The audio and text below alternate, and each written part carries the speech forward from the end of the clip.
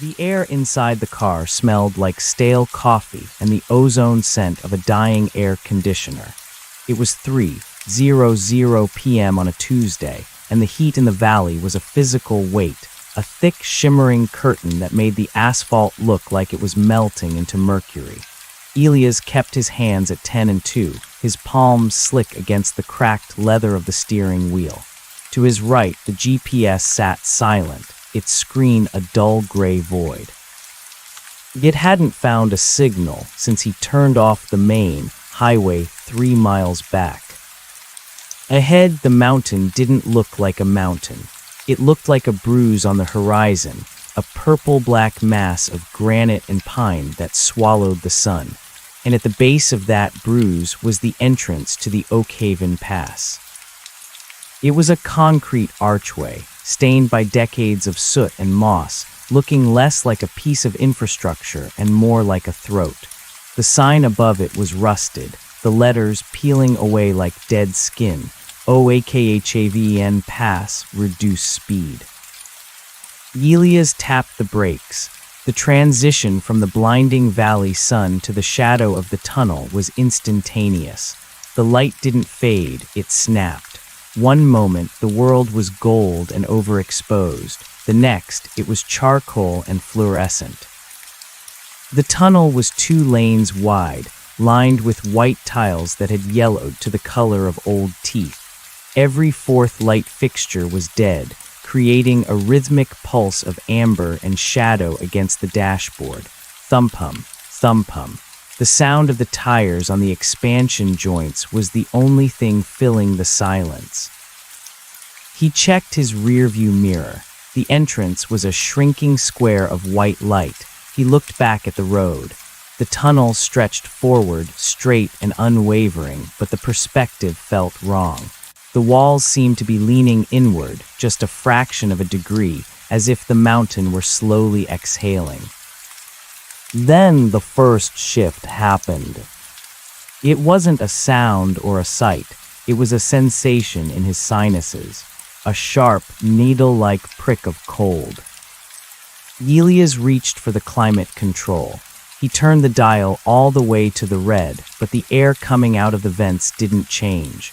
In fact, it grew thinner. He exhaled, and a plume of white vapor bloomed in front of his face, obscuring the windshield for a split second. He frowned, leaning closer to the glass. The temperature gauge on the dashboard, which had been reading 98 degrees just minutes ago, began to drop. 92, 84, 71. The numbers flickered like a countdown. He rolled his window down an inch, expecting the humid summer air to rush in and equalize the cabin. Instead, a draft of air so dry and frigid hit his cheek that it felt like a razor blade. It carried a scent he couldn't quite place, something metallic, like a penny held under a tongue, mixed with the faint, medicinal smell of a sterilized hospital wing. He rolled the window back up, but the cold was already inside. It wasn't just in the air. It was in the metal of the gear shift, the fabric of his seat, the very marrow of his bones. His fingers began to lose their dexterity, turning a waxy, translucent white at the knuckles. "Just a pocket of air," he whispered. His voice sounded flat, the sound waves dying before they could hit the passenger door. Thermal inversion, that's all.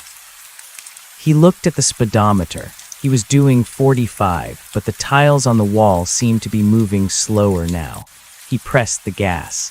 The engine roared, a guttural, strained sound, but the needle didn't move. Thump-hum, thump-hum.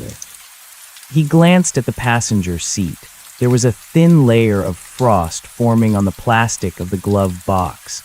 It grew in crystalline fractals, spreading like a slow-motion explosion. He reached out to touch it, and his skin hissed against the surface. A tiny patch of his fingertip stayed behind, frozen to the plastic. He pulled his hand back, his heart hammering a frantic rhythm against his ribs. He didn't feel fear yet, not the sharp, screaming kind. He felt a clinical sort of confusion. The physics of the space were beginning to unspool. As he looked back at the rearview mirror, the entrance was gone. There was no square of light. There was only the tunnel, stretching back into a darkness so absolute it looked solid. He looked forward. The exit should have been visible by now. The Oakhaven Pass was only half a mile long. He had been driving for 4 minutes. At 45 miles per hour, he should have been out 3 times over. The temperature gauge hit 32 degrees. Then it stopped showing numbers. It simply displayed a single word in a flickering green font: low. The car began to shudder. Not a mechanical vibration, but a rhythmic swaying, as if the road itself were being pulled like a rug. Elias gripped the wheel so hard his forearms ached. He tried to focus on the tiles, but they were no longer white or yellow. They were gray, coated in a thick, velvety layer of hoarfrost. That was when he saw the figure. It was standing in the breakdown lane, about 50 yards ahead. At first, he thought it was a construction pylon or a discarded tire, but as the headlights swept over it, the shape resolved into a person. They were wearing a heavy wool overcoat, the kind people wore in the 1940s. They were standing perfectly still, facing the wall, their forehead pressed against the frozen tiles. Elias slowed the car to a crawl. His breath was coming in short, jagged gasps now, each one a cloud of ice. "Hey," he called out. He didn't mean to. The word just leaked out of him. The figure didn't move, but as Elias rolled past, he noticed something that made the metallic taste in his mouth turn to copper. The figure wasn't just leaning against the wall. The frost from the tiles had grown over their coat, stitching them to the concrete. Their shoes were encased in a block of clear ice that had bled out from the curb. They weren't standing there. They were part of the architecture. Elias floored the accelerator. The tires spun on a patch of black ice, fishtailing the car toward the concrete barrier. He corrected the slide, his chest heaving.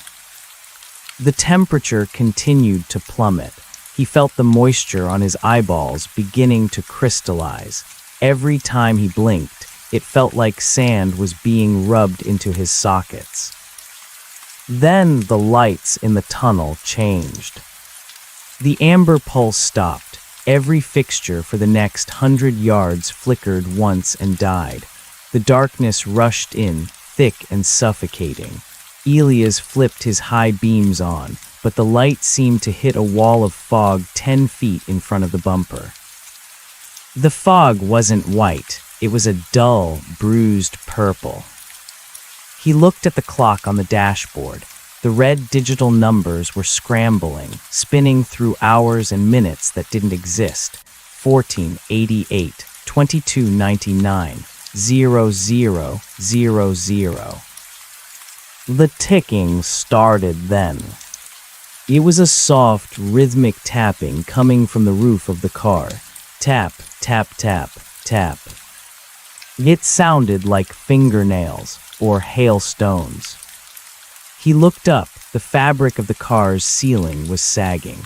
A small, dark indentation appeared in the center of the roof, as if something very heavy and very cold were resting on top of the vehicle, pressing down. The indentation moved.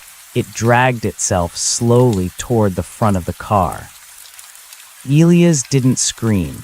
His throat was too dry, the air too cold to vibrate his vocal cords. He just stared as the metal of the roof began to groan under the weight. A hairline crack appeared in the windshield. Then, as suddenly as the cold had arrived, it began to retreat. The frost on the glove box melted in a sudden, violent hiss, turning to steam. The temperature gauge began to climb 40, 50, 65. the purple fog thinned, revealing the tunnel ahead. The exit was there, a tiny, brilliant pinprick of white light in the distance. Elias felt a surge of adrenaline so potent it made his vision swim. He pushed the car harder, the engine finally finding its grip. The tapping on the roof stopped. The weight lifted. He watched the exit grow. The circle of light expanded, turning from a dot to a coin, then to a doorway. He could see the green of trees, the shimmer of heat waves on the road outside. He could almost smell the dust and the pine. He was 50 yards away. 20, 10. The car burst out of the tunnel and into the sunlight. Elias slammed on the brakes, the car skidding to a halt on the shoulder of the road. He threw the door open and stumbled out, collapsing onto the hot asphalt. He pressed his face against the ground, sobbing with relief as the 100-degree heat scorched his skin. It was the most beautiful thing he had ever felt. He stayed there for a long time, breathing in the scent of dry grass and exhaust. His fingers began to regain their color. The stinging in his eyes faded. Finally, he stood up, wiping the sweat and grime from his face. He turned back to look at the tunnel. It looked perfectly normal, a concrete hole in a mountain, no frost, no purple fog. He walked to the back of his car, intending to check the roof for the indentations he had seen. He needed to know it was real. He needed the evidence of the weight. He reached the trunk and stopped. The roof of the car was perfectly smooth. There were no dents, no scratches. But as he looked at the rear window, his heart stopped.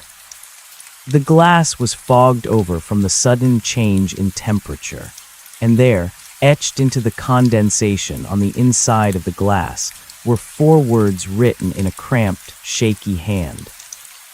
"It is still cold." Elias looked down at his own hands. They were shaking, but they weren't shaking from fear. He watched as a single, crystalline flake of snow drifted down from the clear, blue July sky and landed on his thumb. It didn't melt. He looked at his arm. The hair was standing up, not from a breeze, but from a sudden, localized drop in pressure. He turned back to the road ahead. The highway stretched out into the desert, shimmering in the heat. But as he looked closer, he realized the shimmering wasn't heat. The horizon was beginning to turn white. Elias reached for his car door, but his fingers slipped. The handle was slick. He looked down. A thin, transparent film of ice was spreading across the metal of the door, moving with the speed of a closing shutter. He looked back at the tunnel. The entrance was no longer empty. The figure in the wool overcoat was standing just inside the shadow, no longer pressed against the wall. It was facing him now. It didn't have a face, just a smooth, featureless surface of polished ice where a countenance should be. It raised a hand, a slow, stiff gesture. It pointed not at Elias, but at the road ahead. The temperature gauge inside the car, still visible through the window, began to drop again. 98. Loideduid. Mozlexday. Elias didn't wait. He scrambled back into the driver's seat and slammed the door. He shifted into drive and floored it, his tires screaming as they tore away from the tunnel. He drove for 10 miles, then 20. The sun stayed high. The desert stayed brown. He began to breathe again.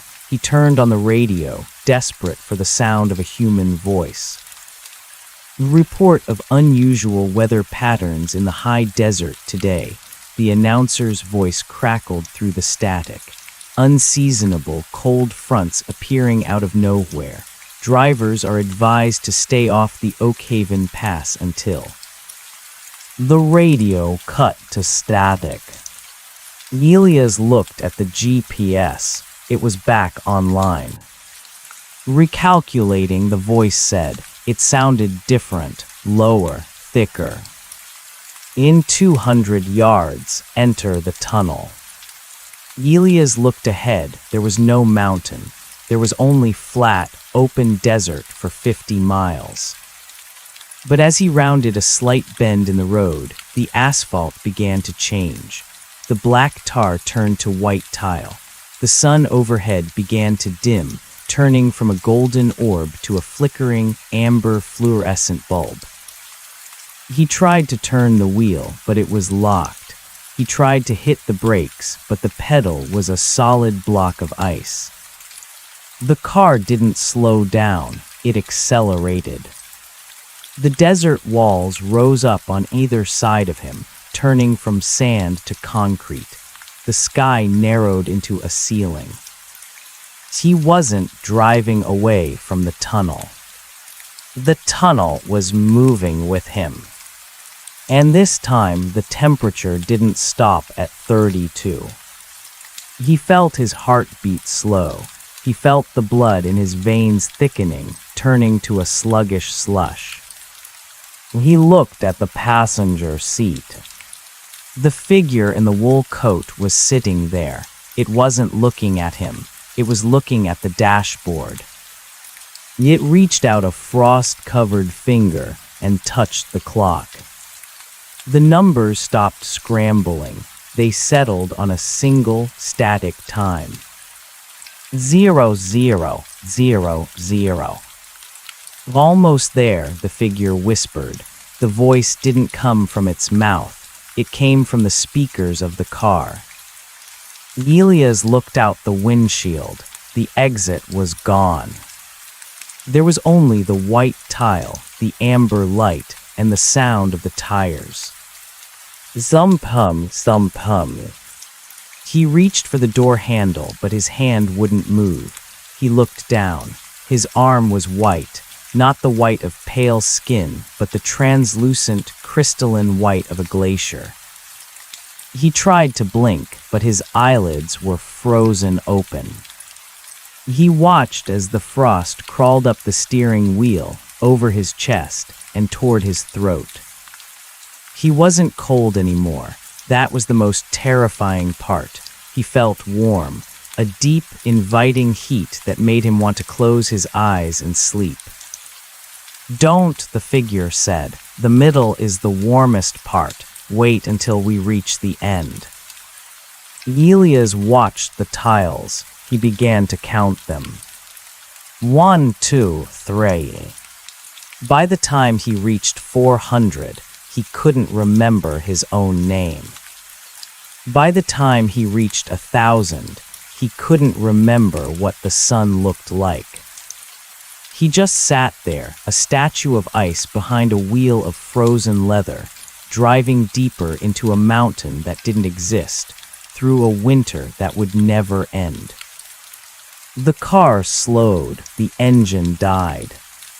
The silence was absolute. The figure in the passenger seat turned to him. Its face was no longer smooth. It was a mirror. Elias looked into it and saw himself, but his eyes were empty. They were just two holes filled with drifting snow. Exit's coming up, the mirror self said. Elias looked forward. There was a light, but it wasn't the sun.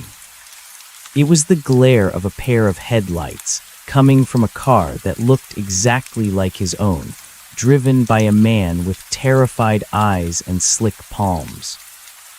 Elias felt his body being pulled out of the seat, through the glass, and into the breakdown lane. He felt his forehead press against the cold, white tiles. He tried to move, but the frost was already stitching him to the wall. He watched as his car, drove past him. He saw the man inside look at him with horror. He wanted to scream. He wanted to tell him to turn back. But he couldn't. He was part of the architecture now. He waited for the next car. And as he waited, the temperature began to drop. Halfway through the tunnel, it always turned cold.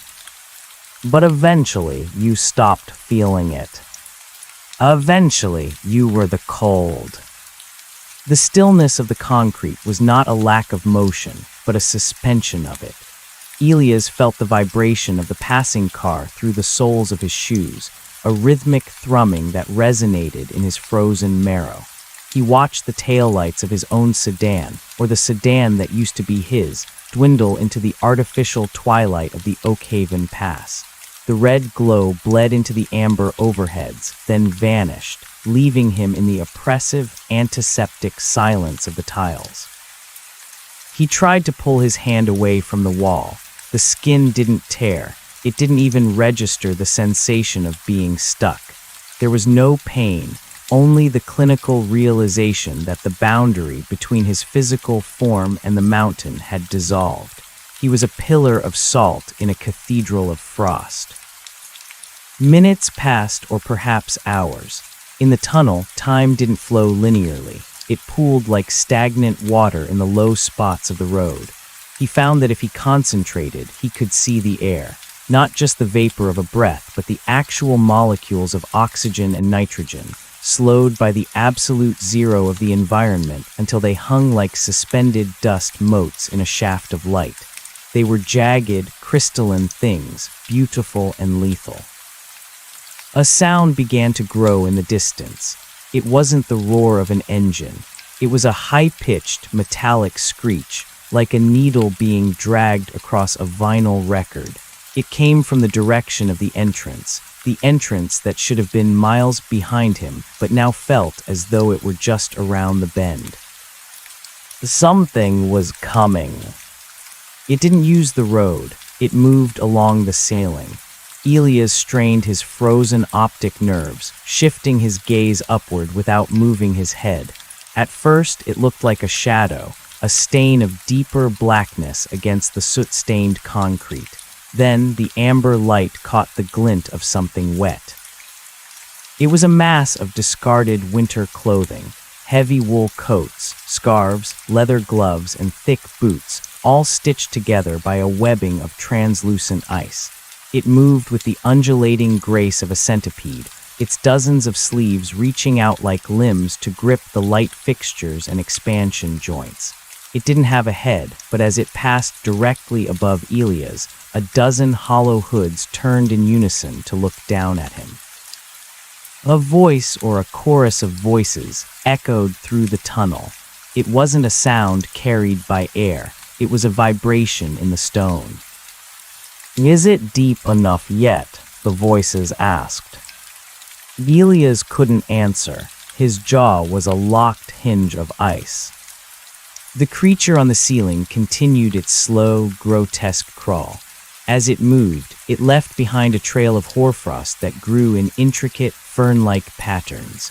Where the frost touched the tiles, the porcelain cracked, revealing not dirt or rebar behind the wall, but more ice, dark, glacial ice that had been compressed for millennia. Elias realized then that the Oakhaven Pass wasn't a tunnel through a mountain. It was a vein, a hollowed-out artery in a body of ice that spanned dimensions. The concrete and the lights were just a skin, a lure designed to look like the world he knew, a way to bridge the gap between the blistering valley and this silent, eternal white. The screeching faded. The creature disappeared into the darkness toward the center of the pass. Then the air changed. The oppressive cold didn't lift, but it sharpened. The silence was broken by a soft, rhythmic clicking. Click, click, click. From the darkness of the breakdown lane, a figure approached. It wasn't the man in the wool coat, and it wasn't the mirror version of himself. This was a woman. She wore a sundress the color of a faded marigold, a garment so thin and bright it looked like a hallucination against the gray concrete. Her skin was the blue of a drowned person, and her hair was a brittle crown of frozen strands. She stopped a few feet from Elia's. She wasn't stuck to the wall. She moved with a jerky, stop-motion gait, her joints snapping with the sound of breaking twigs. "You're new," she said. Her voice was the sound of a glacier calving into the sea, a deep, resonant boom that made Elia's teeth ache. He tried to blink. A small shard of ice fell from his eyelash. "Don't try to fight the integration," she whispered, leaning closer. Her eyes were two solid spheres of milky quartz. "The more you pull, the more of yourself you leave behind. That's how I lost my fingers."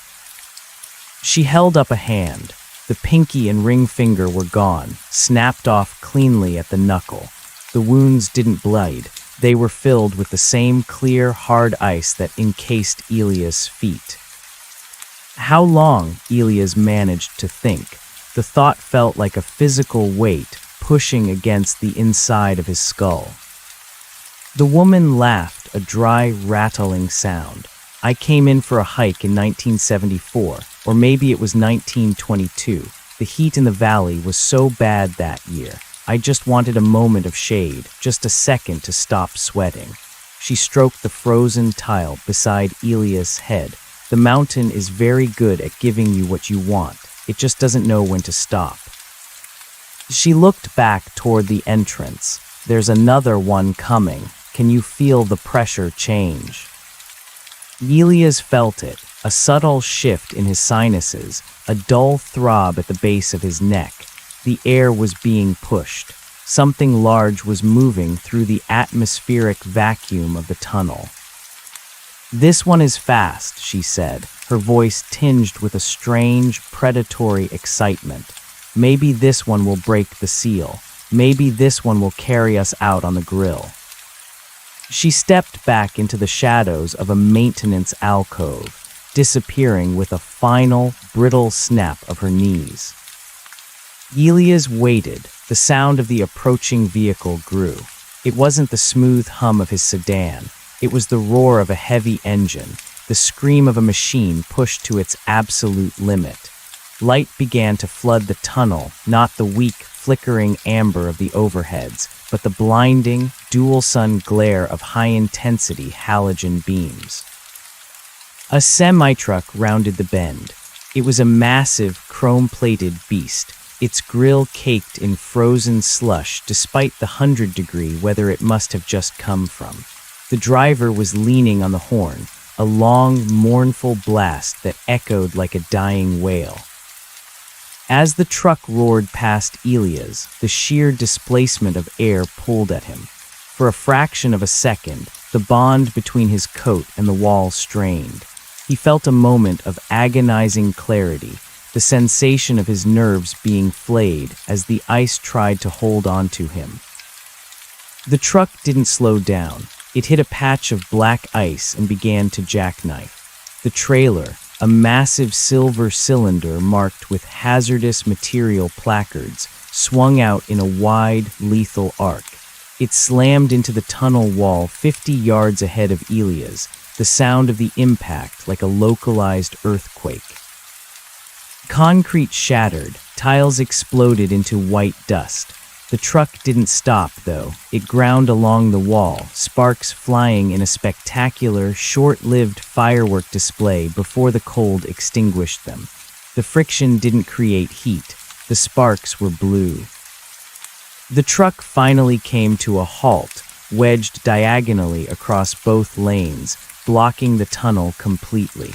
The engine sputtered and died, the hiss of its cooling system turning instantly to a plume of white frost. The silence that followed was heavier than before. Elias watched the cab of the truck. The door creaked open, the metal groaning as the hinges froze in the open position. A man climbed out. He was dressed in a flannel shirt and jeans, his face a mask of pure, unadulterated terror. He stumbled, his boots slipping on the glazed road. "Help!" the trucker screamed. His voice was full and vibrant, a sound from the world of the living. "Somebody, my brakes, they just froze, everything froze." He began to run back the way he had come, toward the entrance. He ran past the woman in the marigold dress, who watched him from the shadows with her quartz eyes. He ran toward Elias. "Hey," the trucker yelled, seeing Elias against the wall. "Hey man, help me move this thing. We gotta get out of here." The man reached out and grabbed Elias' shoulder. The contact was like a lightning strike. Elias felt a surge of heat, real, visceral heat, pour from the trucker's hand into his frozen body. It was a violent, agonizing sensation. It felt like his shoulder was being branded with a red-hot iron. The trucker shrieked and pulled his hand away. He looked at his palm. A layer of skin remained stuck to Elias' coat, frozen solid. The man's hand was already turning a ghastly, translucent blue. "What are you?" the trucker whimpered, backing away. "What is this place?" Elias couldn't speak, but he looked at the man with all the pity his frozen mind could muster. He wanted to tell him to keep running, to not look at the walls, to not breathe too deeply. But the trucker wasn't looking at Elias anymore. He was looking at the ground. The ice was moving. It wasn't waiting for the man to stand still. It was racing across the asphalt in jagged, hungry lines, encircling his boots. "No," the man breathed. He tried to lift his foot, but the ice had already fused the rubber of his soles to the road. He yanked with all his might, and the sole of his left boot tore away, leaving him standing in his sock. The cold didn't wait. It climbed his leg like a swarm of invisible insects. He began to beat at his thighs, trying to brush away the frost, but his hands were already losing their grip. His fingers stiffened into claws. "Please," the man sobbed. "I have a daughter. It's her birthday. I'm supposed to be home in 2 hours." The woman in the marigold dress stepped out of the shadows. She walked toward the trucker with her clicking, broken gait. "2 hours is a long time here," she said softly. 2 hours is an era. 2 hours is enough time to forget the color of her hair." She reached out and touched the man's cheek. Where her fingers landed, the skin turned to marble. The man's screams were cut short as the frost invaded his throat, coating his vocal cords in a delicate, lethal lace. He became a statue in the middle of the road, one hand outstretched toward the entrance, his face contorted in a silent plea. The woman turned to Elias. "He was very warm," she remarked, a hint of jealousy in her voice. "But the warmth never lasts, it just makes the freezing hurt more." She looked up at the ceiling. The creature made of clothes was returning, drawn by the new addition to the gallery. It lowered a sleeve, a long, heavy overcoat arm, and wrapped it around the trucker's waist. With a sickening series of cracks, it hoisted the frozen man into the air, pinning him against the ceiling among the other shadows. The tunnel grew darker. One by one, the amber lights began to fail, not flickering this time, but simply extinguishing as the cold reached their filaments. Elias felt a new sensation. It wasn't the cold and it wasn't the heat. It was a pull.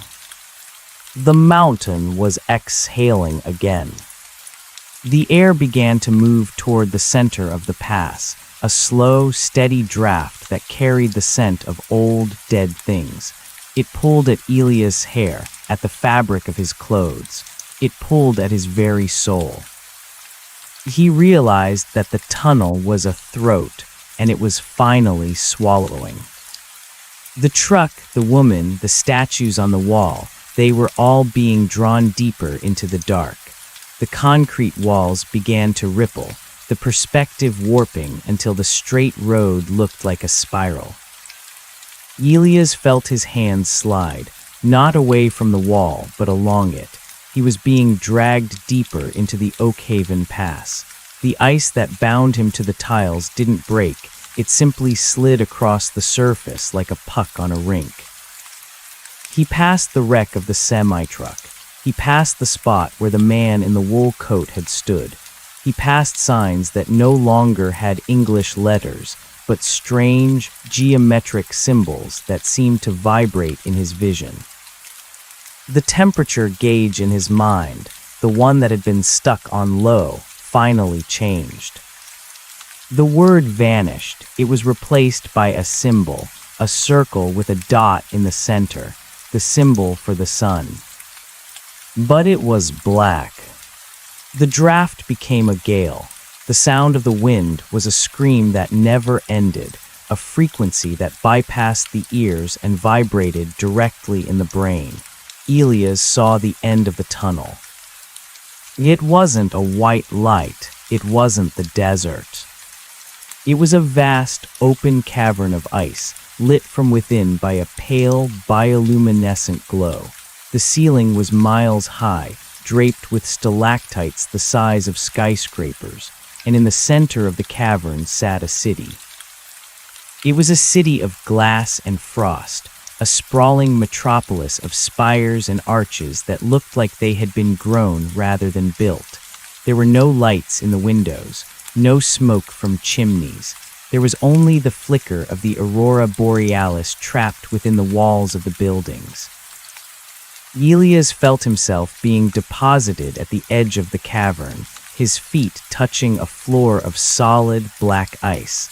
He was no longer bound to the wall. He could move. He turned around, looking back at the throat of the tunnel. It was a tiny, insignificant hole in the side of the cavern wall, a dark speck in a world of white. The woman in the marigold dress was there, standing beside him. She looked different here. The blue of her skin was more vibrant, her quartz eyes glowing with an inner light. "Welcome home, Elias," she said. He looked down at his hands. They were no longer white. They were clear. He could see the skeletal structure of his fingers, the frozen valves of his veins, all made of the same beautiful, terrifying ice.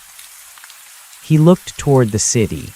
He saw figures moving through the streets, thousands of them, all dressed in the clothes of 100 different eras.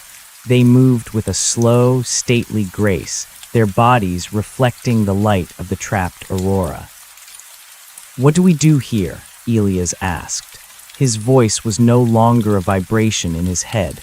It was a clear, bell-like tone that rang out across the ice. The woman smiled, and for the first time, it didn't look like a grimace. "We wait," she said. "We wait for the sun to go out. We wait for the rest of the world to turn cold. And then we open the doors." Elias looked up. Above the city, suspended from the highest spire, was a giant clock. Its hands were made of human bone, and they were frozen at 12. He felt a strange, hollow peace. The fear was gone. The memory of the heat, the sticky, suffocating heat of the valley, was like a dream from a life he had never lived. He took a step toward the city. His feet made a musical clink on the black ice.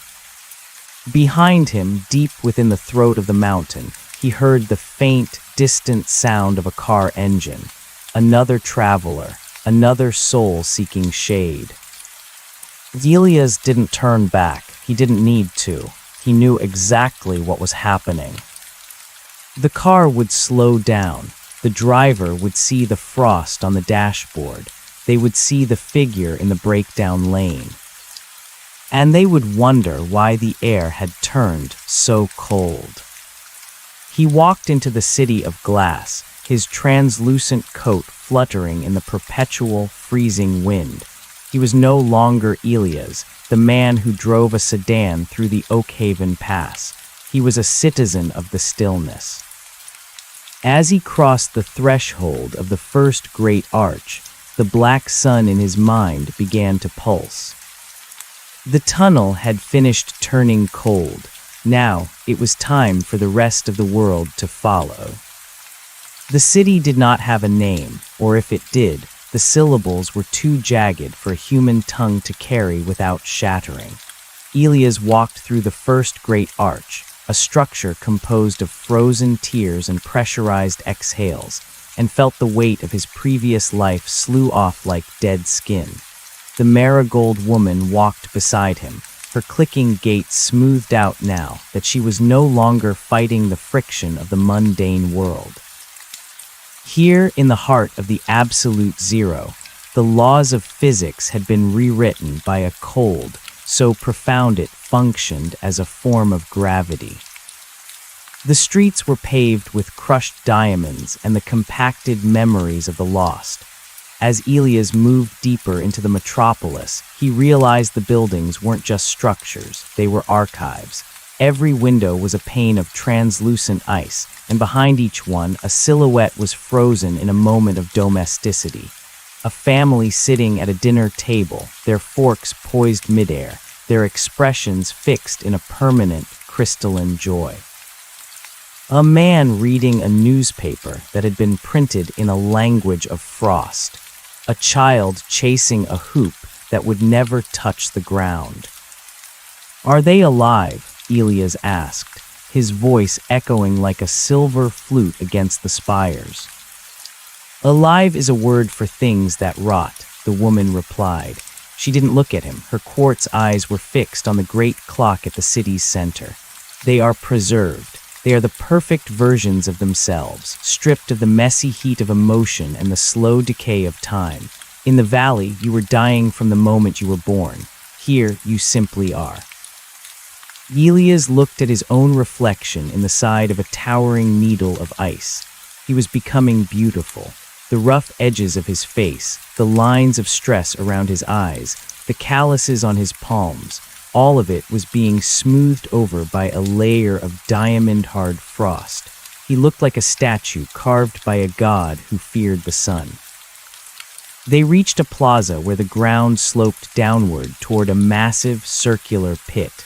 From the depths of the pit, a pillar of blue light shot upward, piercing the ceiling of the cavern and disappearing into the rock above.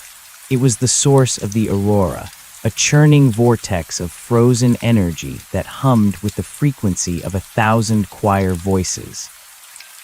Standing around the perimeter of the pit were the elders of the stillness. They were taller than Elias, their bodies elongated until they looked like frozen wisps of smoke. They wore robes made of woven frost, and their faces were featureless masks of polished obsidian.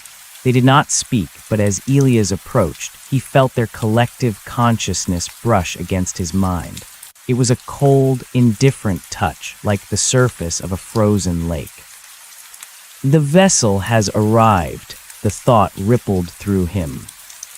"I'm not a vessel," Elias said, though his protest felt thin and brittle. "I'm just a man. I was just driving to the coast." The elder closest to him raised a hand. Its fingers were long, tapering needles of ice. It pointed toward the pillar of light. "You carried the heat of the world within you. You brought the friction of the sun into the sanctuary. Now that heat must be harvested. It must be refined." The woman in the marigold dress stepped forward and knelt before the elder. "He is the strongest one this century," she whispered, her voice full of a terrifying reverence. "He resisted the integration for 3 miles. His heart still beats, even if the blood is slow." The elder's hand descended, the needle fingers brushing Elias' chest. He expected to feel the bite of the cold, but instead, he felt a vacuum. It was as if the elder was siphoning the last vestiges of his humanity, pulling the remaining warmth out of his marrow and feeding it into the blue light. Elias gasped, his lungs filling with a vapor so cold it felt like swallowing glass. He saw his memories flickering before him, the smell of rain on hot asphalt, the taste of a peach, the sound of his mother's laugh. They were being pulled out of him, one by one, and tossed into the vortex. He tried to hold on to them, to grip the image of his daughter's face, but the cold was a solvent, dissolving the glue of his identity. As the last of his warmth left him, the pillar of light changed color. The pale blue deepened into a violent, electric indigo.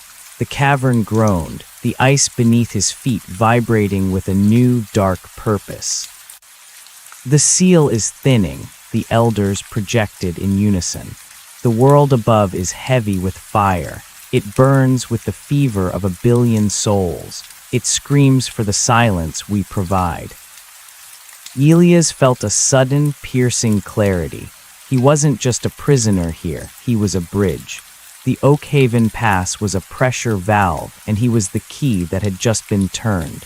The cold wasn't just a local phenomenon, it was an infection, and he was patient zero. "What are you going to do?" Elias asked, though he already knew the answer. The woman stood up, her face transformed. The quartz in her eyes was now glowing with the same indigo light as the pillar. "We are going to give the world what it wants," she said. "We are going to stop the sweat. We are going to stop the noise. We are going to bring the great peace." Above them, the bone hands of the clock began to move.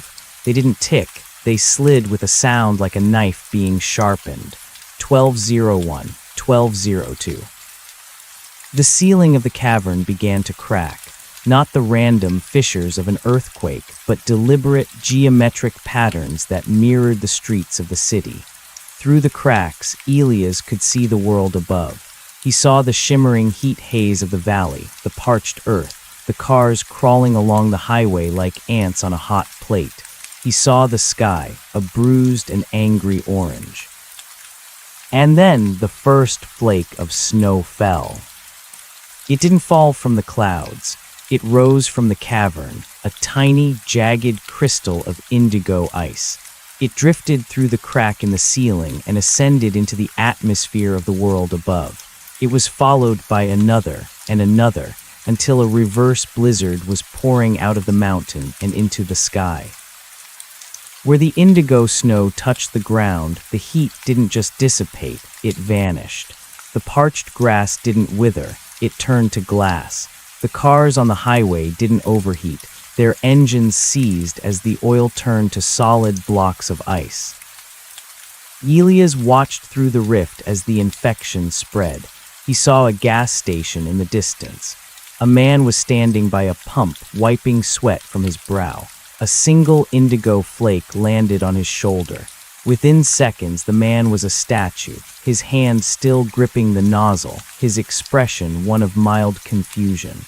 The gas in the underground tanks froze, the pressure cracking the concrete of the lot.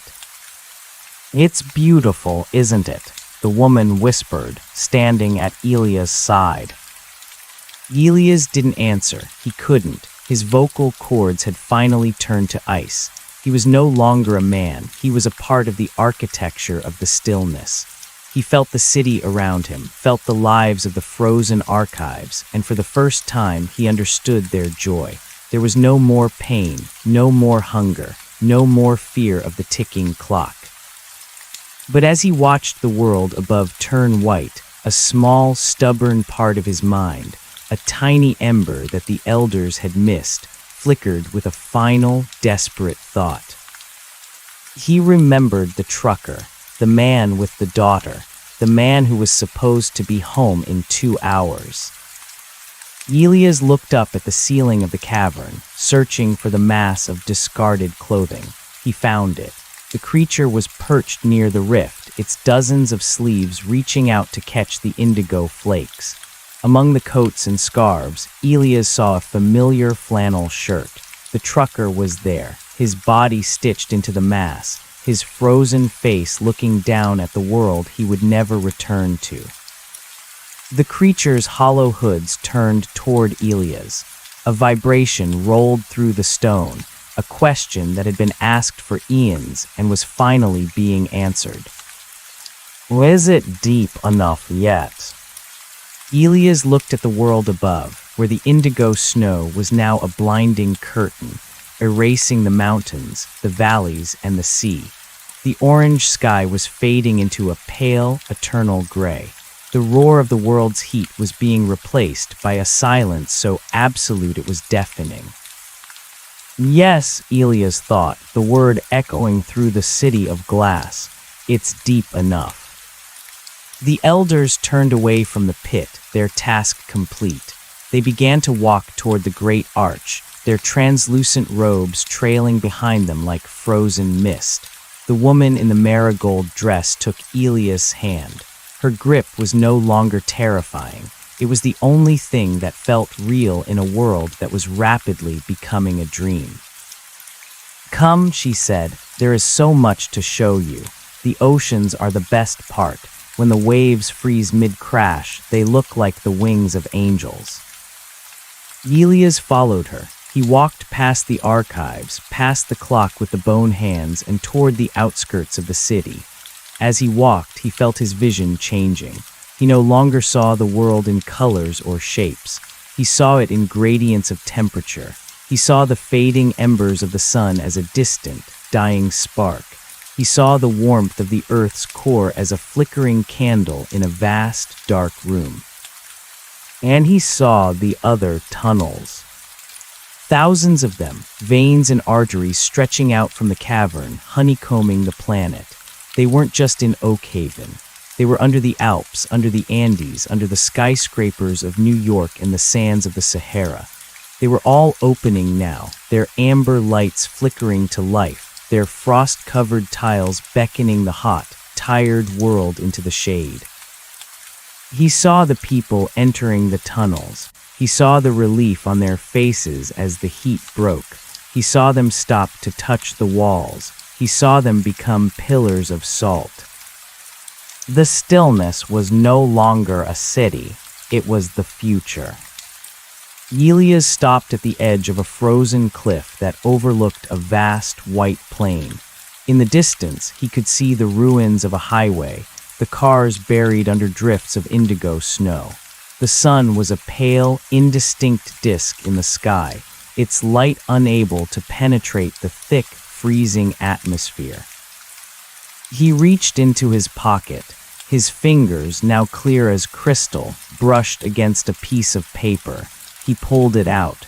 It was the photograph of his wife he had kept in his wallet. The paper was brittle, the image faded by the cold. As he held it, the indigo snow began to fall on the photograph. He watched as the smiling face of the woman he had loved was slowly obscured by a layer of frost. The colors bled away. The paper turned to a sheet of ice, and then, with a soft snap, it shattered in his hand. The fragments fell to the ground, indistinguishable from the diamond dust of the path. Elias felt a moment of grief, a sharp, cold spike in his chest, but even that was fleeting. The grief was a form of heat, and the stillness did not allow it to linger. The indigo light pulsed in his mind, and the memory of her name, the very sound of it, drifted away like smoke. Who was she? The woman in the marigold dress asked, watching the fragments of the photo. I don't remember, Elias said, and he was surprised to find that the statement didn't hurt. It was just something I was carrying. You don't need to carry anything anymore, she said. That's the beauty of the ice. It holds everything for you. She pointed toward the horizon. A new structure was rising from the frozen earth, a spire of black ice that reached toward the gray sky. It was a lighthouse, but instead of a beam of fire, it cast a shadow of absolute darkness. That is the first beacon, she explained. It marks the boundary of the new world. Beyond it, there is no time. There is only the white. They began to walk toward the beacon. Elias found that he no longer needed to breathe. The air was a static medium, a solid presence that supported him. He felt light, as if he were made of the same vapor that hung in the air. As they approached the beacon, he saw a figure standing at its base. It was a man dressed in a sharp gray suit, his hair perfectly coiffed, his shoes polished to a mirror shine. He looked like he had stepped out of a boardroom, but his skin was the same translucent blue as Elias's. The man turned as they approached. He held a clipboard made of ice and a pen carved from a tooth. "Name," the man asked, his voice a dry, rhythmic clicking. "Elias," he said. The man made a mark on his clipboard. Elias, former driver, transitioned at mile marker 42. Welcome to the ledger. "The ledger?" Elias asked. "We must keep track of the inventory," the man said, gesturing toward the vast white plain. "Every soul, every object, every memory that enters the stillness must be categorized. It is the only way to ensure the perfection of the archive." Elias looked at the clipboard. It was filled with thousands of names, written in a script that seemed to shift and flow like liquid nitrogen. He saw the name of the trucker. He saw the names of people he had never met, from cities he had never visited. "What happens after we are categorized?" Elias asked. The man in the suit smiled, a gesture that looked like a crack opening in a sheet of glass. "Then you are assigned a station. Some guard the tunnels, some maintain the archives, some, like our friend here," he nodded toward the woman in the marigold dress, "are scouts. They find the warm spots and guide them in." "And me?" Elias asked. The man looked at his clipboard, then up at the darkening sky. "You are a special case, Elias. You have a residue of the sun that is quite rare. You are to be a sentinel." The man pointed toward the rift in the ceiling, the one Elias had come through. "You will return to the Oakhaven Pass," the man said, "but not as a traveler. You will be the one who stands at the bend. You will be the one who tells them it's okay to stop. You will be the voice they hear when the radio goes silent." Elias felt a strange sense of destiny. The fear he had felt in the tunnel, the terror of being stuck to the wall, it all made sense now. He wasn't being trapped, he was being promoted. "Go now," the man in the suit said. "The traffic is increasing. The world is getting hotter, and they are all looking for a way out." Elias turned back toward the throat of the mountain. He felt the pull of the tunnel, the familiar antiseptic scent of the tiles.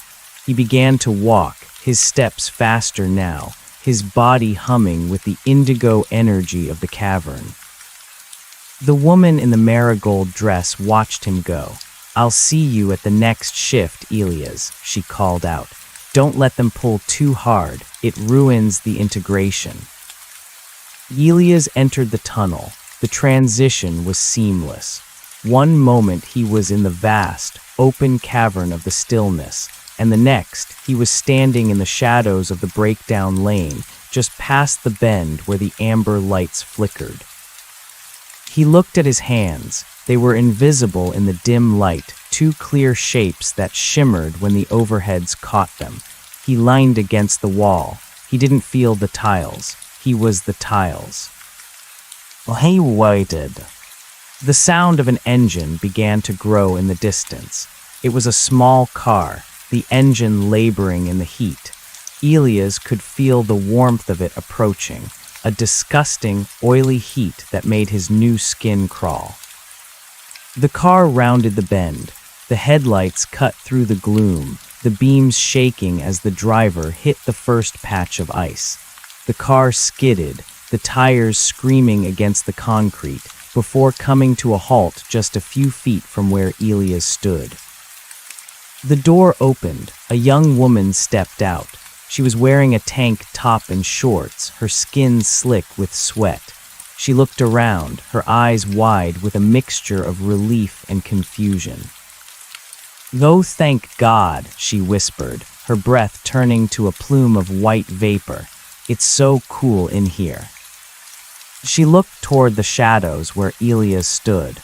She couldn't see him, not yet, but she could feel the cold radiating from him.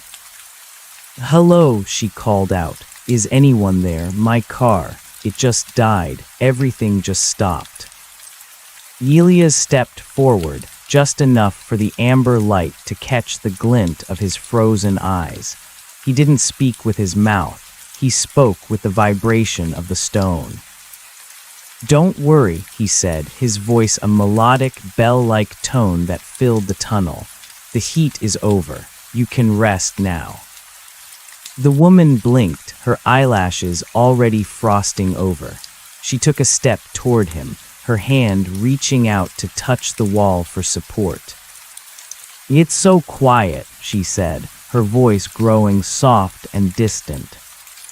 "Yes," Elias agreed, his translucent hand reaching out to meet hers. "It's the quiet you've been looking for."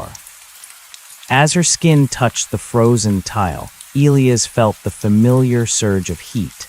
But this time it didn't hurt. He welcomed it. He drew it out of her, feeding it into the mountain, watching as the blue indigo light began to glow beneath her skin. He was the sentinel of Oakhaven, and the world was finally, beautifully, turning cold. The young woman's name was Clara, though that detail was a fading wisp of steam in the back of Elias' mind. He watched the transition with a clinical, detached fascination. The indigo frost climbed her shins like a rising tide, turning her tanned skin into the color of a bruised plum before settling into the permanent, translucent diamond sheen of the stillness. Her gasps slowed, the intervals between breaths stretching until the very concept of a lungful of air became an absurdity. "I was going to a wedding," she murmured, her eyes fixed on a point 3 inches in front of her face. "I was late. The asphalt was melting. I thought I'd never get out of the sun." "The sun is a fever," Elias whispered, the vibration of his thoughts rattling the overhead amber lamps. "You're cured now." As the last of her warmth spiraled into the floor, a section of the tunnel wall groaned and slid open. It wasn't a door of wood or steel, but a reconfiguration of the frost-coated tiles, a geometric unfolding that revealed a narrow, vertical niche. Clara didn't resist as the unseen currents of the tunnel's draft nudged her into the space. She stepped back into the stone, her form aligning perfectly with the contours of the mountain. The tiles slid back into place, sealing her in. To any passerby, if there were to be any more, she was merely a subtle ripple in the architecture, a decorative flourish in a tomb of ice. Elias felt a surge of professional pride. The man in the gray suit had been right. There was a profound satisfaction in the ledger. Each soul added to the walls increased the structural integrity of the silence. He turned his attention back to the mouth of the tunnel. The world outside Oakhaven Pass was no longer recognizable. The reverse blizzard he had witnessed from the cavern was now a full-scale atmospheric inversion. The sky above the valley had turned a deep, bruised violet, and the indigo snow was falling in heavy, silent sheets that didn't melt upon contact with the earth. Instead, they consumed. He saw a highway patrol vehicle coast into the tunnel, its sirens still spinning but emitting no sound.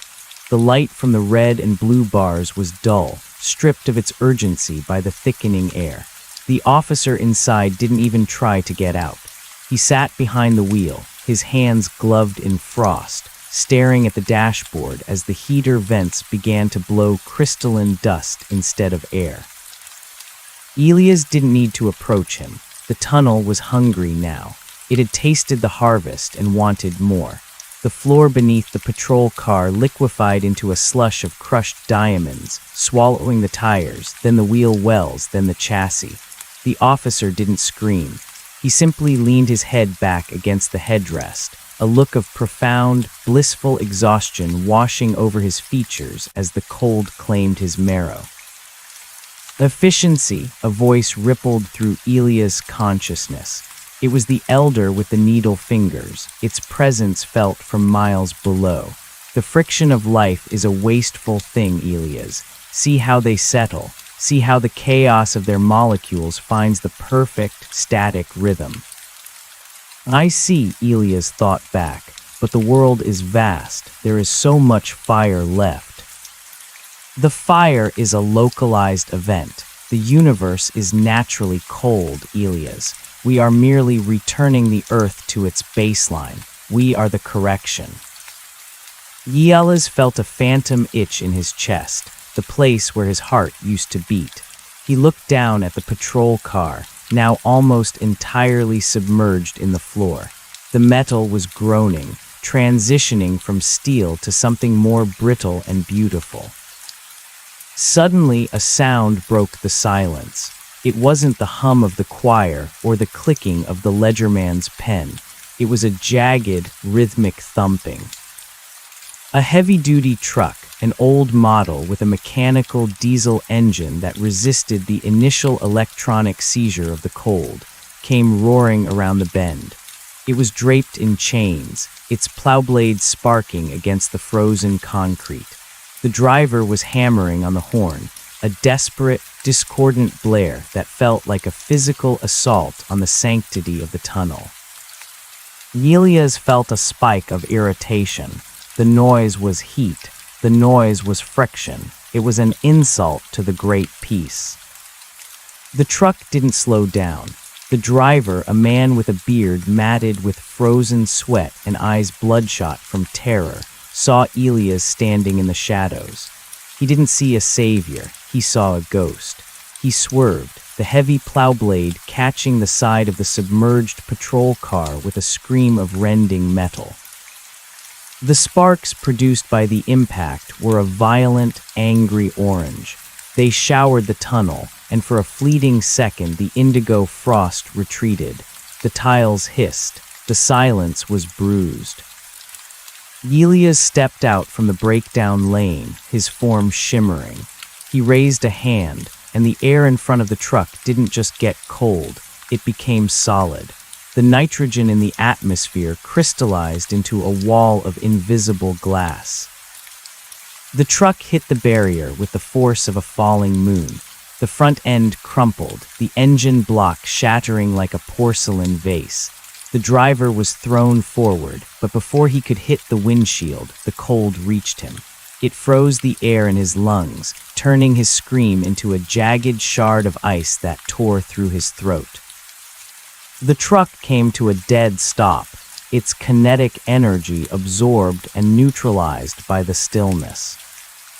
Elias walked toward the wreckage. He felt the heat of the dying engine, a repulsive, oily radiation. He placed his hands on the hood, and the indigo light flowed from his palms. The metal turned white, the heat dissipating into the stone walls, until the truck was nothing more than a giant, metallic sculpture of a disaster. He reached into the cab and pulled the driver out. The man was heavy, his body already stiffening. Elias carried him to the wall, searching for an empty niche. As he moved, he noticed something in the man's pocket, a radio. It was crackling with static, a thin, desperate thread of communication from the world outside. Anyone, Oak Haven, report, the frost is moving at 40 miles an hour, the coast is gone. Elias stared at the device. It represented the last gasps of a frantic, burning civilization. He squeezed the radio in his hand. The plastic shattered, the internal circuit snapping, and the voice was cut off mid-sentence. He placed the driver into the wall, watching as the tiles knit together over the man's chest. "You're safe now," Elias whispered. "The noise can't find you here." He looked back toward the entrance of the tunnel. The outside was becoming a myth. The valley was a white bowl, the sky a dark lid. The sun was no longer a disk. It was a memory of a memory. He felt a pull from below, a summons from the great arch. His shift was not over, but his nature was evolving. He was no longer just a sentinel. He was becoming an architect. He could feel the entire mountain range now, the way the cold was tunneling through the tectonic plates, turning the molten core of the earth into a solid, silent heart. He began to walk deeper into the mountain, leaving the mouth of the tunnel behind. He passed the patrol car, now completely absorbed into the floor, a faint outline of a roof light the only indication it had ever existed. He passed Clara, whose face was now a perfect, unmoving mask of obsidian. As he reached the great arch, the woman in the marigold dress was waiting for him. Her dress was no longer fabric. It was a weave of frozen light that shifted through the spectrum of indigo and violet. "The ledger is growing," she said, her voice a shimmering chord. "The cities are falling silent. London has reached the stillness. Tokyo is beginning to settle." "And the oceans?" Elias asked, remembering her promise. "The Atlantic is a sheet of glass," she said, smiling. "The whales are frozen mid-leap. They look like gods carved from sapphire." She took his hand, and together they stepped onto a platform of drifting frost that descended into the deepest reaches of the planet. Below them, the city of the stillness had expanded. The spires of black ice were taller now, piercing the ceiling of the cavern and into the crust above. The indigo light was so intense it was almost black, a color of such profound density that it felt like a weight against the soul. They passed a section of the city that Elias hadn't seen before. It was a vast, open gallery filled with statues of animals. Lions, elephants, birds caught in flight, all turned to glass. It was a library of biology, a museum of things that used to breathe. "Why keep them?" Elias asked. "If the world is to be silent, why keep the shapes of the noise?" "Because the stillness is not an ending," the woman explained.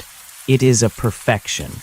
We are preserving the forms without the flaws. We are keeping the beauty without the rot." They reached the center of the city, where the elders stood around a new pit. This one didn't contain a pillar of light. It contained a sphere of absolute darkness.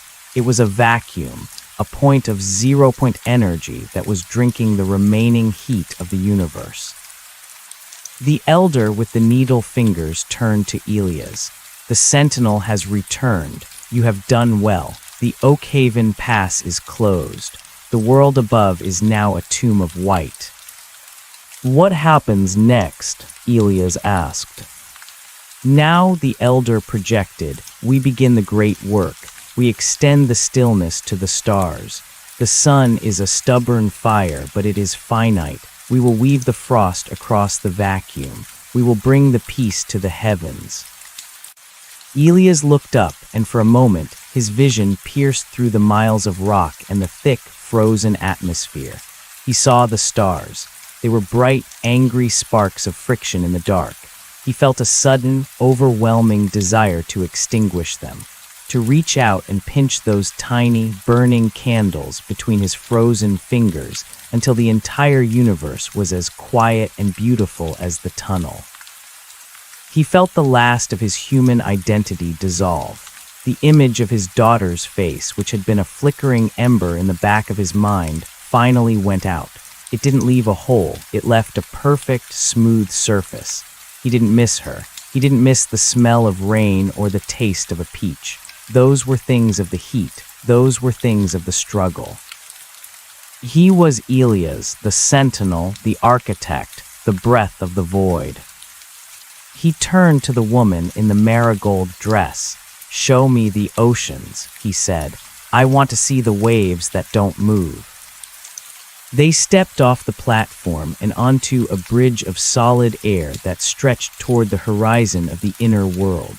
As they walked, the sound of the thousand choir voices grew louder, a harmonic frequency that vibrated through every molecule of his being. It was the sound of a world that had finally stopped screaming. It was the sound of the ice. Behind them, the clock with the bone hands reached its final position. The hands didn't point to 12. They merged into a single vertical line, a needle pointing toward the absolute. The ticking didn't stop. It evolved. It became a single, eternal note that filled the emptiness. The tunnel was gone. The road was gone. The coast was gone. There was only the stillness, and it was deep enough.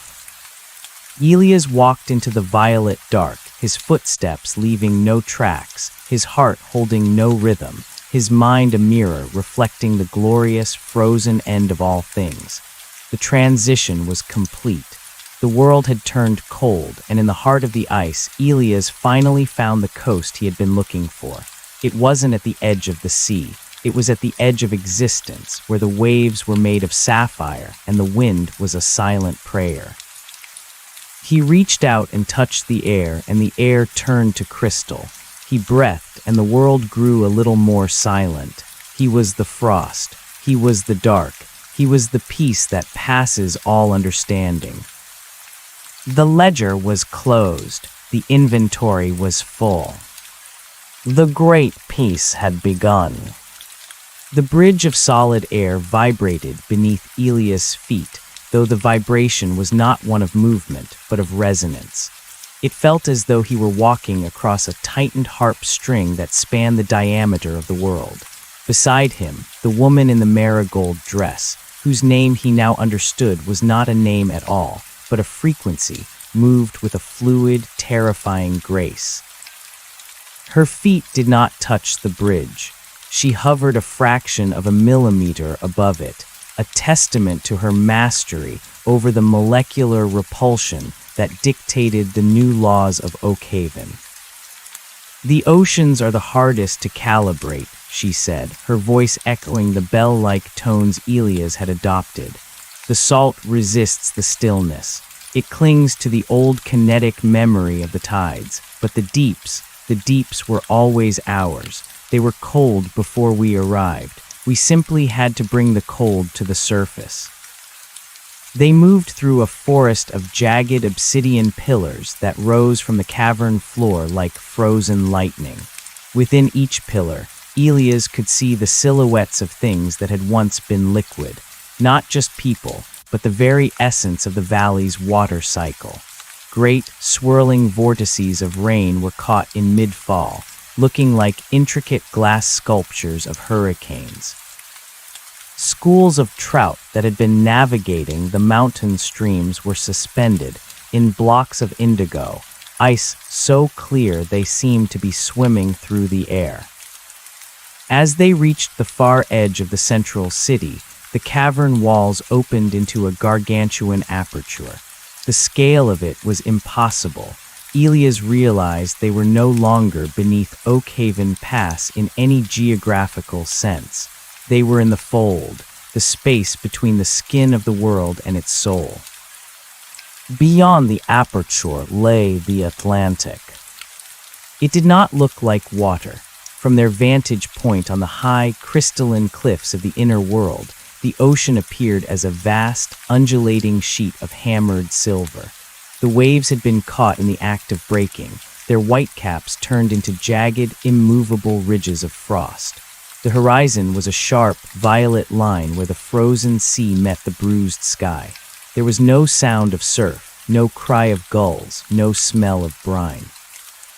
The salt had been neutralized, its chemical heat extracted and fed back into the mountain's core.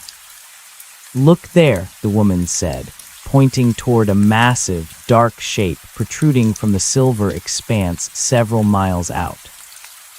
Elias focused his vision.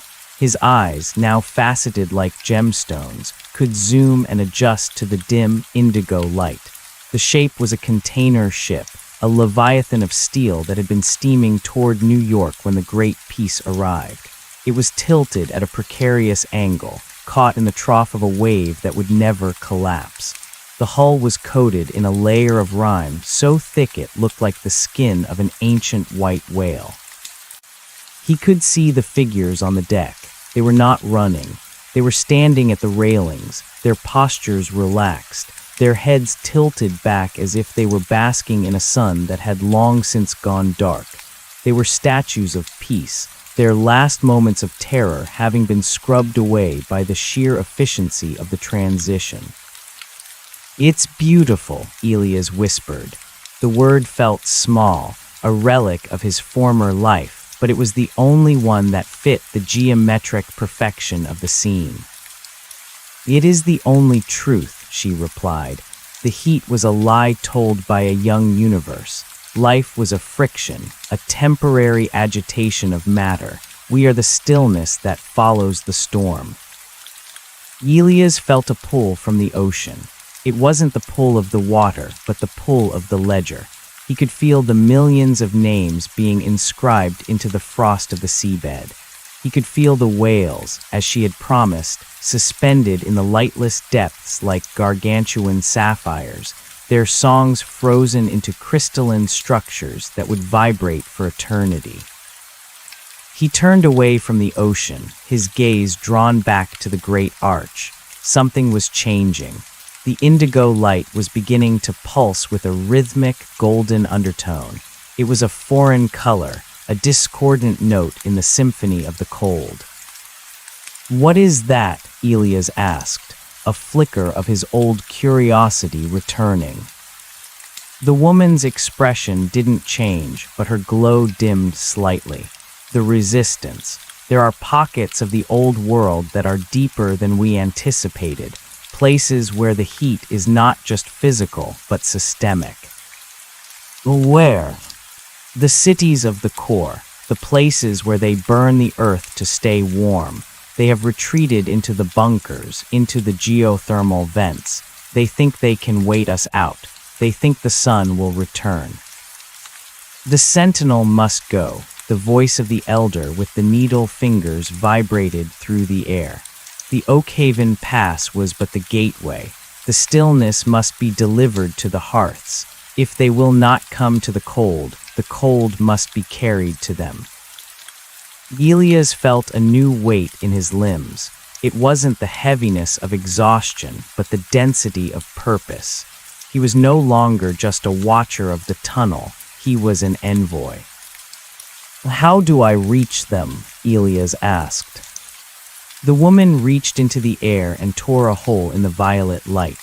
The tear revealed a glimpse of a different world, a world of gray concrete, orange fire, and the choking smell of sulfur. It was a city buried deep beneath the surface of what used to be Chicago.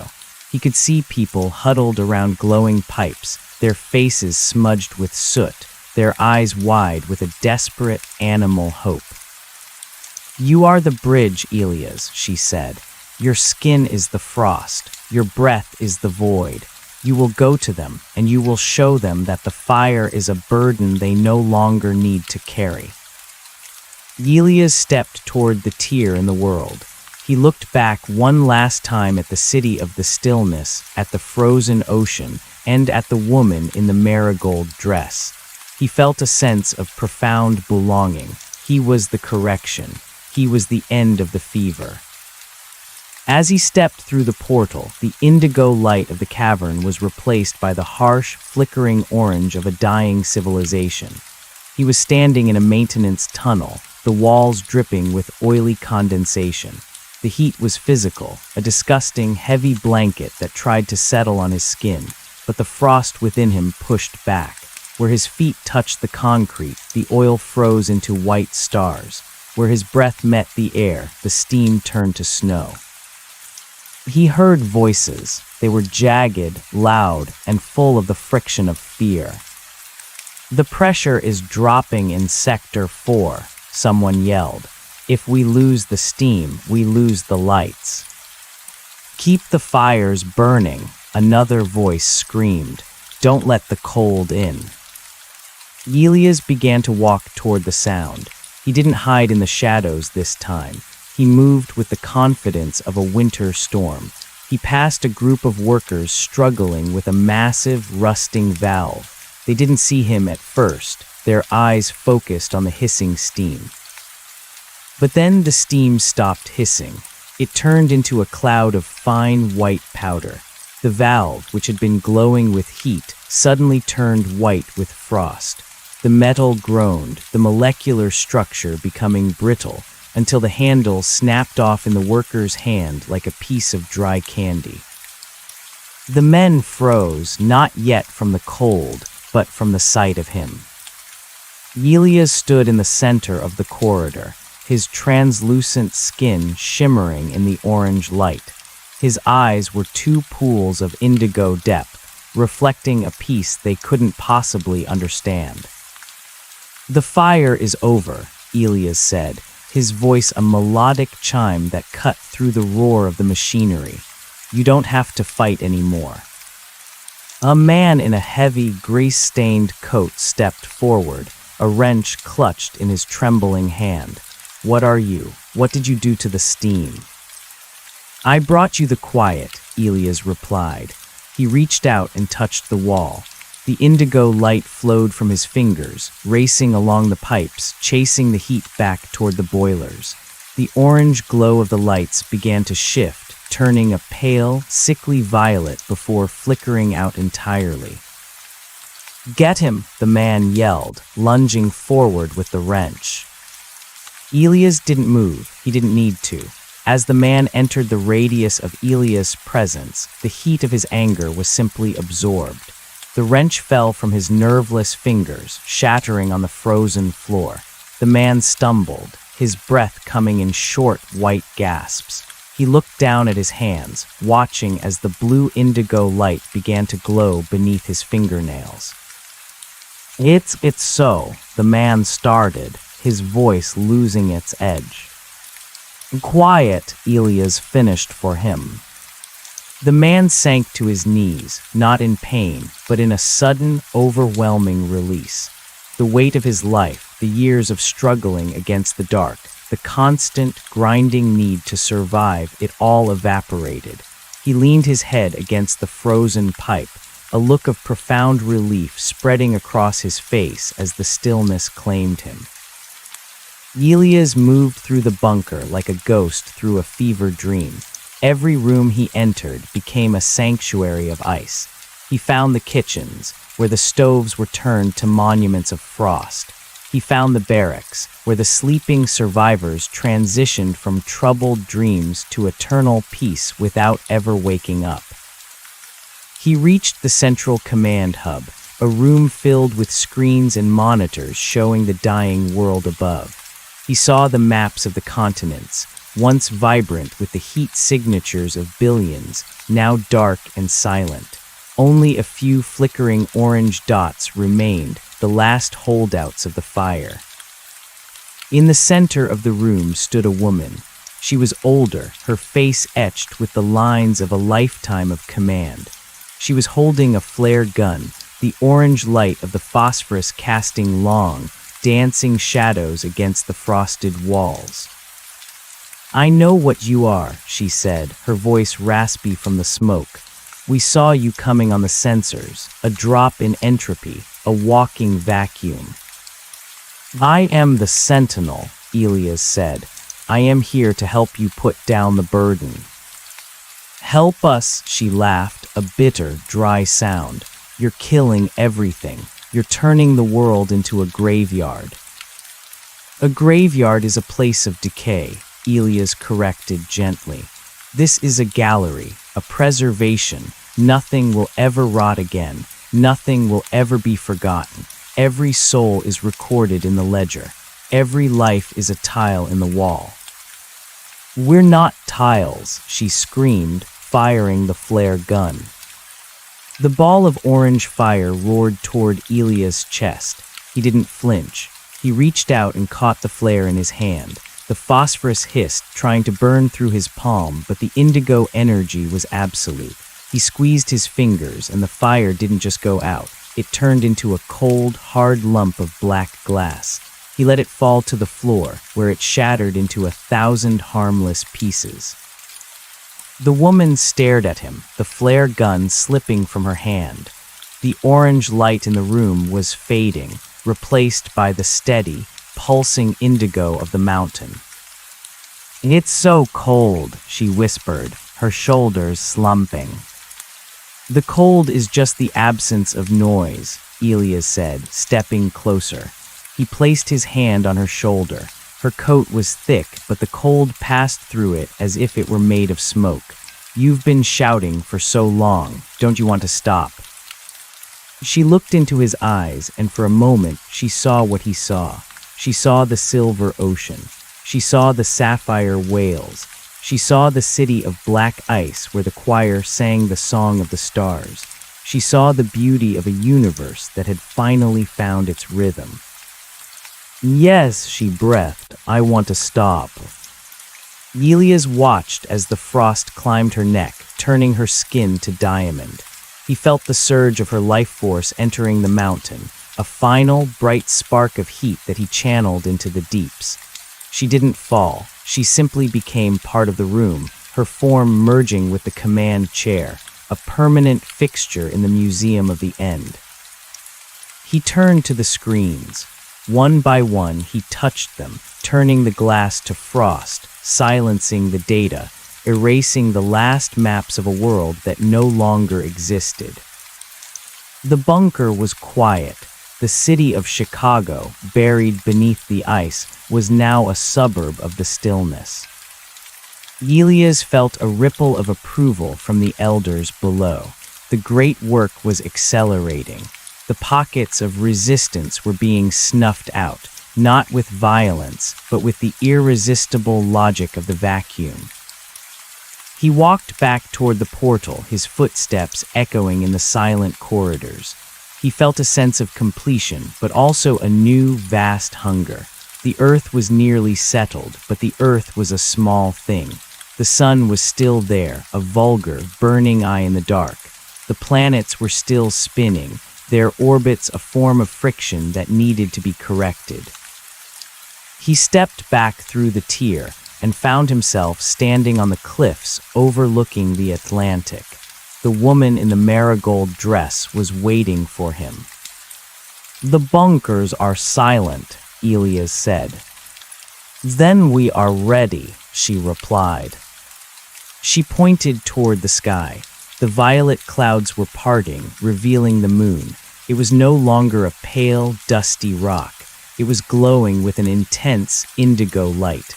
The frost had reached it, creeping across the vacuum on the threads of the choir's song. The moon is the first stitch, she said. Next, the sun.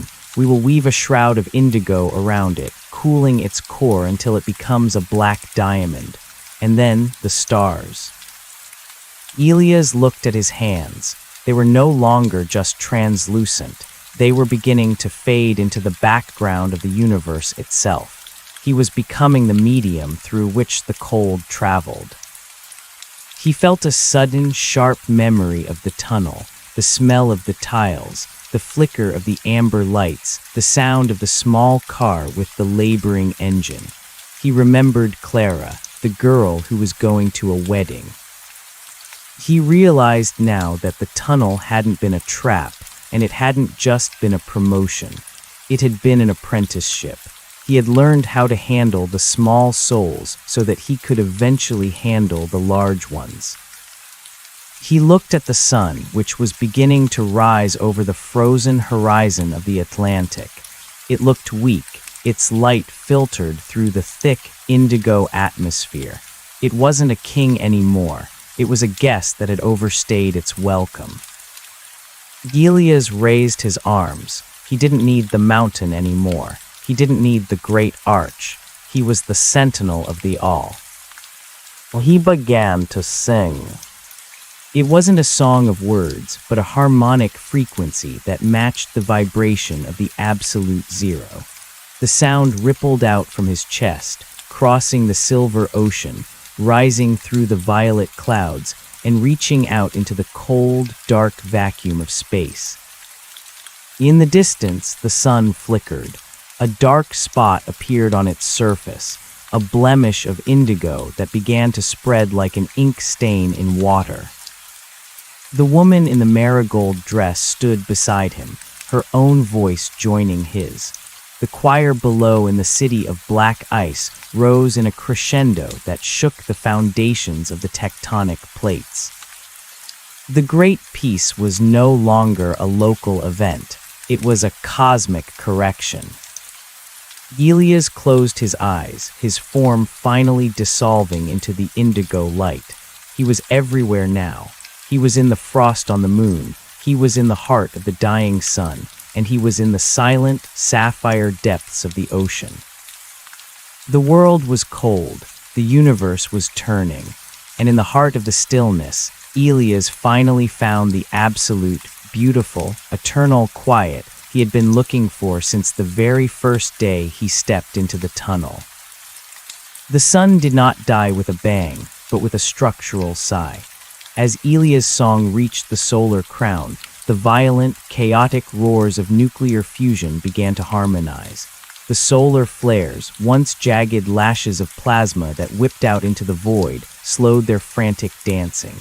They became elegant, arcing ribbons of frozen light crystalline structures that bridged the distance between the sun and its satellites. The blinding yellow-white glare shifted, deepening through the spectrum of gold and orange until it hit a resonant velvet violet. Elias, now a consciousness woven into the very fabric of the indigo expansion, felt the sun's transition as a cooling of a fever. The solar system was a giant clockwork mechanism that had been running too hot for billions of years, its gears grinding and sparking. He was the oil. He was the silence between the ticks. Back on the crystalline cliffs of the inner world, the woman in the marigold dress watched the sky. She was no longer a solid entity. She was a shimmering refraction of the ledger, a focal point for the memories of 1 billion terrestrial lives. Beside her, the physical body of Elias, the shell he had occupied, remained as a statue of perfect, translucent indigo. It was a monument to the first human who had truly understood the necessity of the end. "The first light is tempered," she whispered, and her voice was carried on the solar wind, which was no longer a stream of charged particles, but a gentle, cooling breath that smelled of ozone and ancient snow. Elias felt his awareness ripple outward. He was moving through the vacuum now, finding the friction wherever it hid. He reached Mars, the red planet, and found the thin, dusty atmosphere agitated by the last remnants of its planetary heat. He touched the surface, and the red dust turned to a deep, royal purple. The Olympus Mons, the greatest volcano in the system, was not just dormant. It became a cathedral of obsidian ice, its crater a perfect mirror reflecting the indigo sun. He felt the resistance again, that same systemic heat he had encountered in the Chicago bunkers, but on a grander, more abstract scale. It was the heat of gravity itself, the tension of bodies pulling at one another, the frantic energy of orbits. The universe was a web of stress. The tension must be released, the elder's voice echoed through Elias' expanded mind. The Great Peace is not merely the absence of heat, but the absence of struggle. If the planets pull, they suffer. If they fall, they find rest. Elias understood. To truly bring the stillness, the geometry of the heavens had to be rewritten. The orbits were a form of kinetic anxiety. He began to reach out with the threads of the ledger, weaving them around the planets like the softest of silken shrouds. He wasn't pulling them into the sun. He was easing them into a state of quantum lock. Jupiter, the gas giant, was the most difficult.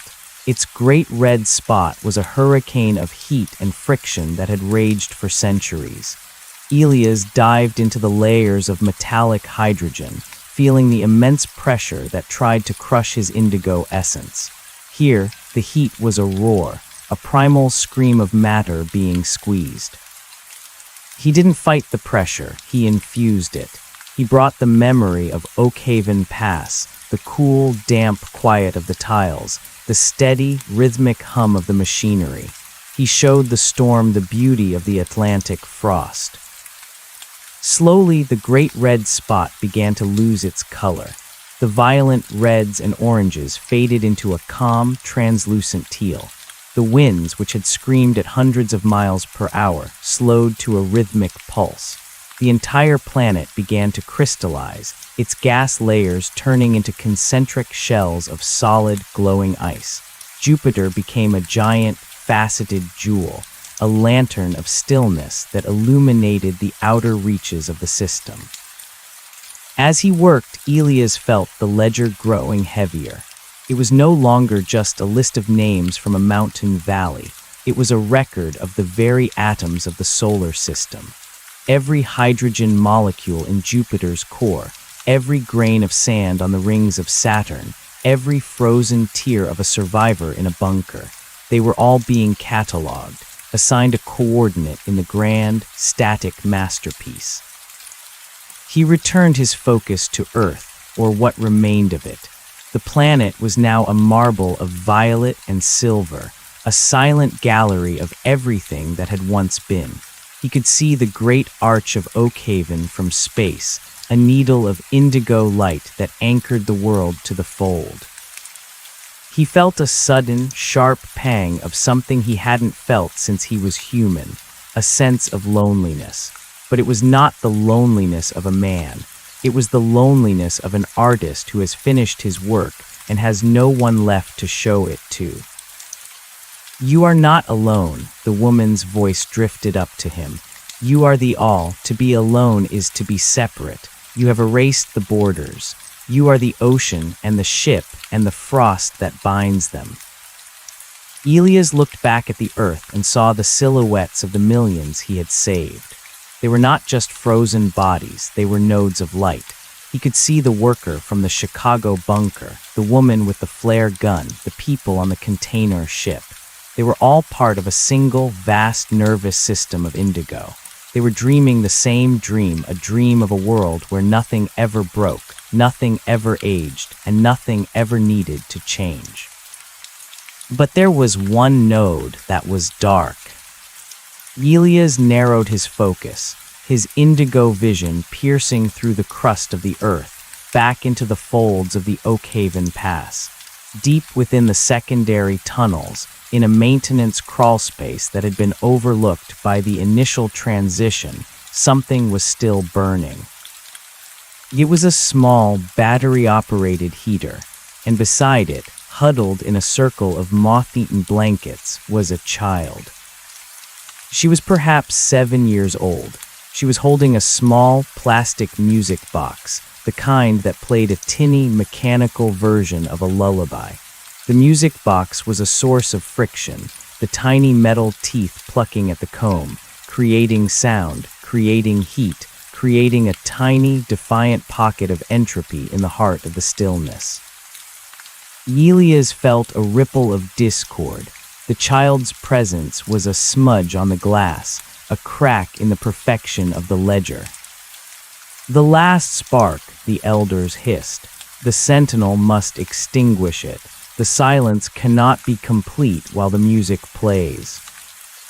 Elias descended. He didn't use the portals this time. He simply folded the space between the sun and the tunnel.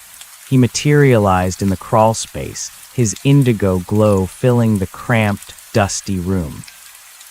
The child didn't look up at first. She was staring at the music box, her fingers trembling as she turned the small crank. The heater was failing, its orange coils fading to a dull, sickly gray, but the music box kept going. Plinka, plinka, plink, plinka. The sound was agonizingly loud to Elias. It was a jagged saw blade cutting through the velvet curtain of the stillness. "It's time to stop," Elias said. His voice, which had moved planets, was now a soft whisper, but it still carried the weight of the void. The child looked up. Her eyes were not the faceted gemstones of the new world. They were wet, salt-filled, and red with the heat of exhaustion. She looked at Elias, and for the first time in his existence as the Sentinel, Elias felt a flicker of the old world's heat fear. "Is it morning?" she asked, her voice a fragile, breaking thing. It is better than morning, Elias replied.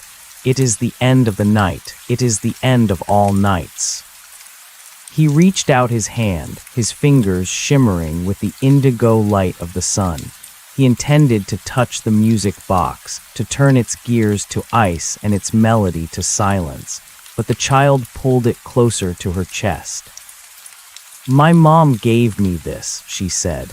"She said if I kept it playing, the cold wouldn't find me. She said the music is a map for the sun to find its way back." Elias paused. He looked at the music box, a cheap, mass-produced toy. In the ledger, it was an anomaly, a piece of junk that had no place in the geometric perfection of the stillness. But in the child's hands, it was an anchor. He felt the elders' impatience. The entire solar system was waiting for this final stitch. The sun was hovering at the edge of total solidification. The planets were locked in their violet shrouds. The universe was holding its breath. "The sun has found a new way to shine," Elias said, trying to mimic the gentle tones of the woman in the marigold dress. "It doesn't need to burn anymore. It's found peace. Don't you want to be at peace?" "I want my mom," the child said. A single tear escaped her eye and ran down her cheek. Elias watched the tear. It was a liquid. It was a warm, salt-filled kinetic memory. As it fell, it didn't freeze. It stayed liquid, defying the laws of the new Oakhaven. He realized then that the child wasn't just a survivor. She was a reservoir. She was carrying the entire history of human suffering and hope in that one drop of salt water. As long as she felt that grief, the stillness would never be absolute. There would always be a hole in the fabric, a place where the heat could leak back in. He stepped closer, his presence drawing the last of the warmth from the failing heater. The child began to shiver, her breath coming in those short, white gasps that Elias remembered from the Chicago bunker. "I can show you where she is," Elias said, and it wasn't a lie. He could see her mother in the ledger. She was a statue of frost in a subway station 300 miles away, her arms frozen in the act of reaching for a door that would never open again. "She's in the quiet. She's waiting for you in the silver ocean." The child looked at him, her shivering becoming more violent. The music box began to slow as her fingers lost their strength. "Plinka, plinka. Will it be warm there?" she asked. Elias hesitated. He looked at the indigo light dancing on the walls, the beautiful, cold perfection he had helped create. He looked at the frozen sun and the jeweled planets. "No," he said, his voice cracking with a ghost of human emotion. "It won't be warm, but you won't feel the cold anymore. You won't feel anything at all. No more shivering. No more waiting." The child looked at the music box one last time. She gave the crank a final, weak turn. The lullaby played its last 3 notes, and then the spring ran dry. Silence flooded the crawl space. Elias reached out and touched her forehead. He felt the heat of her life, the frantic, desperate pulse of a heart that didn't want to stop. He felt the fire of her memories, the smell of burnt toast, the sound of rain on a tin roof, the feel of a hand holding hers. He didn't just absorb the heat, he cradled it. For a brief moment, he allowed himself to feel it, the terrible, beautiful friction of being alive. It was a searing pain, a white-hot needle in the center of his indigo soul. He understood why the elders wanted it gone. It was too much. It was a storm that no one could survive. Then he channeled it. He sent the child's heat, her grief, and her lullaby into the great arch. He didn't turn her into a tile. He turned her into a song. The child's body didn't turn to stone. It dissolved into a cloud of glowing, indigo butterflies that spiraled upward, passing through the rock and the ice, rising into the violet sky. They flew toward the frozen sun, and as they touched its surface, the dark spots of the black diamond began to pulse with a faint, rhythmic gold. The stillness was complete. Elias stood in the empty crawlspace, the music box lying at his feet. He picked it up. It was cold now, its plastic shell brittle and white with rime. He didn't shatter it. He tucked it into the fold of his essence, a single piece of junk in a universe of jewels. He returned to the cliffs. The woman in the marigold dress was gone. In her place stood the elder with the needle fingers, his translucent form towering over the silver sea. "It is finished," the elder vibrated. "The last friction has been smoothed. The ledger is closed." Elias looked out at the Atlantic. The container ship was still there, a white ghost on a silver sheet. The horizon was a perfect, unmoving line. The moon was a steady, indigo eye. He felt the weight of the music box in his soul. He felt the golden pulse in the heart of the frozen sun. "What happens now?" Elias asked. "Now," the elder said, "we wait for the rest of the stars to hear the song. The galaxy is a large room, Elias. It will take time to turn out all the lights." Elias looked up. The stars were still there, tiny, distant sparks of friction in the deep dark. They were billions of years away, billions of fires that still needed to be extinguished. He felt a new sense of purpose. He was no longer just the sentinel of Earth. He was the shepherd of the void. He would walk between the stars, carrying the music box and the indigo light, until every corner of the universe was as quiet and as cold as the Oakhaven Pass. He stepped off the cliff, but he didn't fall. He drifted out over the silver ocean, his body dissolving into a beam of violet light that shot toward the nearest star. As he traveled through the vacuum, he felt the music box begin to vibrate. It wasn't playing the lullaby, but it was humming, a low, resonant tone that matched the frequency of the indigo sun. He realized then that the stillness wasn't the end of the story. It was just a different kind of music, a music that didn't need to be heard to exist. The tunnel had turned cold, but the cold was not a grave. It was a cocoon, and as Elias streaked toward the distant fires of the galaxy, he wondered, for the briefest of moments, what would hatch when the last star finally went out. But then he pushed the thought away. Curiosity was a form of friction, and Elias was the sentinel of the quiet. He closed his indigo eyes and flew into the dark, a silver needle sewing a shroud of peace across the velvet sky. The universe was finally, beautifully, perfectly still. The transition from the solar system to the interstellar void felt less like travel and more like the stretching of a single, infinite thought. Elias was no longer bound by the sluggishness of light. He was a ripple in a pond that had finally stopped splashing. Behind him, the solar system sat like a collection of museum pieces behind violet glass. Earth was a silent, silver marble, Jupiter a faceted teal gem, the sun a dark, pulsing heart of indigo. As he moved toward Proxima Centauri, the nearest spark of friction, Elias felt the ledger expanding within him.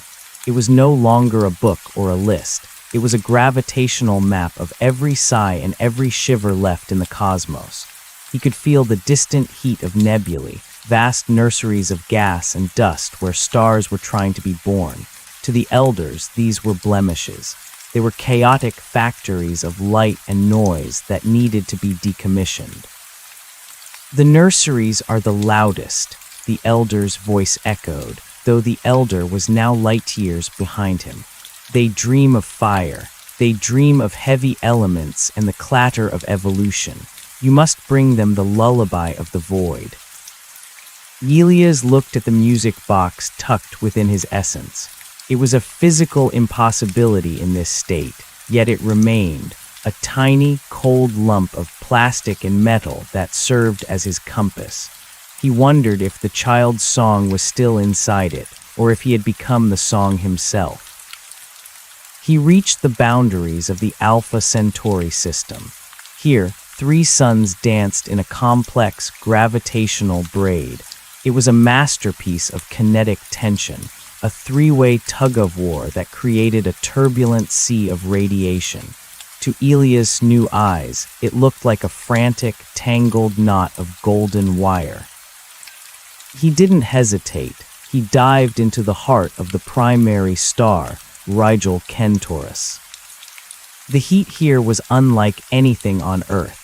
It was a pressurized roar of fusion that tried to strip his indigo form into its constituent shadows. For a moment, the old human fear flared up, the sensation of being consumed, of being erased by something larger and more violent than himself.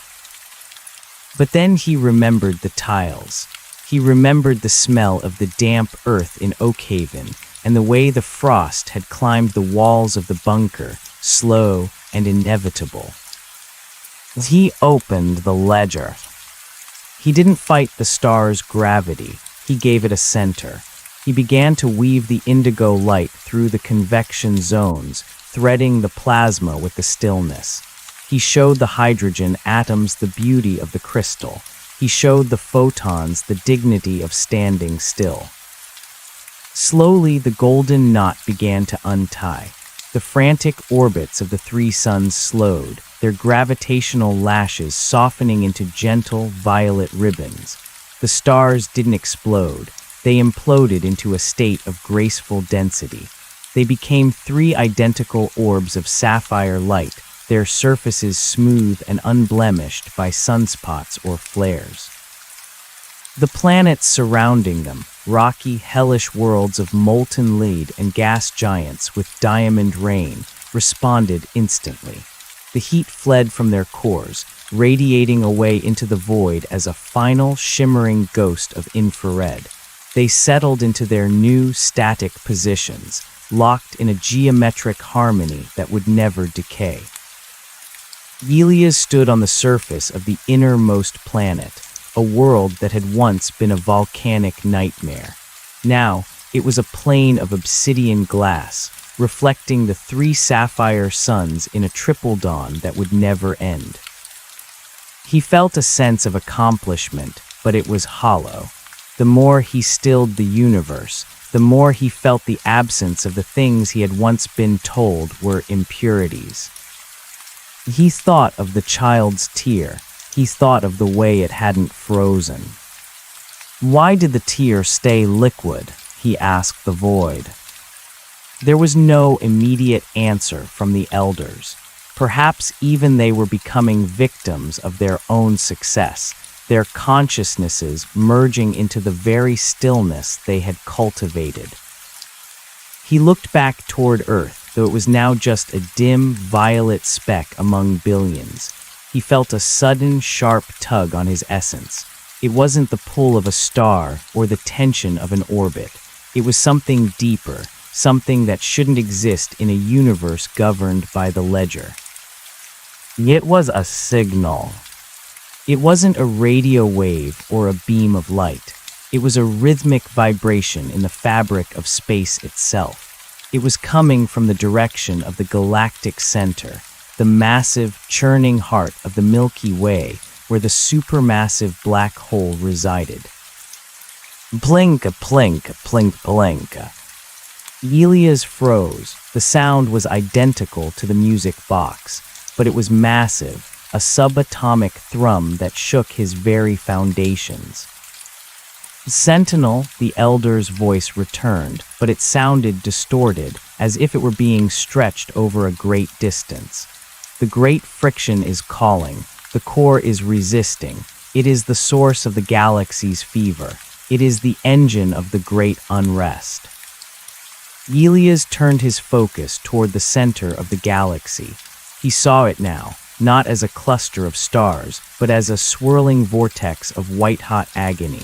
Millions of suns were being whipped around a central point of infinite density.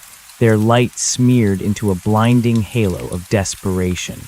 It was the ultimate defiance of the stillness.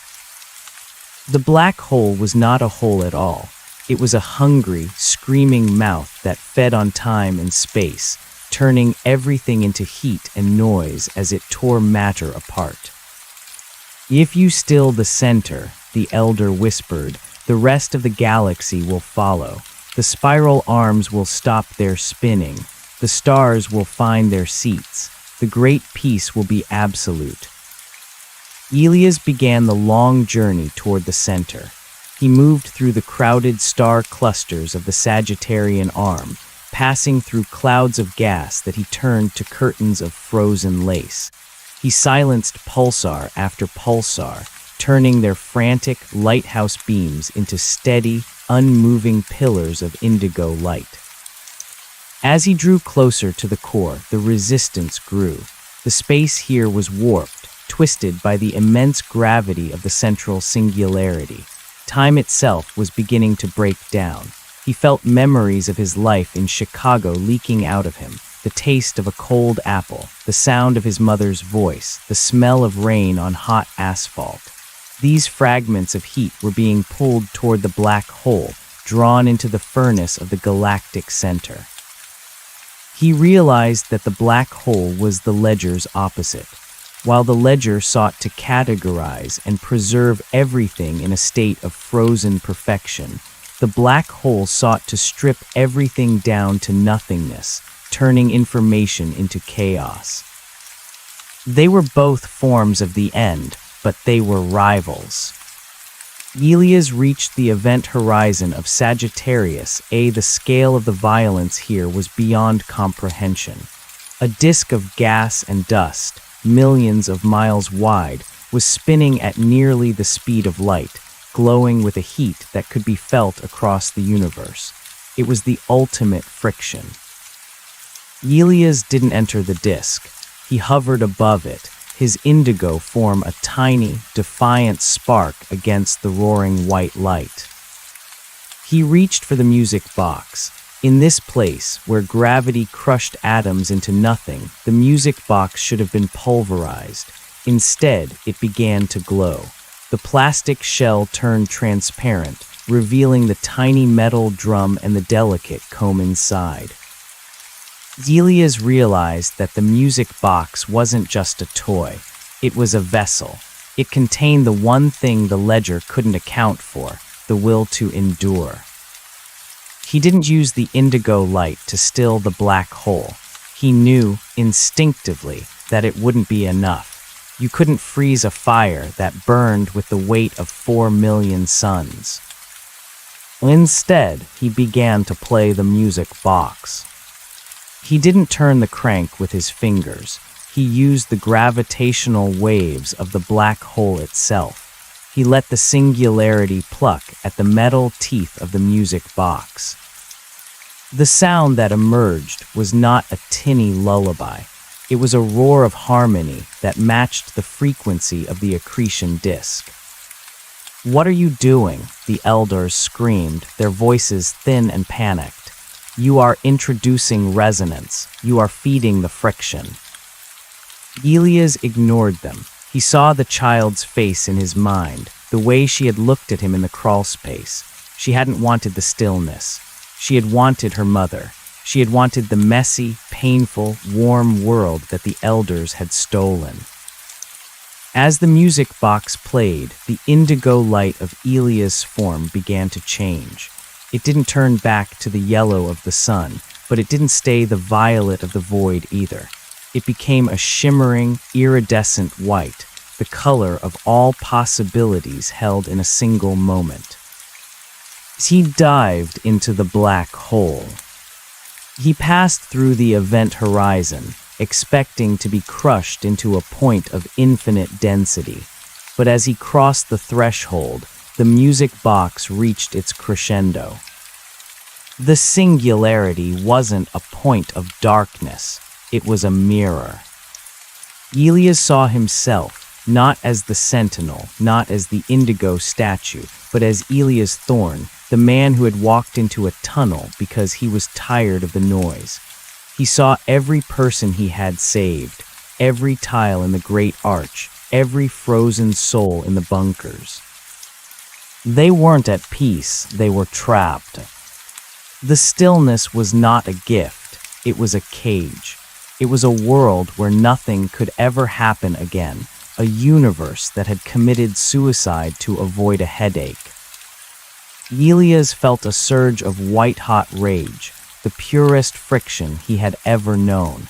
He took the music box and he smashed it against the mirror of the singularity.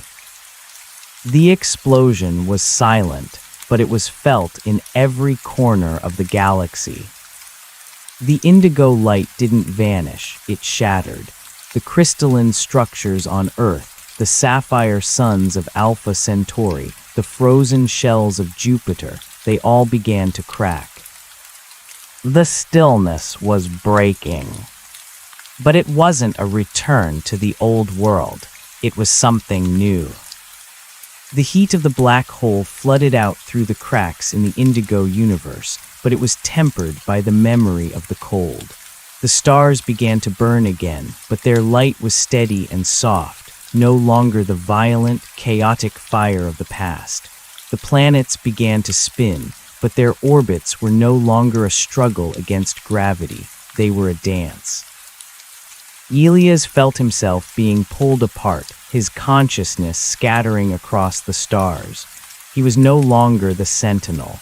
He was the friction itself. He was the spark that starts the fire, the wind that moves the leaves, the tear that refuses to freeze. He saw the earth far away. The violet ice was melting. The great arch of Oakhaven was crumbling, its indigo tiles falling into the Atlantic and turning back into salt and water. In the crawlspace of the tunnel, the child opened her eyes. She was no longer a cloud of butterflies. She was a little girl in a circle of blankets, and the heater beside her was beginning to glow with a steady, orange warmth. The music box was gone, but she could still hear the melody. It was coming from the wind outside, from the sound of the melting ice, from the heartbeat of the world waking up. Elias watched it all from the center of the galaxy. He was the dark and the light, the cold and the heat. He was the silence between the notes and the notes themselves. The elders were gone, dissolved into the very chaos they had tried to erase. The ledger was a cloud of ash, its names and coordinates lost to the beautiful, unpredictable flow of time. The universe was no longer still. It was moving, it was breathing, it was loud, and it was messy, and it was vibrant. And for the first time since he had stepped into the tunnel, Elias Thorne was not tired. He looked out at the billions of stars, each one a flickering candle in the vast, dark room of the cosmos. He didn't want to turn them out. He wanted to see how long they could burn.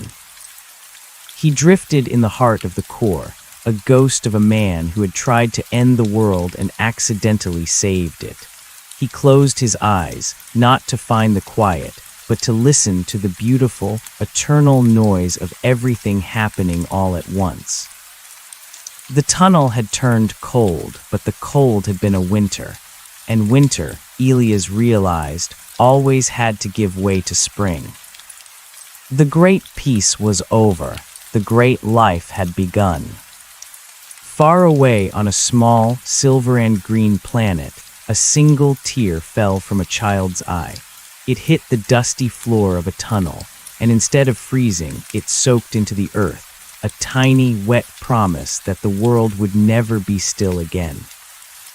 Elias smiled, a sensation of warmth spreading through his shattered, starlit soul. He was the spark. He was the friction. He was the music. And the music played on. The resonance of the shattered music box did not merely break the stillness, it inverted it. Across the spiral arms of the Milky Way, the indigo shroud began to fray like sun-bleached silk. On the obsidian plains of the Alpha Centauri planets, the sapphire suns pulsed, their surfaces rippling as the internal pressures of fusion, the beautiful, violent desire of atoms to touch, reignited. The geometric perfection the elders had imposed began to dissolve into the glorious asymmetry of life. Elias was no longer a singular entity with a name and a history. He was a consciousness stretched thin across the interstellar medium. He felt the thawing of 1,000,000,000,000 worlds. It was a sensory overload that would have incinerated a human mind, but Elias was something else now, a bridge between the absolute zero of the elders and the white-hot chaos of the beginning. He was the thermal gradient of the universe. He felt the elders panic as they dissipated. They were beings of pure logic, of ultimate entropy disguised as order. To them, the return of friction was a terminal disease. They vanished not with a whimper, but with a sudden, silent evaporation, like dry ice turning to gas in the sun. Their great works, the silver seas, the frozen suns, the ledgers of stilled souls, became the raw material for a new creation. Elias found himself drifting back toward the solar system. He did not fly as a beam of light this time. He moved with the slow, inevitable pull of a tide. He passed the gas giants, watching the violet rings of Saturn shatter into 1,000,000,000 ice diamonds, each one catching the returning gold of the sun. The sun itself was shedding its indigo skin. Great loops of fire, solar flares like the golden hair of a waking giant, arched out into the void. The frozen sun was a cocoon that had finally cracked. When he reached Earth, the transition was most violent and most beautiful. The atmosphere, which had been a stagnant, violet soup, began to churn. Winds that had been silenced for an eternity woke up with a roar. They whipped across the silver Atlantic, churning the water until the silver paint of the stillness peeled away in great, jagged sheets, revealing the deep, churning blue beneath. Elias descended toward Oak Haven. The cliffs were no longer a gallery of statues.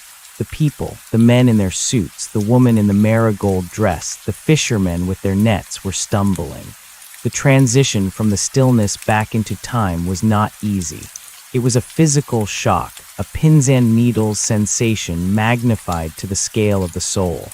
He saw the woman in the marigold dress collapse to her knees, clutching her chest as her heart rediscovered its rhythm. She gasped, and the sound was the most beautiful thing Elias had ever heard. It was a ragged, uneven, desperate intake of air. It was friction. It was life. He landed on the cliffside, his form flickering between the violet shade of the sentinel and the solid, weary shape of Elias Thorn. He looked at his hands. They were shaking. "It's warm," he whispered. The air was no longer sterile. It smelled of salt spray, of rotting seaweed, of damp earth and the approaching rain. It was a messy, complicated smell. He turned away from the sea and walked toward the Oak Haven Pass. The great arch was gone. The indigo tiles had lost their glow and turned into common slate, falling away to reveal the old concrete and rusted rebar of the tunnel entrance. The bunker doors, once sealed by the elders' will, were groaning on their hinges as the pressure of the waking world pushed against them. Elias entered the tunnel. It was no longer a cathedral of ice. The frost was retreating, turning into trickles of water that ran down the walls like tears. The silence was gone, replaced by the symphony of the thaw, the drip-drop of melting icicles, the groan of shifting stone, the distant sound of someone coughing in the dark. He reached the crawl space. The child was sitting up. The butterflies had vanished, or perhaps they had simply turned back into the fragments of a young girl's imagination. She was shivering, her breath blooming in small white clouds in the cooling air. She looked at Elias, and there was no indigo light in her eyes. There was only the wide, dark terror and wonder of a human being. Is it over? She asked. Her voice was thin, cracked from disuse. Elias knelt beside her. He felt the heat radiating from his own body, a strange and novel sensation. The long night is over, he said. The stars are back. I heard the music, she said, clutching a tattered blanket to her chest. It sounded like it was breaking. It had to break, Elias said, so the rest of the world could start playing again. He helped her to her feet. Her legs were weak, her muscles stiff from the long stasis, but she stood. Together, they walked toward the mouth of the tunnel. As they emerged, the first real sunset of the new era was beginning. The sky was not violet or indigo. It was a bruised, magnificent palette of orange, pink, and deep, burning red. The sun, stripped of its sapphire cage, was sinking into the Atlantic, casting a long, golden road across the water. The people on the cliffs were starting to move. They weren't the graceful, silent figures of the stillness. They were clumsy. They were crying. Some were shouting, their voices clashing in a discordant, wonderful noise. They were looking at their watches, at the sky, at each other. They were rediscovering the weight of their own lives. Elias felt a sharp pang of loss. He knew that with the return of friction came the return of everything he had tried to escape. There would be grief again. There would be the grinding exhaustion of the city, the bitterness of winter, the slow decay of the body, the wars and the whispers, and the endless, frantic race against the clock. The stillness had been a lie, but it had been a peaceful one. The girl reached out and took his hand. Her palm was small and warm, and he could feel the faint, rapid thrum of her pulse. "What happens now?" she asked. Elias looked at the horizon. The container ship was no longer a ghost. Its engines were coughing to life, sending a plume of dark smoke into the pristine air.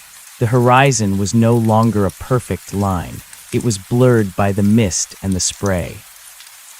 "Now," Elias said, "we get tired, we get hungry, we grow old." He looked at her and smiled, a real smile that reached his eyes. "We live." He felt the last of the Sentinel's power leave him. The indigo glow faded completely, leaving him in his old, heavy coat, his boots stained with the mud of the thaw. He was just a man again, a man in a world that was loud and cold and beautiful. In the distance, the first stars of evening began to appear. They weren't the steady, unmoving sparks of the Elder's ledger. They flickered. They twinkled. They were billions of miles away, burning their hearts out in the dark, fighting the vast, cold vacuum of space with every atom of their being. Elias Thorne stood on the cliff and watched them. He thought of the music box, smashed against the heart of the galaxy. He thought of the melody that was now woven into the background radiation of the universe, a song of imperfection, of struggle, of the heat that only exists because it knows the cold. The tunnel was behind him, a dark hole in the earth that had once promised an end to all pain. But Elias didn't look back. He took a step forward, into the wind, into the noise, into the flickering, golden light of the world. The ledger was closed, but the story was just beginning. And as the first rain of the new world began to fall, cold, wet, and biting, Elias Thorne raised his face to the sky and laughed, his breath a warm defiance against the coming night. The universe was no longer perfect. It was alive. Beyond the cliffs of Oakhaven, the ripple continued to spread. It moved past the moon, where the footprints of astronauts long dead seemed to settle back into the dust with a newfound weight. It swept through the asteroid belt, turning the silent, tumbling rocks into a chaotic percussion section for the solar system's new symphony. On Mars, the red dust stirred. A wind that had been frozen in place for what felt like eons began to howl through the canyons of the Valles Marineris. The thin atmosphere hummed. Deep underground, in pockets of ice that had been turned to sapphire by the elders, the heat of the core began to seep upward. The ice didn't just melt, it hissed. It fought back. Elias could still feel it all, a phantom limb of his former vastness. He felt the moment the great stillness broke on the moons of Jupiter. Europa's icy shell cracked with a sound like a planetary gunshot, venting plumes of water vapor into the vacuum. The life that had been huddling in the dark, warm depths of its subsurface oceans, strange, blind things that knew nothing of elders or sentinels, felt the shift in the tide. The rhythm of the universe had returned to them. But as the macrocosm woke, Elias found his focus narrowing to the microcosm. He watched the people around him. They were the true architects of friction. A man in a tattered naval uniform was wandering the cliffside, calling out a name. Sarah, Sarah. His voice was raw, desperate, and filled with a terrifying hope. When a woman in a gray coat turned and ran toward him, their collision was not the graceful merging of two spirits. It was a messy, sobbing impact of bone and fabric. They fell to the ground together, a tangle of limbs and salt-streaked faces. That, Elias realized, was what the elders had feared most. Not the heat of stars, but the heat of that embrace. The sheer, unpredictable energy of human connection, which generated more friction than a supernova. "I have to find my mom," the girl said, her voice stronger now. She was looking toward the town of Oakhaven, where lights were beginning to flicker on in the windows of the small houses, yellow, flickering, electric lights that looked fragile against the vastness of the returning night. "Go," Elias said. "The path is clear now."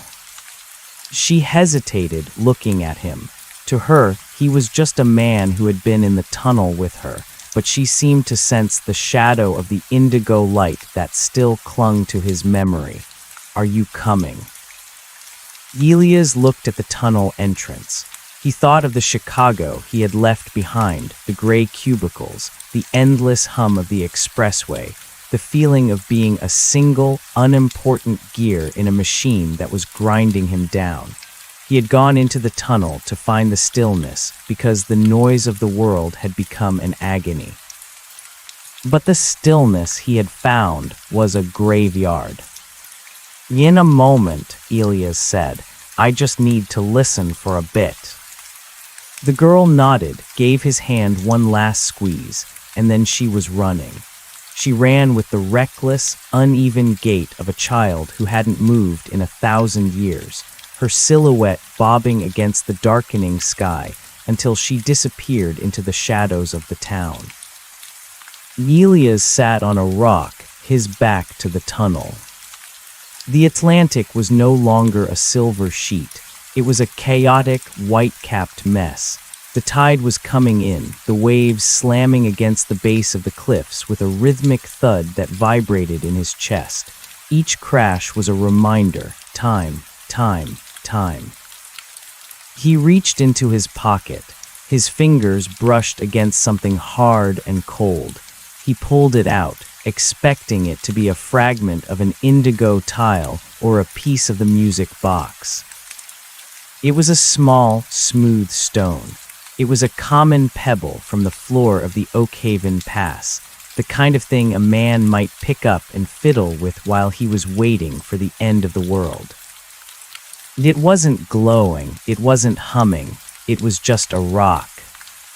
Elias held it in his palm, feeling its weight, its texture, its utter lack of cosmic significance. He felt the warmth of his skin transferring to the stone. "Friction," he whispered. The stars above were now fully out, a glittering, disorganized mess of light. The Milky Way smeared across the zenith like a spill of milk on a dark floor. It was beautiful because it was finite. It was beautiful because it was burning out. He understood now why the music box had been the key. The elders had built a universe that was a perfect, unchanging circle. But a circle has no beginning and no end. it just exists, static and hollow. The music box was a line. It had a first note and it had a last note. It was the movement from one to the other that created the beauty. The universe was no longer a circle. It was a song. He stood up, his joints aching, his muscles protesting the movement. He welcomed the pain. It was a signal that he was still part of the machinery of life. He began to walk toward the town. As he reached the outskirts, he saw the chaos of the awakening. Cars were stalled in the middle of the roads, their drivers sitting on the hoods, staring at the sky in a daze. A dog was barking at a mailbox, the sound sharp and indignant. People were emerging from the bunkers beneath the library and the post office, blinking in the light of the street lamps like ghosts rising from the grave. No one noticed Elias. He was just another survivor, another soul spat back out by the stillness. He liked it that way. He had been the shepherd of the void, the sentinel of the quiet, but those were lonely titles. He much preferred being a stranger in a crowd. He found a small diner on the main street. The windows were cracked, and the sign, Marges Home Cooking, was hanging by a single wire, but the smell of coffee was wafting through the open door. Coffee, the most bitter, aromatic, heat-filled substance in the world. Elias walked inside. The diner was packed. People were huddled in the booths, wrapped in blankets, talking in hushed, frantic tones. A woman behind the counter, presumably Marge, was frantically pouring coffee into mismatched mugs, her hands shaking so hard that half of it ended up on the counter. "Is it real?" someone asked from a corner booth. "The sun, it's not purple anymore." "It's real," Marge said, her voice thick with tears. "God help us, it's real." Elias took a seat at the far end of the counter. He didn't have any money. The currency of the old world was likely worthless now, and the elders hadn't provided him with a celestial wallet, but Marge didn't seem to care. She slid a mug of coffee in front of him without a word. The steam rose in a swirling, chaotic pattern. Elias wrapped his hands around the mug, savoring the heat. He took a sip. It was burnt, far too strong, and tasted faintly of dishwater. It was perfect. He looked out the window. The moon was high now, a pale, cratered rock that had spent far too long pretending to be an eye. It was just a moon again, caught in the gravitational pull of the Earth, destined to drift away, centimeter by centimeter, until the end of time. Elias felt a sense of profound peace, but it wasn't the peace of the stillness. It was the peace of a man who has finished a long, terrible day of work and can finally sit down. He reached into his mind, trying to find the ledger one last time. He wanted to see if the names were still there, if the coordinates of the frozen stars were still etched into his essence. But there was nothing. The ledger had been rewritten. Every page was blank, waiting for the new history to be scribbled across it in the messy, ink-stained handwriting of the living. The music box's melody was still there, though. It wasn't a physical sound anymore, but a rhythm in his blood. Plink, plink, plink, plink. It was the sound of the heart beating. It was the sound of the clock ticking. It was the sound of the world turning, grinding away at itself, creating the heat that kept the dark at bay. Elias finished his coffee and stood up. He walked out of the diner and into the cool, damp night. He didn't know where he was going. Chicago was a long way off, and he wasn't sure if he wanted to go back to the man he had been.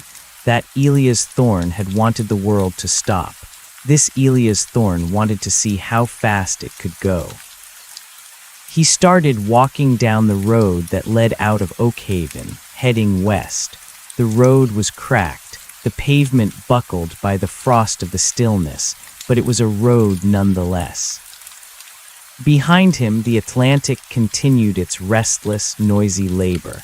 Above him, the stars continued their slow, beautiful suicide. And all around him, the world continued to wake up, one breath, one shiver, one heartbeat at a time. The tunnel had turned cold, and for a while the cold had won. But the sun had come back, and though it was a smaller, humbler fire than the one the elders had promised, it was enough. Elia's thorn walked into the dark, a small, warm spark in a universe that was finally, beautifully, perfectly alive. He hummed a low, resonant tone as he walked, a song that didn't need to be heard to exist. It was a song of friction. It was a song of the thaw. And as the first light of a new dawn began to gray the eastern horizon, the melody of the music box finally faded away, lost in the glorious, rising roar of the world. The road west out of Oakhaven was a graveyard of stalled intentions. Elias walked past a line of cars that had been frozen in mid-commute, their metal skins now weeping condensation as the atmosphere reclaimed its moisture. In one car, a station wagon packed with suitcases, a family sat huddled together. The father was gripping the steering wheel so hard his knuckles were white, staring at the odometer, as if waiting for the numbers to tell him how much time they had lost. Elias didn't stop. He couldn't offer them the one thing they wanted, the years back. He could only offer them the cold, wet reality of the present. The further he walked from the coast, the more the geography of the stillness began to dissolve. The indigo tint that had stained the shadows for so long was being bleached away by the gray, honest light of a rainy morning. He reached a bridge over a small creek. During the stillness, the water had been a jagged sculpture of sapphire glass, beautiful and dead. Now it was a muddy torrent, swollen with melted frost, roaring over the stones with a violence that made the bridge's iron railings vibrate. Elias leaned over the edge, watching the debris, twigs, dead leaves, a discarded plastic cup being swept away by the current. It was messy. It was chaotic. It was exactly what he had once feared, the loss of control. But as he watched a branch get snagged in an eddy, spinning frantically before breaking free and vanishing downstream, he felt a strange envy for the wood. It was moving. It was part of the flow. His own body was beginning to demand things it hadn't needed in what felt like centuries. His stomach let out a low, predatory growl. His muscles, no longer supported by the ethereal grace of the sentinel, felt like leaden weights hanging from his bones. Every step was a negotiation with gravity. He found a gas station at a crossroads. The pumps were dark, the digital displays blank, but the door had been kicked in. Inside, the air smelled of stale tobacco and spilled soda. A teenager was sitting on the floor behind the counter, methodically eating a bag of stale pretzels. He looked up at Elias with eyes that had seen the end of the world and found it boring. "Power S out," the boy said, his voice cracking. "Probably be out for a while. Everything in the fridge is gonna go bad." "The ice is melting," Elias said, his voice sounding raspy even to his own ears. "Yeah," the boy held out the bag of pretzels. "Want some? They're dry as hell, but they're salty." Elias took a handful. The salt hit his tongue like a physical shock, a sharp, stinging reminder of his own biology.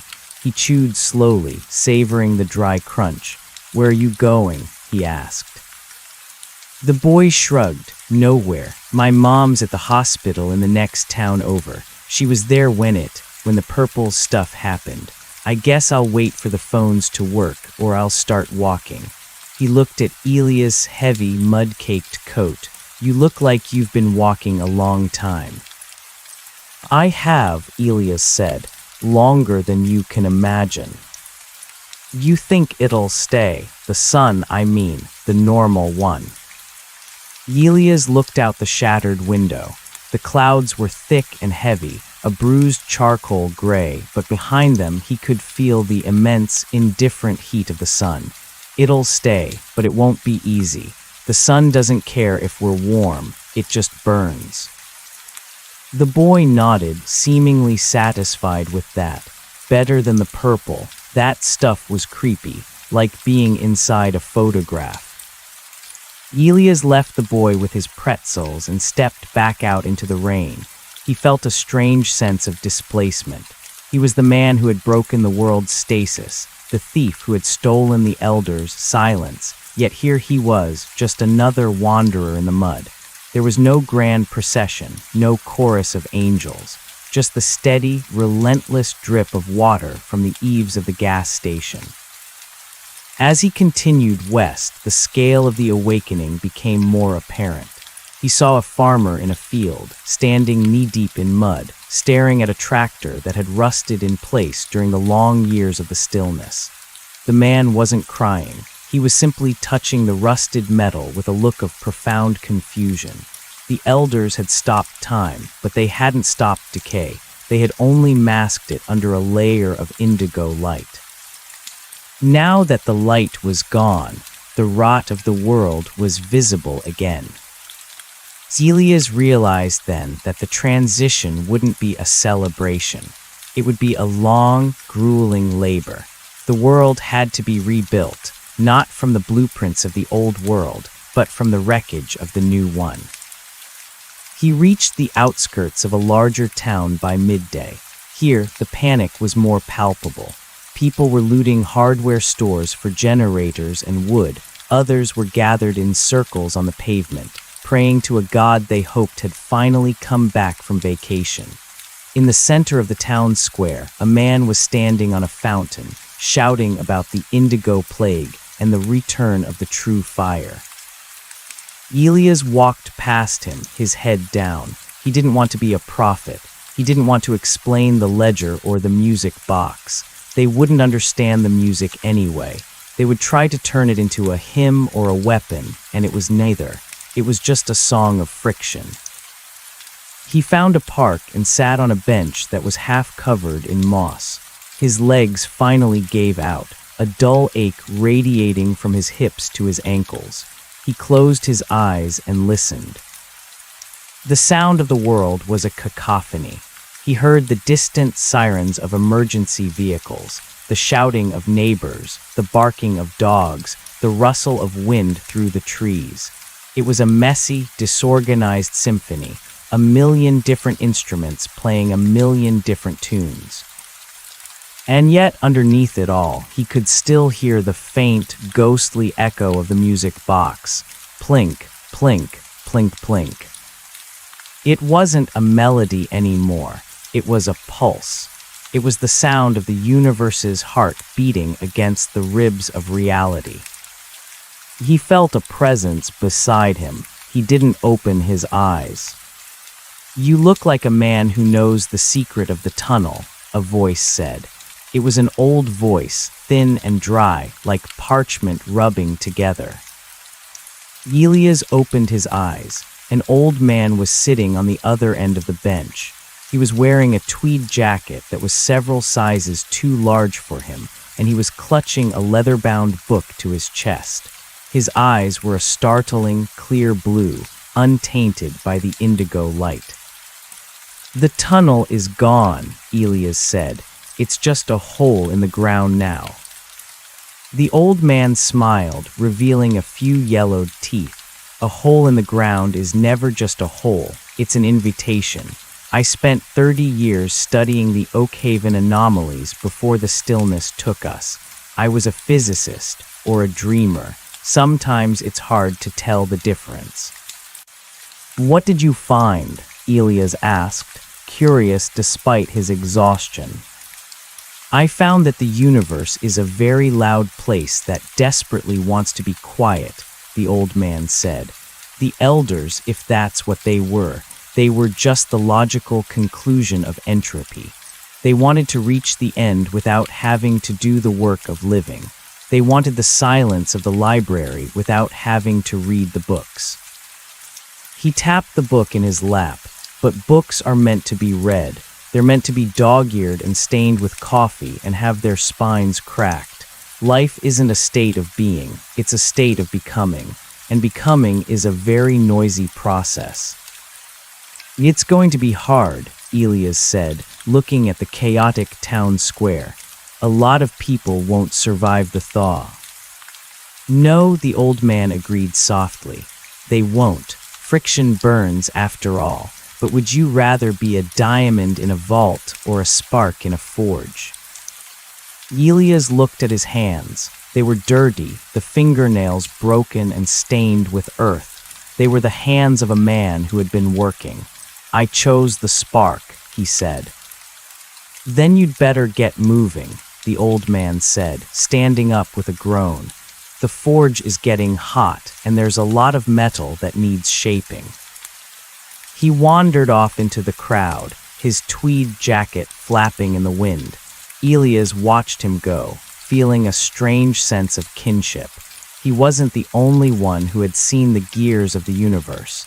He was just the one who had stuck his finger in them. As evening approached, the rain tapered off into a fine mist. The sky to the west cleared for a brief moment, revealing a sliver of the setting sun. It wasn't the majestic, terrifying orb he had seen from the cliffs. It was just a pale, watery light, struggling to pierce through the damp air.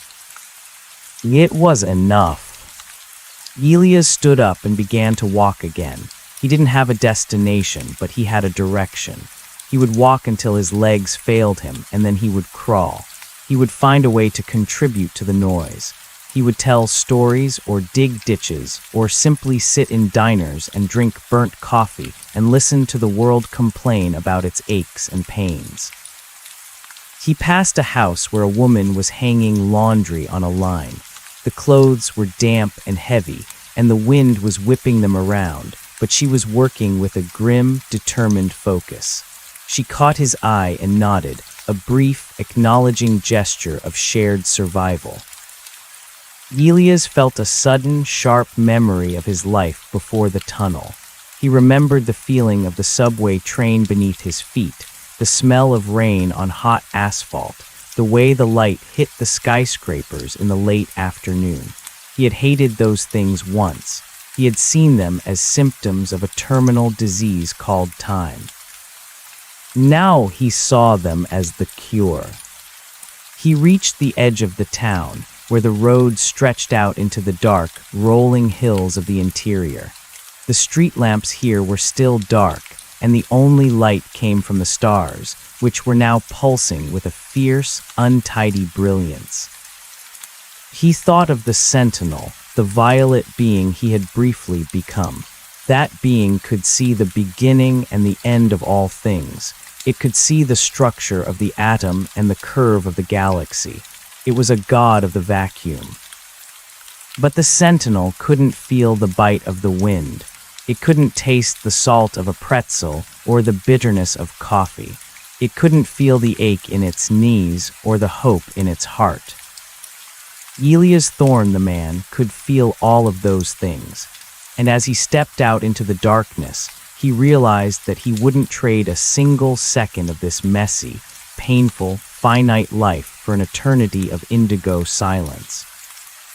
The tunnel was behind him. The cold was retreating. The world was waking up, and it was screaming, and it was beautiful. He took a deep breath of the damp, night air. It tasted of earth and wood smoke, and the promise of a tomorrow that wasn't guaranteed. "Let it burn," he whispered to the dark. And then, with a steady, rhythmic stride that matched the ticking of 1 billion invisible clocks, Elias Thorne walked into the new world. He wasn't a hero, he wasn't a savior. He was just a man who had found his way back into the song. And as he walked, he began to hum, not the music of the elders, not the perfect melody of the stillness, but a rough, stumbling tune of his own making. It was a song of the road, of the rain, and of the heat that only comes when you're willing to move. The long night was over, the stars were back, and for the first time in 1,000 years, the wind had something to carry besides silence. It carried the sound of a man walking, his boots clicking against the cracked pavement, a steady, defiant percussion against the vastness of the night. The universe was no longer perfect, it was alive, and that, Elias realized, was more than enough. He looked up at the stars one last time before the clouds closed back over them. They were flickering, burning, dying. They were perfect in their imperfection. He smiled, a small, private thing, and kept walking. The road was long, the night was cold, and he was very, very tired. He had never felt better. The transition from the coast to the interior was a slow peeling back of a scab. As Elias moved further from the Atlantic, the air lost its briny sharpness and took on the heavy, cloying scent of thawing earth and rot. For years, the stillness had acted as a preservative, a psychic cellophane that kept the world from spoiling. Now that the wrap had been torn away, the biological clock of the planet was overcompensating, trying to pack a decade of decay into a few days of damp heat. He found himself walking through a forest that had been caught in the middle of a late autumn when the purple stuff arrived. The trees were skeletal, their leaves long ago turned to a brittle, indigo-stained mulch that now disintegrated into a slick, black sludge under his boots. Everywhere there was the sound of snapping, limbs that had frozen in unnatural positions, finally giving way to the pull of gravity. The woods were loud with the groans of timber and the frantic scurrying of small animals that had spent an eternity in a dreamless sleep and were now waking up with a desperate, starving hunger. Elias' own hunger was no longer a growl. It was a hollow ache that made his vision swim. He found a small orchard on the edge of a collapsed farmhouse. The trees were gnarled and sickly, but a few shriveled apples clung to the branches, preserved by the freakish cold of the tunnel's influence. He bit into one. It was mealy and sour, tasting of copper and old rain, but he ate it down to the seeds, his body absorbing the meager sugars with a frantic intensity. He sat on the porch of the farmhouse, the wood groaning beneath him. The house had been beautiful once, a white clapboard colonial that now looked like a sun-bleached ribcage. Inside, he could see the silhouette of a table set for a meal that had never been finished. A pitcher of water sat in the center, now a cracked vessel holding a stagnant puddle of melted ice. He didn't go inside. He didn't want to see the people who might still be sitting there, waiting for a guest who had arrived several years too late. Instead, he watched the sky. The clouds were breaking apart in the late afternoon, torn into ragged strips by a high-altitude wind. Through the gaps, he saw a jet contrail, a thin white scar across the blue. It was the most beautiful thing he had ever seen. It meant that somewhere someone was still flying. Someone had fuel, someone had a destination, and someone had the audacity to scream across the heavens in a tube of pressurized aluminum. The world was regaining its momentum. "You're the one from the radio," a voice said. Elias didn't jump. His nerves were too frayed for sudden movements. He turned his head slowly. A woman was standing at the corner of the porch, holding a shotgun with the casual familiarity of someone who had spent the last few days defending a perimeter. She was young, perhaps 20, with hair chopped short and eyes that were rimmed with red exhaustion. "I wasn't on the radio," Elias said. "Not your voice, but they're talking about a man walking west from the coast. Say he was there when the light broke. Say he's the one who turned the key." She stepped onto the porch, the shotgun barrel dipping toward the floorboards. "You look too tired to be a savior." "I'm not," Elias said. I just wanted to go home, but I don't think home is there anymore." The woman leaned against a porch pillar, looking out at the ruined orchard. "Nowhere is there anymore. My dad died in the first hour of the thaw. His heart it couldn't take the jump start. The doctor in town says a lot of the old folks are going that way, like their bodies forgot how to beat on their own." "I'm sorry," Elias said. She shrugged, a jerky, painful movement. "Don't be." He hated the purple. He used to sit on this porch and cuss at the sky because the sun wouldn't move. He called it the devil's snapshot. "I think he'd rather be dead in a world that moves than alive in one that's stuck." She reached into a deep pocket of her coat and tossed something at him. Elias caught it, a tin of sardines. "Eat," she said. "The road ahead is worse. The bridges are out over the Susquehanna. People are bottlenecking. They're scared, and scared people start looking for someone to blame for the lost time." "Who are they blaming?" "The government, the aliens, the scientists, God." She looked at him pointedly. "And if they see a man who looks like he's carrying the weight of the stars on his shoulders, they might blame him too." Elias pried open the tin, the oily smell of the fish making his mouth water. "I'm just walking." "Then walk fast," she said, "and don't look back. There's nothing behind us but a cold tunnel, and it's filling up with ghosts." Elias finished the sardines and handed the tin back, but she shook her head. He left it on the porch railing and stood up. His joints popped like dry kindling. "Thank you." "Hey," she called out as he reached the end of the driveway. "Is it true, what they're saying on the emergency bands, that the stars are different now?" Elias looked up. The sun was dipping below the horizon, and the first few points of light were piercing the dusk. They weren't the static, perfect jewels of the stillness. They were flickering, some of them tinted red, some blue, some so faint they seemed to vanish if he looked at them directly. "They're not different," Elias said. "We're just finally seeing them die. They've been burning out for millions of years. We just finally caught up to the news." She nodded slowly. "I like that better. Things should end when they're supposed to." Elias continued west. The night brought a new kind of cold, not the absolute zero of the elders, but the honest, biting chill of a spring evening. He found a sleeping bag in the back of an abandoned SUV and curled up in the cargo area, the smell of old upholstery and spilled coffee strangely comforting. He slept, and for the first time since he had entered the tunnel, he dreamed. He didn't dream of the ledger or the frozen stars. He dreamed of a woman he had known in Chicago, a woman named Sarah who used to complain about the way he hummed in his sleep.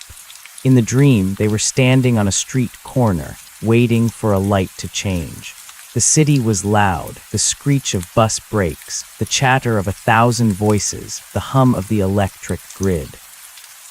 "It's so much noise, Elias," she said in the dream, laughing as she pulled her coat tighter. "Don't you wish it would just shut up for a minute?" In the dream, Elias looked at her, and he could see the individual cells of her skin, the way the light refracted in her eyes, the sheer, impossible complexity of her existence. "No," he said, "I want it to get louder." He woke up at dawn to the sound of rain hammering on the roof of the SUV. It was a torrential downpour, the kind that turned roads into rivers and fields into swamps. He climbed out of the vehicle, his clothes immediately soaking through. The road was indeed becoming a bottleneck. As he approached the larger intersections, he saw more people. Some were in cars, idling their engines to stay warm, their headlights cutting yellow tunnels through the gray mist. Others were on foot, carrying rucksacks and dragging suitcases. There was a desperate, frantic energy to the crowd. People weren't talking, they were shouting. Arguments broke out over siphoned gas, over cans of soup, over which direction led to the nearest functioning hospital. Elias moved through them like a ghost. He saw a man trying to jumpstart a car, his hands shaking so badly he couldn't get the clamps on the battery. Elias stepped forward, took the clamps, and snapped them onto the terminals. The spark that jumped between the metal and the lead was a tiny, brilliant blue flash. "Thanks," the man gasped, his face pale. I have to get to my sister. She was in Philly. I haven't heard from her in. God, how long has it been?" "Years," Elias said softly, "but the clocks are running again. Go." The man hopped into the car, and the engine turned over with a ragged, coughing roar. He sped off into the rain, leaving a cloud of blue exhaust that smelled of ancient, degraded gasoline. As the day wore on, the rain turned to sleet. The temperature was dropping again, a reminder that the Earth's tilt and the season didn't care about the metaphysical drama of the last few years. It was early spring, and spring was a fickle, cruel mistress.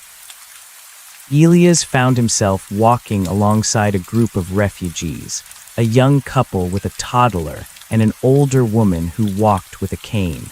They didn't ask who he was, and he didn't offer a name. They simply shared the silence of the road. "Do you think the cities are still there?" the young man asked. He was carrying his daughter on his shoulders, her small hands buried in his hair. "They're there," Elias said, "but they'll be different, like a clock that's been stopped too long. You can't just wind it and expect it to tell the right time immediately. You have to clean the gears." "I just want a hot shower," the woman said, her voice a thin reed, "and a television. I want to see a weather report. I want someone to tell me it's going to be sunny tomorrow, even if they're lying." Elias looked at the toddler. She was staring at a puddle, watching the way the raindrops created concentric circles that collided and broke each other. She wasn't afraid. She was fascinated. To her, the stillness was a half-remembered nursery rhyme. The rain was the reality. They reached a rise in the road that overlooked a broad valley. In the distance, the Susquehanna River was a silver-gray ribbon, swollen and angry. The bridge was a dark line across the water, and Elias could see the tiny, flickering lights of campfires on the near bank. Thousands of people were trapped there, waiting for a way across. "It looks like a war zone," the young man whispered. "It's a birth," Elias said. "Birth is always bloody." He felt a sudden, sharp pang in his chest, not a physical pain, but a resonance. He reached into his mind, and for a fleeting second he felt the ledger. It wasn't blank anymore. A single line had been written on the first page, in a handwriting that looked remarkably like his own. "The friction is the point." He smiled. The elders had wanted a universe of pure mathematics, a grand equation that balanced to zero.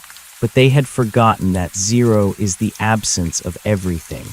They had forgotten that the only way to have a sum is to have parts that don't quite fit together.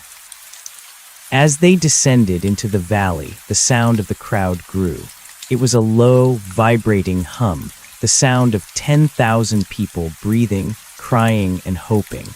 It was the sound of the world's heart, and it was louder than any music box. Elias Thorne stepped into the mud of the riverbank. He was wet, he was cold, and he was starving.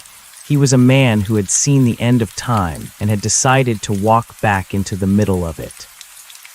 He looked at the bridge, where engineers and soldiers were working by the light of flares to stabilize the structure.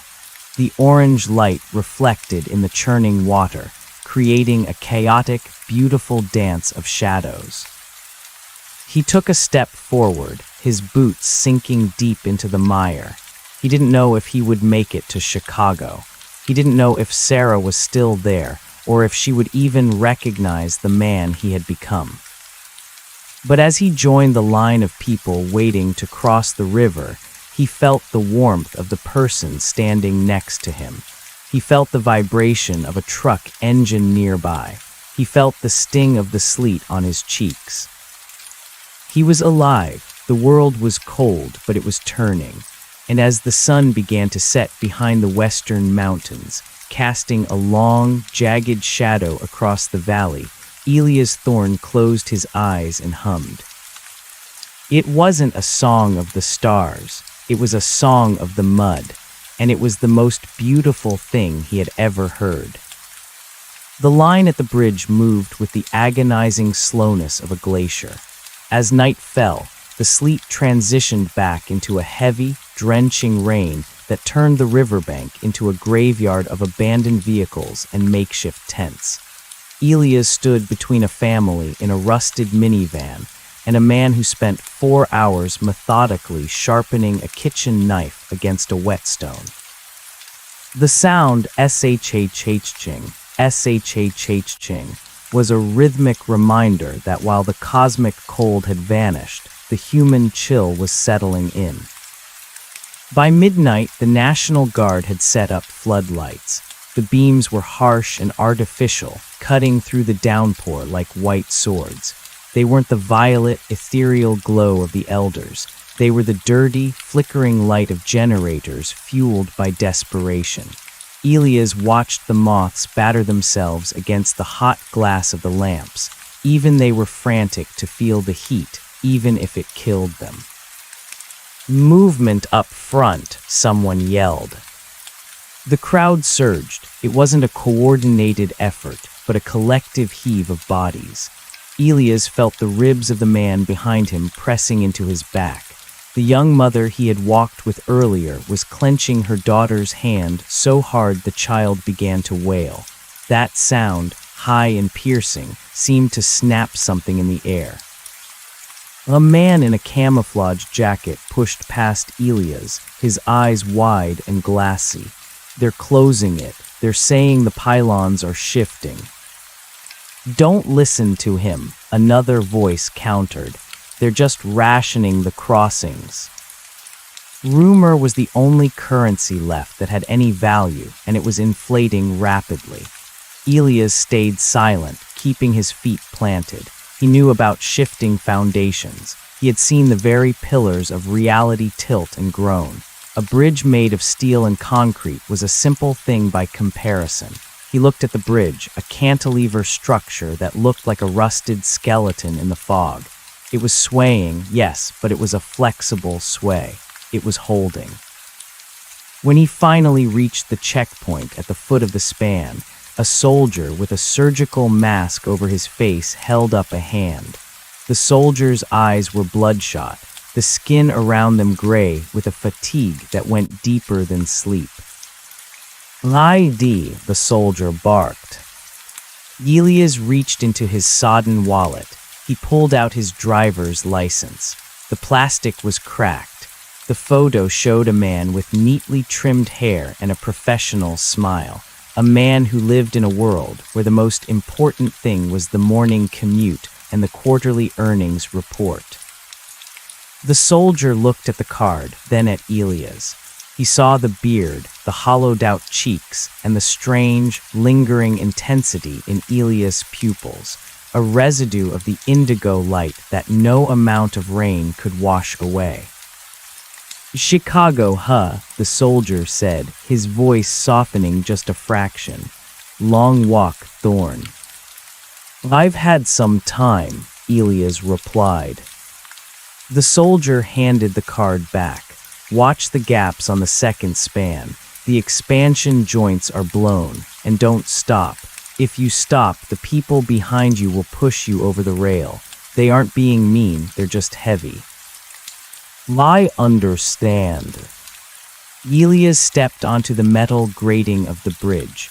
Beneath his feet, the Susquehanna roared, a black abyss of churning foam and debris. He saw a refrigerator bobbing in the current, followed by the roof of a shed. The river was reclaiming the land, washing away the detritus of the stillness. Halfway across, the wind hit him.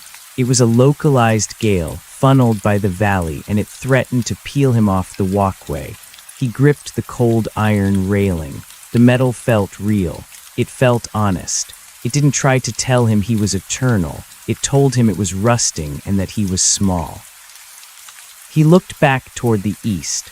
The horizon was a dark blur, but in his mind's eye he could still see the tunnel.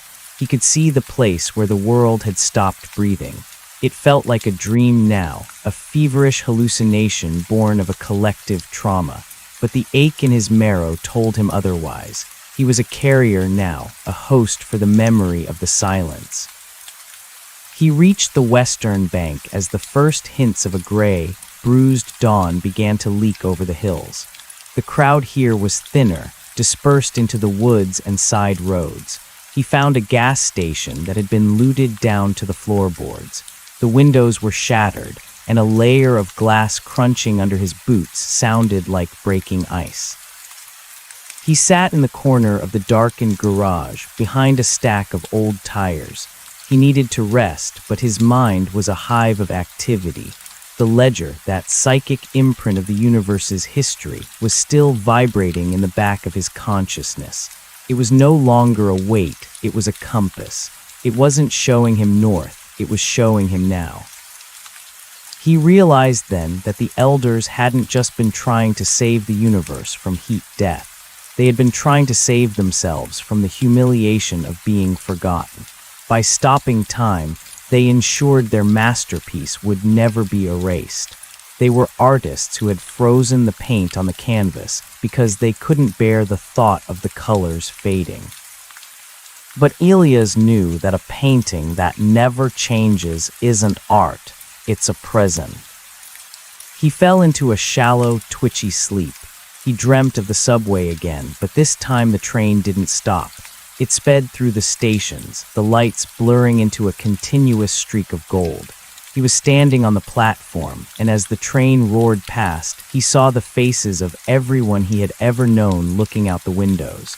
They were laughing, shouting, arguing. They were moving. He woke to the sound of a dog barking. It was a scrawny, mud-caked mutt, some kind of terrier mix with one ear torn. It was standing in the doorway of the garage, growling at him. "Hey there," Elias said, his voice raspy. The dog didn't stop growling, but its tail gave a hesitant, involuntary wag.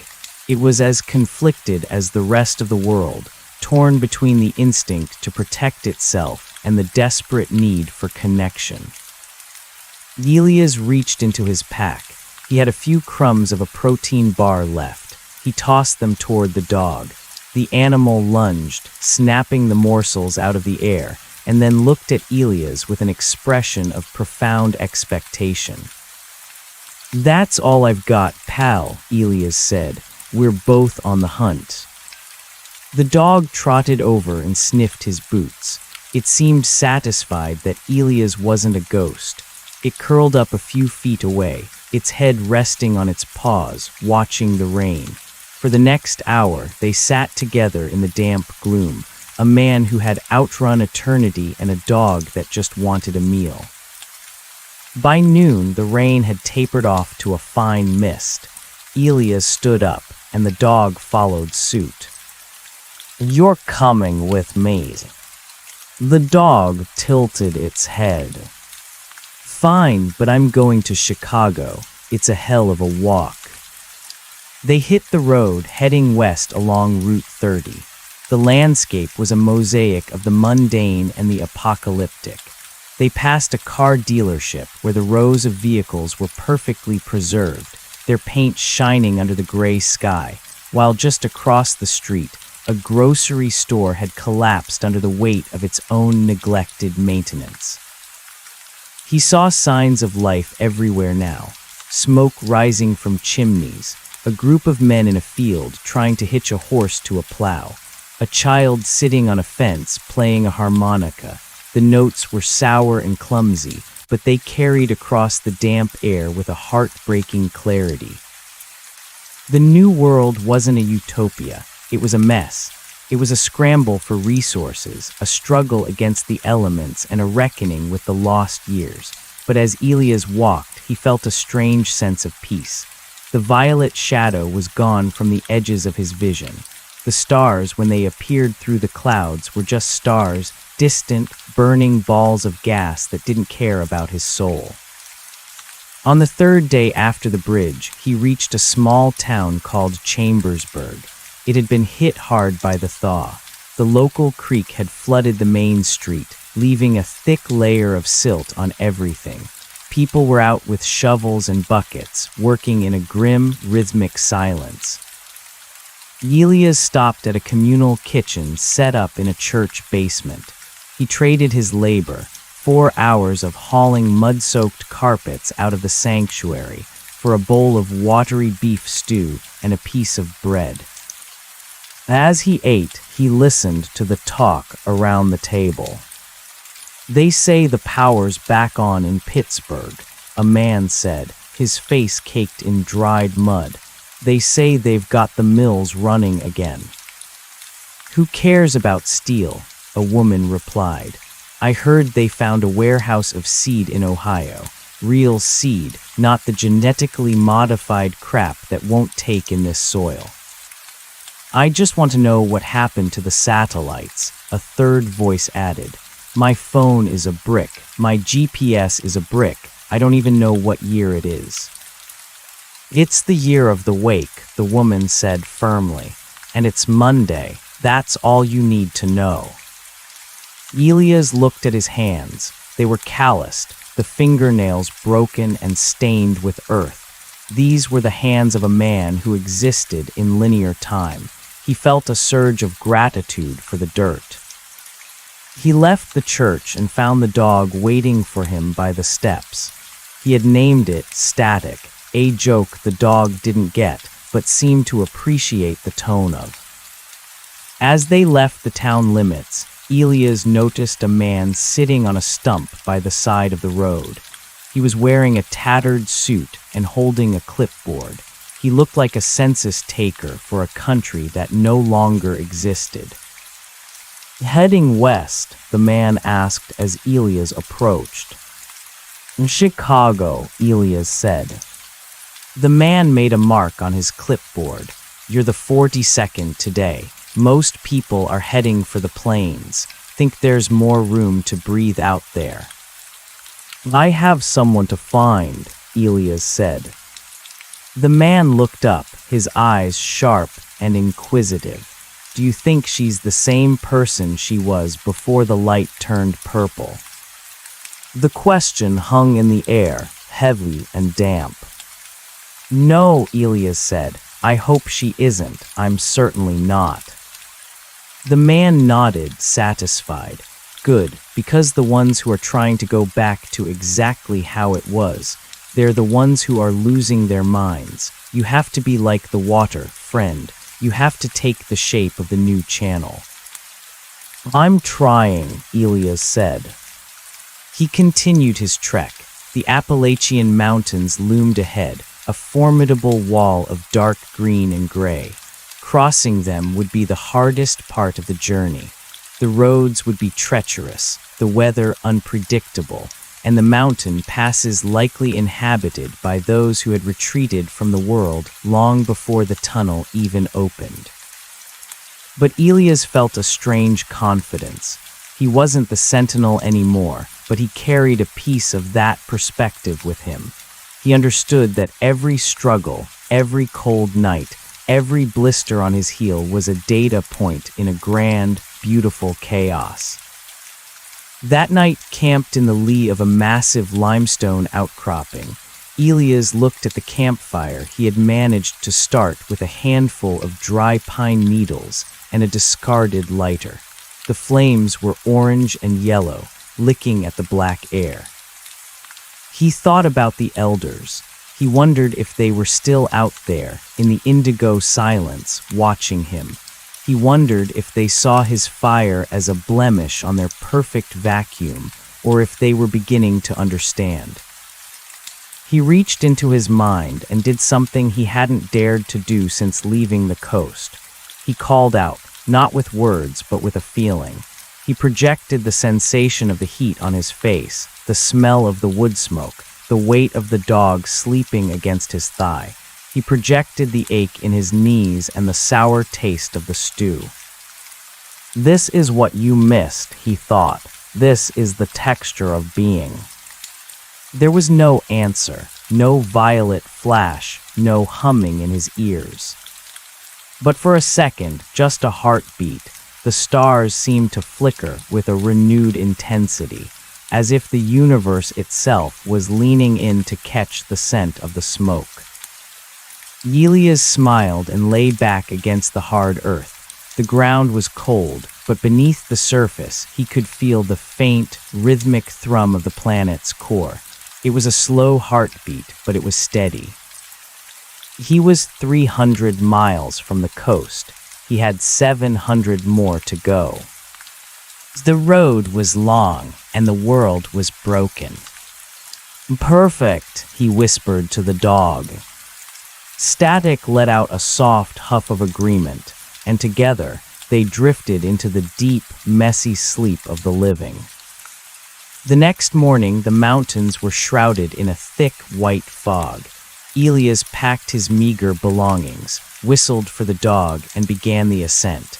The air grew thinner and colder, the wind whipping through the gaps in the ridges with a mournful howl. He passed an abandoned tour bus perched precariously on the edge of a hairpin turn. The passengers were still inside, their faces pressed against the glass. They looked like wax figures in a museum of the mundane. Elias didn't look too closely. He kept his eyes on the road, on the cracks in the asphalt where hardy weeds were already beginning to push through. The world was reclaiming itself. The silence was being drowned out by the noise of growth and decay. As he reached the summit of the first ridge, the fog suddenly broke. Below him, the valley stretched out in a panoramic sprawl of shadow and light. He could see the silver threads of rivers, the dark patches of forests, and the tiny, distant plumes of smoke from 100 different fires. It was a map of a new civilization, written in charcoal and sweat. Elias took a deep breath, the cold air stinging his lungs. He felt a sudden, overwhelming sense of scale. He was one man on a vast, indifferent planet, in a vast, indifferent galaxy. And yet, he was the one who was walking. He began to hum that rough, stumbling tune again. It grew louder as he started the descent, his boots striking the ground with a steady, defiant rhythm. The tunnel was gone. The cold was a memory. The song was just beginning. And as Elias Thorne descended into the valley, the dog trotting at his side and the sun breaking through the clouds, he knew that the end of the world had been the best thing that had ever happened to him. He was finally, truly moving. The descent into the valley was a grueling exercise in physics. Gravity, once a concept Elias had viewed as a constant of the natural world, now felt like a predatory force, tugging at his weakened joints and testing the structural integrity of his boots. The dog, Static, fared better, its low center of gravity allowing it to weave through the scree and fallen timber with a frantic, messy grace. The silence of the high ridges was replaced by the cacophony of the lowlands. Water was everywhere. The thaw had been violent, and the spring rains that followed were relentless. Every gully was a stream, every stream was a river. The sound of rushing water became the soundtrack to his life, a constant, low-frequency roar that masked the sound of his own footsteps. It was a cleansing sound, but it was also a destructive one. He saw the remains of a bridge that had been twisted like a ribbon of taffy by the force of a flash flood. He saw a farmhouse that had been sliced in half by a mudslide, its interior rooms exposed like a dollhouse, a kitchen table still, set for a meal that had been interrupted by the end of time. He avoided the main highways when he could. The interstates were clogged with the dead and the desperate. Instead, he stuck to the veins of the country, the county roads and the forgotten bypasses. Here, the scale of the wake was more intimate. He found a roadside fruit stand where the wooden bins were filled with nothing but gray dust. He found a playground where the swings moved in the wind, the chains screeching like rusted ghosts. On the 5th day after the mountain crossing, Elias encountered the first sign of organized human friction. He was approaching a small intersection near the West Virginia border when 3 men stepped out from behind a jackknifed semi-truck. They weren't soldiers, and they weren't survivors in the way Elias understood the term. They were scavengers who had found a new sense of purpose in the vacuum of authority. They carried hunting rifles and wore armbands made of orange duct tape. "State your business, traveler," the tallest of the 3 said. He had a thick, matted beard and eyes that flickered with a dangerous, manic energy. Elias stopped. Static let out a low, vibrating growl, his hackles rising. "Just passing through," Elias said, keeping his hands visible, heading west. "West is closed," the man said. "The Council of the Ridge has declared this a restricted zone. You got anything to trade? Food? Meds? That dog looks like it might have a few pounds of meat on it." The threat was casual, almost conversational. It was the sound of a world that had forgotten the weight of a social contract. Elias felt a familiar coldness creeping into his chest, but it wasn't the violet chill of the elders. It was the old, human coldness, the survival instinct that had kept his ancestors alive in caves. He reached into his pocket, not for a weapon, but for the small, smooth stone he had picked up in the tunnel. He didn't know why he still had it. It was just a piece of ballast, a physical anchor to the place where he had almost lost his mind. "I don't have food," Elias said, his voice dropping an octave. "And the dog stays, but I have something better. I have news from the coast." The men exchanged glances. Information was still the rarest commodity.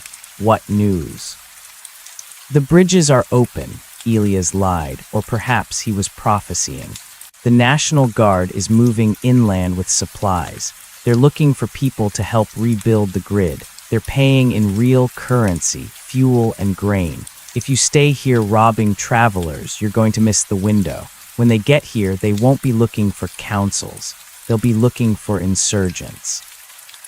It was a gamble. He was playing on their fear of the old world's return. These men had carved out a tiny kingdom in the chaos, and the only thing that could scare them was the prospect of becoming nobodies again under the heel of a reconstructed government. The leader narrowed his eyes. "You're lying. There ain't no government left. The sky went purple and the world stopped. That don't happen to a world that's coming back." "The sky is gray now," Elias pointed out, gesturing to the overcast heavens. "And the world is moving. Look at the water. Look at the mud. You think you can stop the tide with those rifles?" He took a step forward, not waiting for their permission. He walked with the confidence of a man who had seen the gears of the universe and found them wanting. He walked like a ghost, and the men, sensing something fundamentally off about the intensity of his gaze, stepped aside. They didn't lower their guns, but they didn't fire. They watched him pass, their faces a mix of suspicion and a sudden, gnawing doubt. Once he was out of sight, Elias felt his knees tremble. He leaned against a fence post and took a shaky breath. "Good boy, Static," he whispered. The dog licked his hand, the sandpaper tongue a grounding reality. As he moved deeper into the heartland, the nature of the landscape changed. The tight, claustrophobic valleys of the east gave way to the rolling hills of Ohio. The sky felt larger here, a vast, bruising expanse that seemed to press down on the earth. The ruins changed too. Instead of the dense, urban decay of the seaboard, he saw the skeletal remains of industrial giants, factories that looked like fallen cathedrals, their smokestacks pointing like accusatory fingers at the clouds. He began to see more people, not just scavengers but pilgrims. They moved in small groups, pushing shopping carts or pulling wagons. They were silent for the most part, their eyes fixed on the horizon. There was a shared understanding among them, a brotherhood of the displaced. They traded nods and sometimes shared a fire, but they rarely shared their stories. The past was a burden that everyone was trying to drop. Elias found himself becoming a sort of unofficial chronicler. At night, by the communal fires, he would listen. He heard about the flash freeze in Cincinnati, where 1,000 people had been caught in a midday traffic jam and had sat perfectly still for what felt like a century. He heard about the dreamers in Kentucky, who refused to wake up even after the violet light faded. Their minds apparently preferred the static of the stillness to the friction of the new world.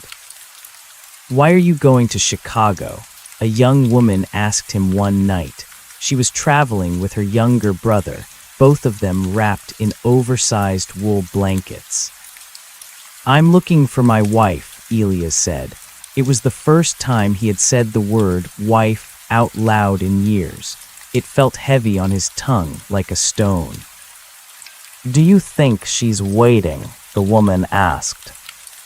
"I don't know," Elias said, "but I have to find the place where I left her. Even if she's not there, the space she occupied is still there. I need to see the vacancy." The woman nodded. "I'm looking for my parents. They were in St. Louis. People say St. Louis is gone, that the river took it. But I figure, even if the city is gone, the ground is still there. You can't wash away the ground." Elias thought about the ledger, the psychic map of history he carried in his mind. He wanted to tell her that she was right, that every footstep ever taken was etched into the fabric of reality, but he stayed silent. Some truths were too large to be helpful. They reached the outskirts of Columbus by the end of the second week. The city was a blackened husk.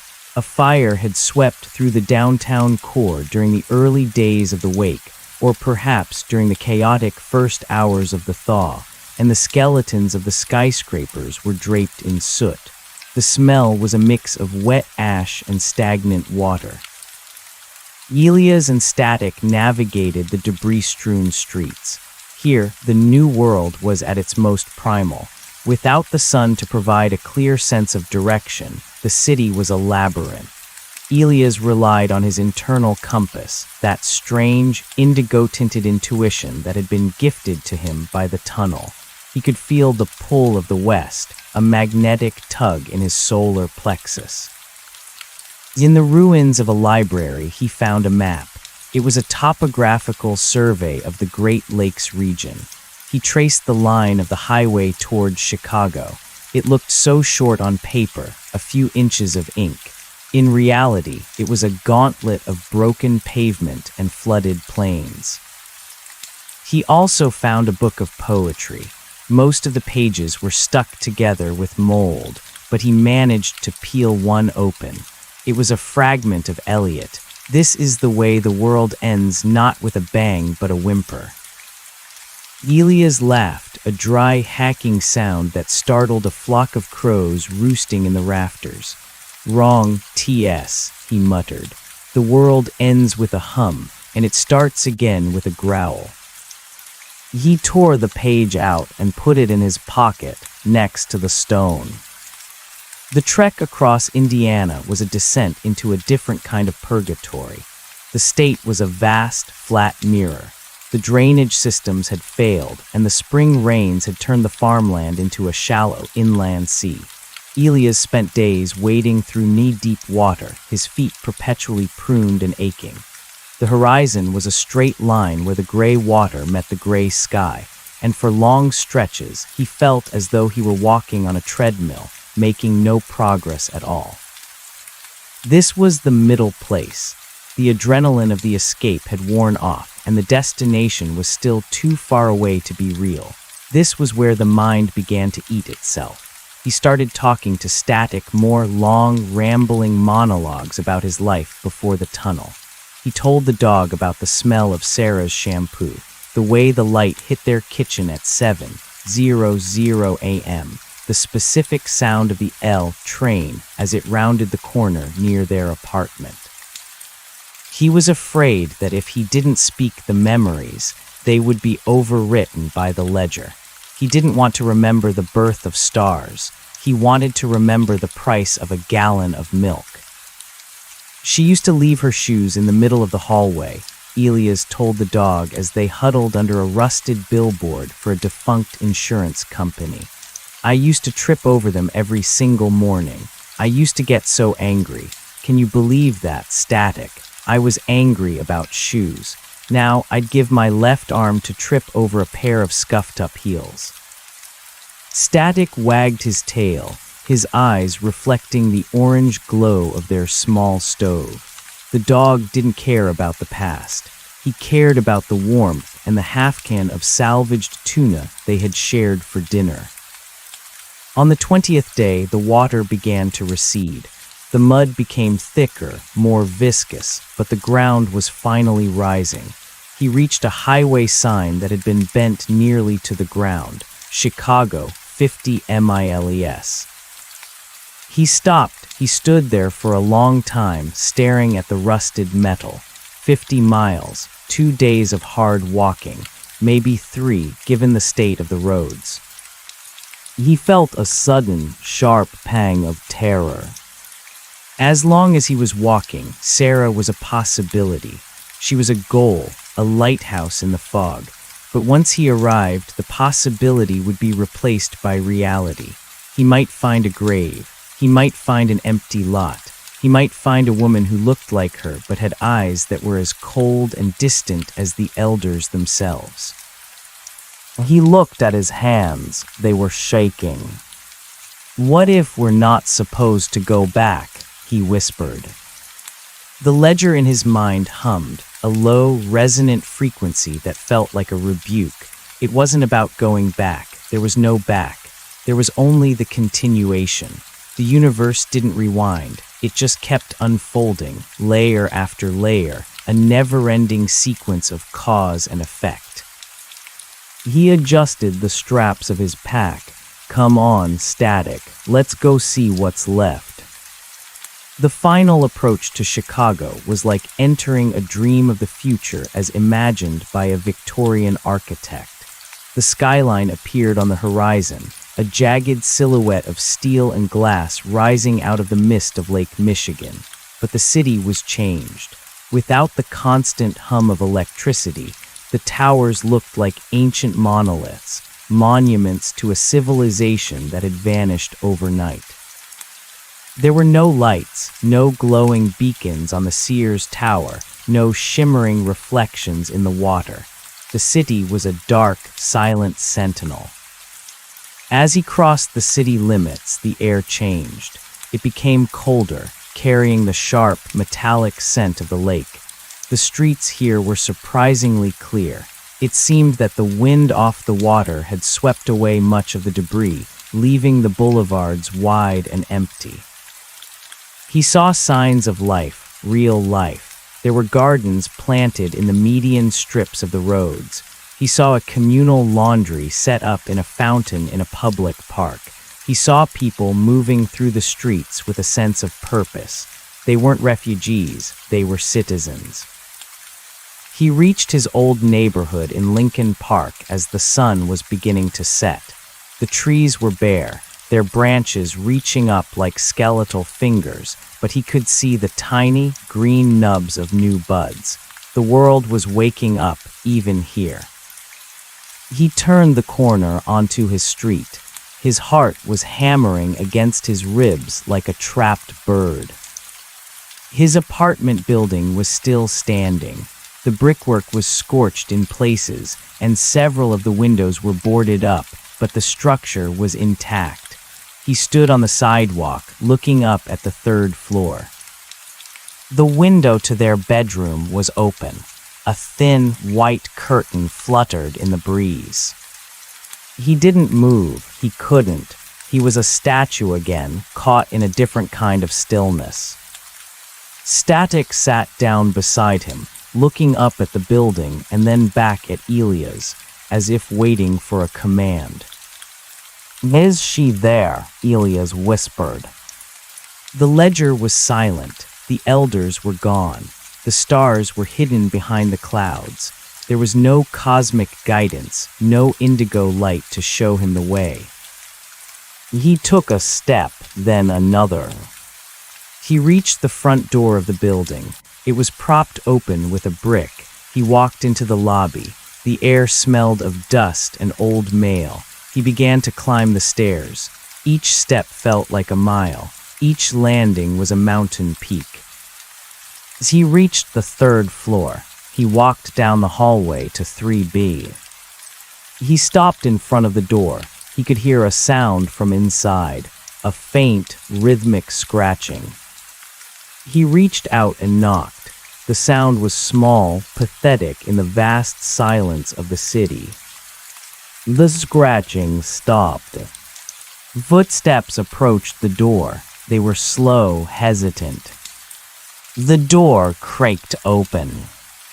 Elias Thorne stood in the hallway, a man of mud and memories, a carrier of the universe's secret history. He looked at the woman standing in the doorway. She was thinner than he remembered. Her hair was gray at the temples, and there was a long, jagged scar running across her cheek. But her eyes, they were the same. They were the warm, amber eyes of the woman who had once left her shoes in the middle of the hallway. She looked at him, and for a long moment, neither of them spoke. The world was cold, and the world was turning, and the silence between them was the most profound thing Elias had ever experienced. "Elias," she whispered. The word was a spark. It was a match struck in a dark room. Elias felt the weight of the ledger finally lift from his shoulders. He felt the violet shadow vanish. He felt the mud on his boots and the sting of the lake wind on his face. "I'm home," he said. And as he stepped across the threshold, the dog following at his heels, Elias Thorne realized that the tunnel hadn't been a journey through the earth. It had been a journey through the self. The world had turned cold, yes, but the heat was coming back. It was coming back in the touch of a hand, in the sound of a name, and in the messy, beautiful, terrifying reality of a tomorrow that was finally, blessedly, uncertain. The door closed behind them, sealing out the hollow wind of the Chicago streets. Inside, the apartment was a skeleton of the life they had once led. The bookshelves had been emptied, the heavy oak furniture broken down for firewood or moved to barricade the windows, leaving behind pale rectangles on the wallpaper where memories used to hang. Yet the air smelled of dried sage and wood smoke, the scent of survival rather than decay. Sarah didn't move toward him at first. She stayed rooted by the doorframe, her hand still gripping the brass knob as if it were the only thing keeping her upright. She looked at his tattered coat, the salt and pepper beard that had grown wild during his trek, and finally at Static, who had slumped onto the floorboards with a grunt of exhaustion. "They said no one came back from the east," she said, her voice a fragile rasp. "The travelers, they told stories about the mountains, that the air turned to glass, that the people there just stopped." "I did stop," Elias said. He moved toward her, his legs heavy, the phantom hum of the tunnel still vibrating in the marrow of his bones. "For a long time, I was a part of the stillness, Sarah. I saw the beginning and the end of everything, but I found a way to start moving again." She finally let go of the door. When she reached for him, her touch was hesitant, as if she expected her fingers to pass through him like smoke. When her palms met the rough wool of his jacket and felt the solid heat of his chest, she let out a jagged sob. They collapsed into each other, a collision of two shipwrecks in a calm sea. Elias buried his face in the crook of her neck, breathing in the cold, sharp reality of her. The ledger, that vast, oppressive library of cosmic truth, flickered in his mind one last time and then dimmed, retreating into a quiet corner of his subconscious. For the first time in weeks, the only history that mattered was the one being written by the beat of her heart against his. "I waited," she whispered into his shoulder. "I stayed until the food ran out, and then I stayed through the hunger. I thought if I left and you came back, you'd find an empty room and think I was part of the gray." "I would have found you," Elias said, though he knew the arrogance of the statement. "I have a map now, not a paper one. I can feel where things belong." She pulled back, searching his face. Her amber eyes, once so clear, were now clouded with the things she had seen to stay alive. "You're different, Elias, your eyes. When the light hits them, they look like the sky did during the wake, that violet color." "It's a souvenir," he said, trying to smile. "From the tunnel. It turns out the dark doesn't just leave you when you walk out of it. You carry a piece of it with you to keep the light honest." She led him further into the apartment. In the kitchen, a small cast-iron stove sat where the kitchen island had once been. A single pot of water was simmering. There was a sense of communal living that hadn't been there before. He saw extra bedrolls in the corner and crates of salvaged canned goods labeled with names he didn't recognize. "I'm not alone here," Sarah explained, seeing his gaze. "There are 6 of us in the building. We pooled everything. The Miller brothers from the 4th floor and a nurse named Elena. We take turns watching the roof. There are groups, not like the ones you probably saw on the road, not scavengers, but people who think the old laws are dead for good. They try to take what they want. We don't let them." Elias sat at the scarred kitchen table, the same table where they had once argued about taxes and vacation spots. It felt like an artifact from a lost civilization. "The Council of the Ridge tried to stop me near the border. I told them the government was coming back. I think I scared them with the ghost of a dead world." Sarah sat across from him, taking his hands in hers. Her skin was calloused, the nails short and broken. Is it coming back?" Elias looked out the boarded window toward the darkening horizon of Lake Michigan.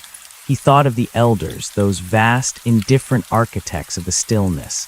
He thought of the way the stars had looked when they were being born. "No," he said softly, "the world that was, that's gone. The wake wasn't a storm we could wait out. It was a molting. We're the thing that's left behind after the skin is shed. We have to decide what the new shape is." That night, for the first time in years, Elias slept in a bed. It wasn't the plush mattress they had bought after their first anniversary.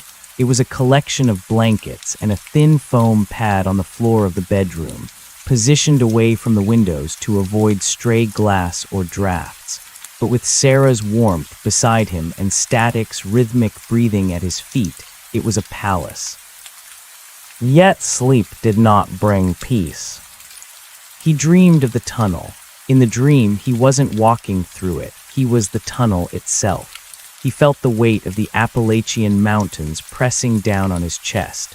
He felt the millions of souls caught in the violet amber of the stillness, their thoughts like tiny, stinging sparks inside his mind. He saw the face of the man who had frozen while tying his shoe and the woman who had died mid-scream. "You are the witness," a voice echoed, not a human voice, but the sound of tectonic plates grinding together. "The ledger must be balanced. You cannot simply return to the small life." Elias woke up drenched in sweat, his heart hammering. The room was pitch black. For a terrifying second, he thought he was back in the mountain, that the last 20 days had been a hallucination born of oxygen deprivation and grief. He reached out and touched Sarah's arm.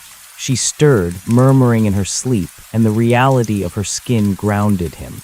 He sat up, his breath hitching in the silence. He looked toward the window. The new world was out there, silent and waiting. He realized then that he couldn't just be a husband again. The tunnel had changed his DNA, or perhaps his soul. He was a bridge between the world that had ended and the world that was trying to be born. He carried the memories of the before with the clarity of a god, and the survival instincts of the after with the desperation of an animal. The next morning, the council of the building gathered in the kitchen. The Miller brothers, burly men who had once worked in construction, looked at Elias with blatant suspicion. Elena, the nurse, looked at him with a professional curiosity, her eyes lingering on the faint, pulsating glow of his pupils. "He says he came from the coast," Sarah told them, her hand resting protectively on Elia's shoulder. "He walked through the mountains, through the tunnel." One of the Millers, a man named Ben, spat into a tin cup. "Nobody walks through the tunnel. That place is a graveyard. They say the air there stays frozen. They say if you go in, you don't come out the same side of time." "I didn't," Elias said, his voice calm, carrying that new, resonant authority. "But I'm here, and I saw what's happening out there. The water is rising in the plains. The cities are empty, but the land is starting to breathe again. If you stay here, huddled in these apartments, you're just waiting for the walls to fall in." "And what do you suggest, traveler?" Elena asked. "We have a system here. We have water from the lake. We have a garden starting in the park. We're safe." "You're stagnant," Elias countered. He stood up, and as he did, the light in the room seemed to shift, leaning toward him. "The stillness is over, but the wake has a second phase. The world is trying to find its new equilibrium. The weather is going to get worse before it gets better. The floods I saw in Indiana, they're moving north. The lake isn't going to stay in its bed." He saw the fear in their eyes, the specific, sharp fear of people who had fought hard for a small piece of stability and were being told it was an illusion. "How do you know?" Ben demanded. "You some kind of prophet now. You see the future in that purple light in your eyes." "I don't see the future," Elias said, leaning over the table. "I see the patterns. I see the way the energy was redistributed when the elders pulled the plug. I'm not a prophet, Ben. I'm a man who looked at the blueprint of the house while it was being torn down." He spent the next few days helping them reinforce the building, but his mind was elsewhere. He found himself drawn to the lakefront. He would stand on the concrete barriers of Lake Shore Drive, watching the gray-green water churn. The lake was restless. It didn't have the rhythmic, predictable tides of the ocean. It had a chaotic, temperamental heave. Static never left his side. The dog seemed to sense the change in the air, too. He would sniff the wind and let out a low, mournful howl that echoed off the empty skyscrapers. One afternoon, while scavenging for supplies in a nearby pharmacy, Elias found a stash of old notebooks. He began to write. He didn't write about his life or his feelings. He wrote the ledger. He recorded the names of the people he had seen in the stillness. He described the way the light had bent in the tunnel. He drew diagrams of the celestial alignments he had witnessed during his moment of cosmic expansion. He realized he was writing a Bible for a world that had forgotten how to pray. Sarah found him writing by the light of a kerosene lamp. She sat beside him, watching his hand move across the paper with a feverish intensity. "You're leaving again, aren't you?" she asked. It wasn't an accusation. It was an observation of a truth they both knew. Elias stopped writing. He looked at her, and for a moment the indigo in his eyes faded, replaced by the deep, aching love of the man he used to be. "I don't want to, God, Sarah, I want to stay in this room until the sun burns out, but I can't shut it off. The humming, it's getting louder. It's like I'm a radio tuned to a frequency that no one else can hear, and the signal is telling me that there's something coming, something bigger than the wake. "Where?" she asked. "West," he said, gesturing toward the vast, open heart of the continent. The mountains were the beginning, the coast was the end, but the center, that's where the new world is going to anchor itself. There's a place where the ley lines meet. I saw it in the tunnel, a point of stability. "Then we go together," Sarah said firmly. Elias shook his head. "It's too dangerous. The roads are turning into rivers. The people out there, they're losing their humanity faster than they're losing their technology." Sarah took the notebook from his hands and closed it. She looked him dead in the eye, the same fierce woman who had survived the collapse of a superpower in a third-floor walk-up. "Elias Thorne, I spent 3 years wondering if you were a corpse in a ditch. I survived the violet light and the hunger and the men with guns. If you think I'm staying behind to watch a garden grow while you walk into the end of the world again, you didn't learn anything in that tunnel." A ghost of a smile touched Elias' lips. "It's a long walk, Sarah." "Then we'd better start packing," she said. They spent the next week preparing.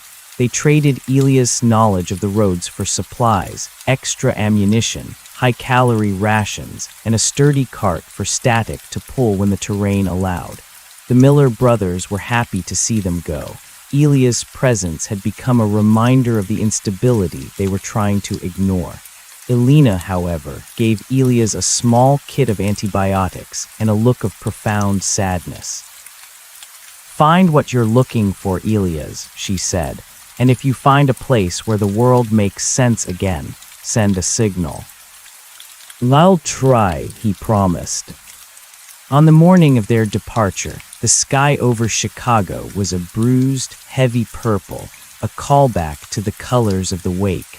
The wind was howling off the lake, carrying the spray of the water like needles. Elias stood on the sidewalk, his pack heavy on his shoulders, Static standing alert at his side. Sarah stood next to him, her hand tucked into the crook of his arm.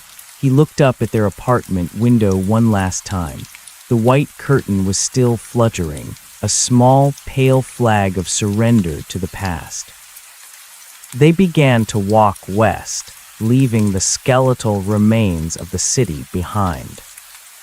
As they reached the city limits, Elias felt a strange sensation. The smooth stone in his pocket, the one from the tunnel, began to vibrate. It grew warm against his thigh. He reached in and pulled it out. The stone was no longer gray. It was translucent, glowing with a soft internal light. It was a compass, a key, a piece of the engine that ran the universe. "What is it?" Sarah asked, shielding her eyes from the wind. Elias held the stone up. The light from the pebble seemed to pierce through the morning mist, carving a path through the gloom. "It's the way forward," Elias said.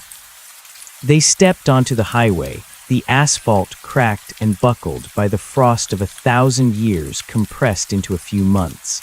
Ahead of them lay the vast, flooded plains of the Midwest, a landscape of water and ruins and the unknown. Elias Thorne was no longer just a traveler. He was a pioneer in a world that had forgotten the meaning of the word. He was the man who had turned cold in the tunnel, and in doing so, had learned how to carry the fire. Behind them, the city of Chicago faded into the gray. Ahead, the horizon was a blur of shadow and light. "Elias," Sarah called out over the roar of the wind.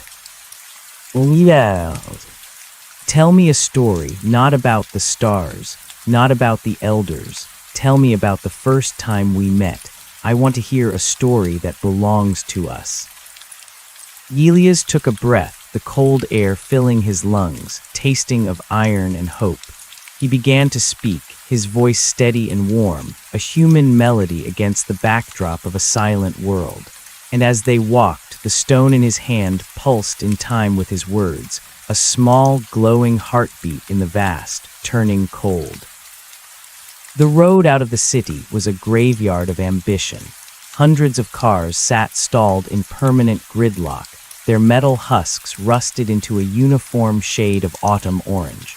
They were the husks of a mass exodus that had never reached its destination, frozen in time when the great stillness had dropped the curtain on the internal combustion engine. Elias led Sarah through the narrow gaps between bumpers, his hand occasionally brushing the cold steel of a door. He could feel the echoes of the people who had been inside, their panic, their final prayers, the way their heartbeats had slowed until they matched the rhythm of the stones beneath them.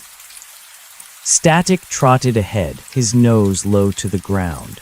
The dog had become an expert at navigating the labyrinth of debris, sniffing out the scent of stagnant water or the sharp, metallic tang of gray rot, the mold that had begun to claim the damp interiors of the abandoned vehicles. "Don't look in the windows," Elias warned softly as Sarah paused by a minivan. "I'm not," she lied, her voice tight. She was looking at a faded sunshade in the shape of a cartoon cat, now peeling away from the glass. "I'm just wondering how many of them are still. In there. Not dead, but not here." "The ones who stayed in their cars are the lucky ones," Elias said, and he meant it. "They're part of the architecture now. It's the ones who kept walking that you have to worry about." By midday, the skyline of Chicago had shriveled into a jagged set of teeth on the horizon.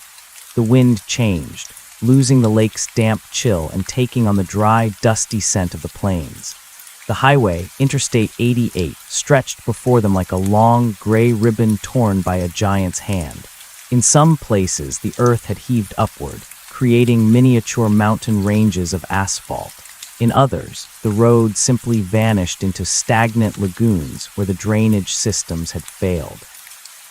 They moved with a rhythmic, grueling efficiency. Elias set the pace, his body fueled by a strange, humming energy that seemed to bypass the need for frequent rest. He felt as though he were still walking through the tunnel, the walls merely wider now, the ceiling replaced by a sky that remained a bruised, perpetual twilight. "You're doing it again," Sarah said, as they stopped to share a canteen near a collapsed overpass. "Doing what?" "Looking through things instead of at them. Your eyes, they're drifting." Elias blinked, forcing himself to focus on the curve of her jaw, the way a stray lock of hair was plastered to her forehead. "The ledger," he whispered. "It's like a map overlaid on reality. I see the way the groundwater is shifting beneath us. I see the fault lines. It's hard to focus on the pebble in front of me when I can feel the mountain moving miles away." "Focus on the pebble, Elias," she said, taking his hand. Her grip was a tether. "Focus on me. If you drift too far, I won't be able to pull you back." He nodded, squeezing her hand until it hurt. "I'm here, I promise." As the sun, a pale lemon-colored ghost, began to dip toward the west, they encountered the first sign of life that wasn't a dog or a bird. A plume of white smoke rose from a cluster of trees near an old rest stop. Static growled, a low vibration in his throat that set Elias' teeth on edge. "Stay behind me," Elias said, his hand moving to the heavy wrench he kept looped in his belt. He didn't like using guns. The noise felt like a violation of the world's new, fragile silence. They approached the rest stop with the sun at their backs. The building was a concrete shell, its windows long gone, but the area around it was meticulously clean. A small fire crackled in a pit lined with river stones. Sitting by the fire was a man who looked like he had been carved out of driftwood. He wore a coat made of stitched-together moving blankets and sat on a plastic crate, whittling a piece of wood with a surgical scalpel. He didn't look up as they approached. "The dog is hungry," the man said. His voice sounded like two stones rubbing together. "But he's not a biter, not unless you tell him to be." Elias stopped 10 feet away. He felt the violet stone in his pocket pulse once, a warm throb of recognition. "We're just passing through. We don't want any trouble." The man looked up then. His eyes were milky with cataracts, but he stared directly at Elias' face. A slow, toothless grin spread across his weathered features. "Trouble, son, trouble died 3 years ago when the clock stopped. Now we just have the is and the isn't. And you're a whole lot of is, aren't you?" Sarah stepped forward, her hand on Elias' arm. "Do you have water? We can trade." "Water in the well behind the building. Help yourself. No charge for the basic elements," the man said, gesturing with his scalpel. "I'm Silas. I was a janitor at a high school before the wake. Now I'm a librarian." "The librarian?" Sarah asked, looking at the empty, gutted building. "I collect stories," Silas said. "Everyone who walks this road has one. They pay their toll in words. Most of them are the same: lost kids, lost wives, the day the lights went out. But you," he pointed the blade at Elias, "you've got a story that tastes like ozone. You've been to the dark place." Elias sat down across from the fire, the weight of his pack finally pulling at his shoulders. "The tunnel." Silas nodded slowly. "The Great Divide. They say the elders built it as a pressure valve for the world's soul. They say if you walk it from east to west, you lose your shadow. If you walk it west to east, you lose your mind." "I walked it east," Elias said, "and I didn't lose my shadow. I just learned what it was made of." Silas leaned in, the firelight dancing in his clouded eyes. "Tell me, I need to know if the hum is getting louder out there. Here in the flatlands, it's just a whisper, but they say in the mountains, it's a scream." Elias began to talk. He didn't tell the story he had told Sarah, the one about love and homecoming. He told the story of the ledger. He spoke of the geometry of the stillness, the way time had curdled like milk in the high altitudes, and the faces of the millions who were caught in the between. He described the elders not as monsters or gods, but as gardeners who had grown bored with the current crop and were waiting for the soil to go fallow. As he spoke, the violet light in his eyes grew more pronounced, casting long, strange shadows against the concrete walls of the rest stop. Sarah watched him, her expression a mix of awe and terror. She realized that Elias wasn't just recounting a journey, he was channeling something. The air around the fire grew heavy, the temperature dropping until their breath hung in the air like frozen ghosts. When he finished, the fire had burned down to glowing embers. Silas was silent for a long time, his whittling forgotten in his lap. "The equilibrium," Silas whispered. "That's what they call it in the old books. The moment the scales tip. You think you're heading to a place of stability, don't you? The anchor in the west." "I saw it," Elias said. "A point where the lines meet. A place where the world can start again." Silas shook his head, a pitying look on his face. "The anchor isn't a place, son. It's a person. The elders don't leave things to chance. If they're resetting the world, they need a witness. Someone to carry the old code into the new system. Someone to hold the ledger." The stone in Elias' pocket flared with a sudden, searing heat. He gasped, clenching his hand over his thigh. "You think you escaped the tunnel," Silas continued, his voice dropping to a hiss. "But you didn't, you just stretched it. You're still inside it, Elias. We're all inside it now. You're the one carrying the walls." "That's enough," Sarah snapped, standing up and pulling Elias with her. "He's a man, not a ghost. We're going to the well." They left Silas by his dying fire. The water from the well was cold and metallic, but it cleared the cobwebs from Elia's head. He splashed his face, trying to wash away the sensation of Silas's words. "You're still inside it." "He's crazy, Elias," Sarah said, filling their canteens. "The isolation does that to people. They start making up mythologies to fill the silence." "He knew about the ledger, Sarah," Elias said, his voice trembling. "I never used that word, he knew." "Maybe he heard it from someone else, another traveler." "There are no other travelers like me," Elias said, and the certainty in his voice chilled them both. They didn't stay the night at the rest stop. Despite the exhaustion, the presence of Silas felt like a weight they couldn't afford to carry. They pushed on into the dark, using a hand-cranked flashlight to illuminate the cracked pavement. The landscape changed as they moved deeper into the Illinois basin.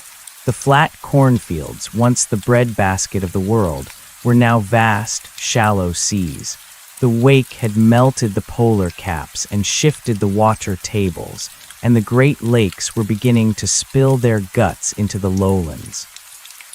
They reached a point where the highway dipped into a valley and simply ceased to exist. In its place was a shimmering expanse of black water, reflecting the starless, violet-tinged sky. "We have to go around," Sarah said, looking at the map, "but the side roads will be just as bad." Elias stepped to the edge of the water. He closed his eyes and reached out with his mind, seeking the resonance he had learned in the tunnel. He felt the submerged road beneath the surface, a solid, reliable spine of concrete buried under 6 feet of silt and water. But he felt something else, too. A pulse. Zump thump, thump thump. It was coming from the water. It wasn't the sound of a heart. It was the sound of a machine, or perhaps a giant, breathing. "Something is under there," Elias whispered. "The fish?" Sarah asked, her hand on the hilt of her knife. "No, something deliberate." As if in response to his words, the water began to churn. A line of bubbles broke the surface, followed by a long metallic shape that looked like the spine of a submarine. But it wasn't made of steel. It was made of the same iridescent, obsidian-like material Elias had seen in the depths of the mountain. It was an orbital, one of the smaller drones used by the elders to reshape the topography. It rose from the water with a sound like tearing silk, shedding gallons of lake water that hissed as it hit the ground. It didn't have eyes or limbs, just a series of shifting, geometric plates that hummed with a low-frequency vibration. Static retreated behind Elias, his fur standing on end, his growl turning into a whimper. The orbital didn't attack. It hovered a few feet above the water's surface, its plates shifting until it formed a rough, crystalline pillar. A beam of light, not violet, but a blinding, surgical white, shot out from its center, scanning Elias from head to toe. Elias felt his skin prickle. The ledger in his mind began to spin, pages flipping at a dizzying speed. He saw the coordinates of their current location, the chemical composition of the air, and the exact trajectory of the coming storm. "Elias, get back," Sarah yelled, reaching for him, but an invisible force field seemed to push her away. She stumbled, falling into the mud. Elias didn't move. He couldn't. He felt a connection forming, a bridge of data between his brain and the machine. The orbital wasn't there to kill him. It was there to update him. "The anchor is drifting," a thought echoed in his skull. It wasn't a voice, but a realization. The biological interface is degrading. RECALIBRATION required. "I'm not an interface," Elias gasped, his knees buckling. "I'm a man. My name is Elias Thorne." Eliasthorne is the carrier, the thought replied. The message is the mission. The mission is the new world. The white light intensified, and Elias felt a searing pain in his chest, right where the stone sat in his pocket. He screamed, the sound lost in the roar of the wind. He felt his memories, his childhood, his wedding day, the smell of Sarah's hair being compressed, pushed into a small, dark corner of his mind to make room for the vast, cold data of the elders. No, he roared, fighting the intrusion. He reached into his pocket and grabbed the stone. It was white-hot, melting the fabric of his coat. He thrust it forward, toward the orbital, not as a weapon, but as a rejection. The stone struck the machine's light beam. There was a sound like a glass cathedral shattering. A shockwave of energy threw Elias backward, sending him tumbling into the mud next to Sarah. The orbital flickered. Its plates shifted violently, losing their geometric perfection. The white light turned a muddy, flickering gray. It let out a mournful, metallic groan and sank back into the water, the ripples spreading out in perfect, concentric circles until the surface was once again as smooth as glass. The silence that followed was absolute. Elias lay in the mud, gasping for air. His chest felt like it had been branded. Sarah crawled to him, her face streaked with tears and dirt, pulling his head into her lap. Elias, talk to me. He opened his eyes. The violet was gone. For the first time since he had entered the tunnel, his eyes were their original, muddy brown. But the clarity was gone, too. The world looked flat, dim, and terrifyingly small. I broke it, he wheezed, his voice barely a whisper. What did you break? The link, I shut them out. He reached for his pocket. The stone was gone. It had fused with the mud or been obliterated in the blast. He felt a sudden, hollow lightness in his chest. The ledger was silent. The maps were gone. He no longer knew where the groundwater was moving or when the next storm would hit. He was just a man in the dark, lost in the middle of a flooded wasteland. He looked at Sarah, and for the first time, he saw the true extent of her exhaustion, the fear she had been hiding behind her bravado. He saw the reality of their situation. They were hundreds of miles from their destination, with limited supplies, in a world that was actively trying to erase them. I'm just me again, he said, a tear tracing a path through the grime on his cheek. Sarah, I'm just a man. I can't see the way anymore. Sarah wiped his face with her sleeve. She looked out at the dark water, then back at him. She didn't look afraid anymore. She looked resolved. Good, she said, her voice firm. I didn't fall in love with a bridge, Elias. I fell in love with a man, and men don't need a ledger to find their way home. They just need to keep walking. She helped him to his feet. Static came over, licking Elias' hand, his tail wagging tentatively. Elias looked at his hands. They were shaking. The cold was seeped into his bones, and the world was a vast, terrifying mystery once again. But as he looked at Sarah, he realized that the uncertainty was its own kind of power. The elders had a plan, a blueprint, a destiny. But they didn't have this, the messy, irrational, beautiful refusal to give up. Which way? He asked. Sarah pointed west, toward the dark horizon where the clouds were just beginning to break, revealing a single, lonely star. That way, she said, until we hit the mountains, and then we'll keep going. Elias took a breath. It didn't taste like ozone. It tasted like rain and mud and wood smoke. It tasted like life. Okay, he said, let's walk. They turned away from the water and began to navigate the ruins of the road, two small figures against the backdrop of a changing world, moving forward not because they knew the way, but because they were together. The tunnel was behind them, and the future was a blank page, waiting for the first word. The silence that followed the destruction of the orbital was not the peaceful quiet of a forest at rest. It was the heavy, pressurized silence of a vacuum. Without the humming data stream of the ledger vibrating in his marrow, Elias felt a terrifying sense of vertigo.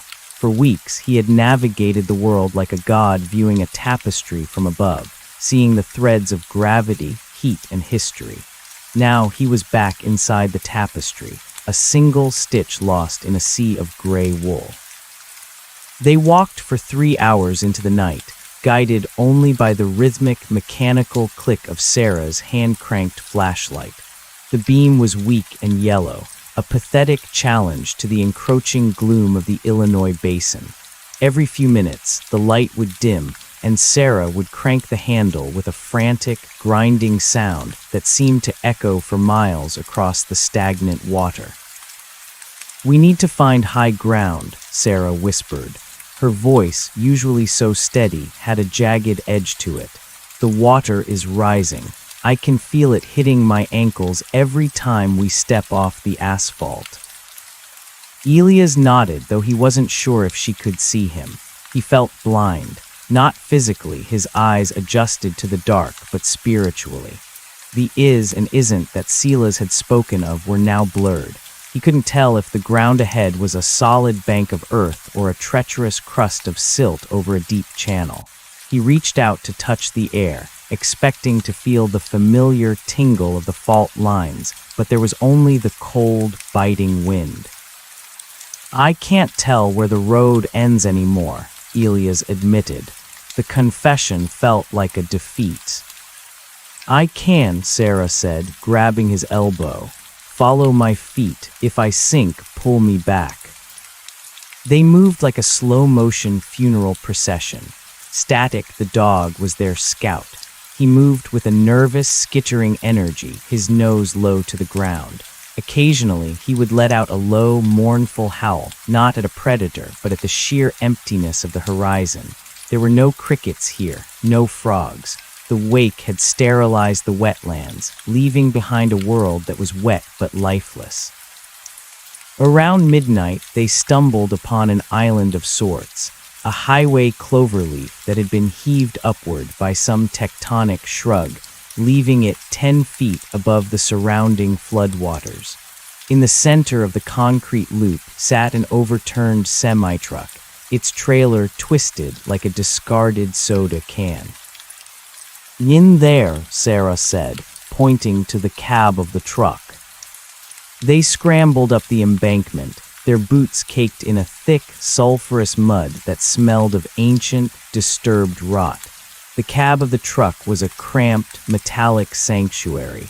The glass of the windshield was shattered, but the heavy steel frame offered protection from the wind. Elias collapsed onto the tattered remains of the driver's seat.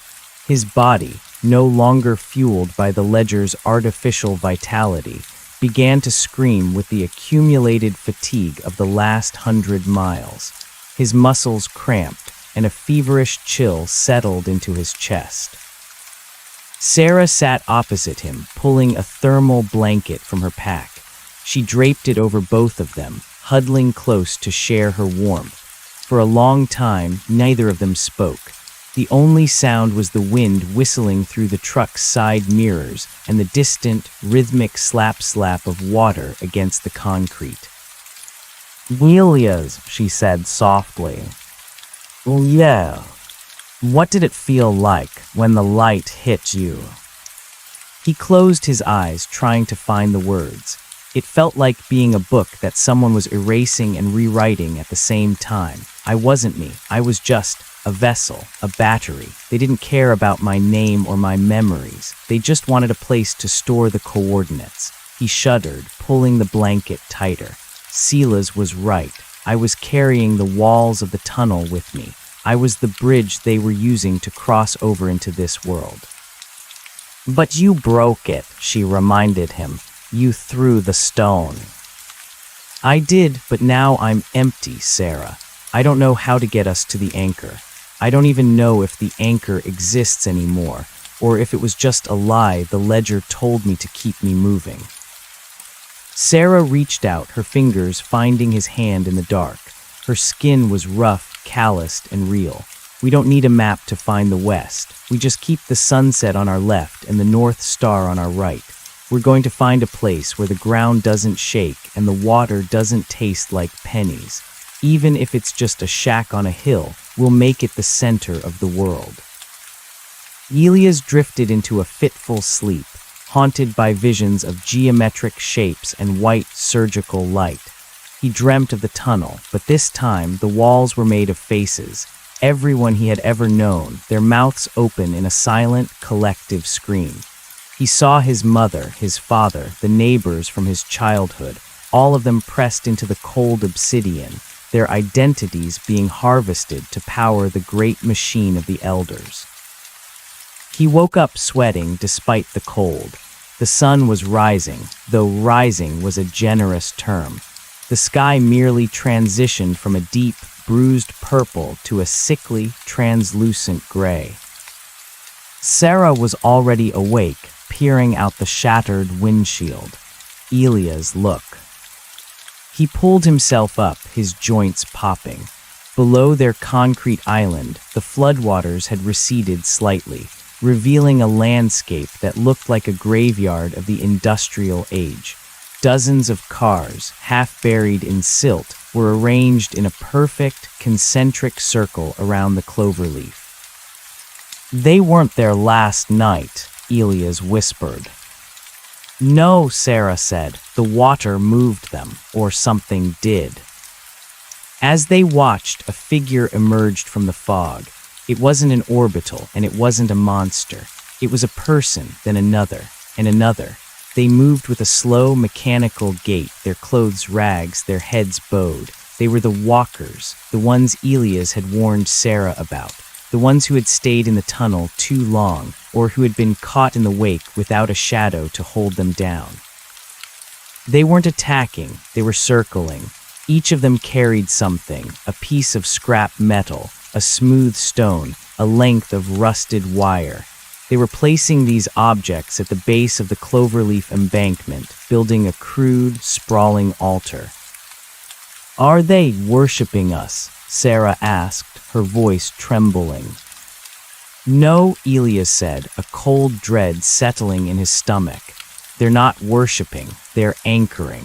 They can feel that the ledger is gone. They're trying to build a new one. One of the walkers looked up.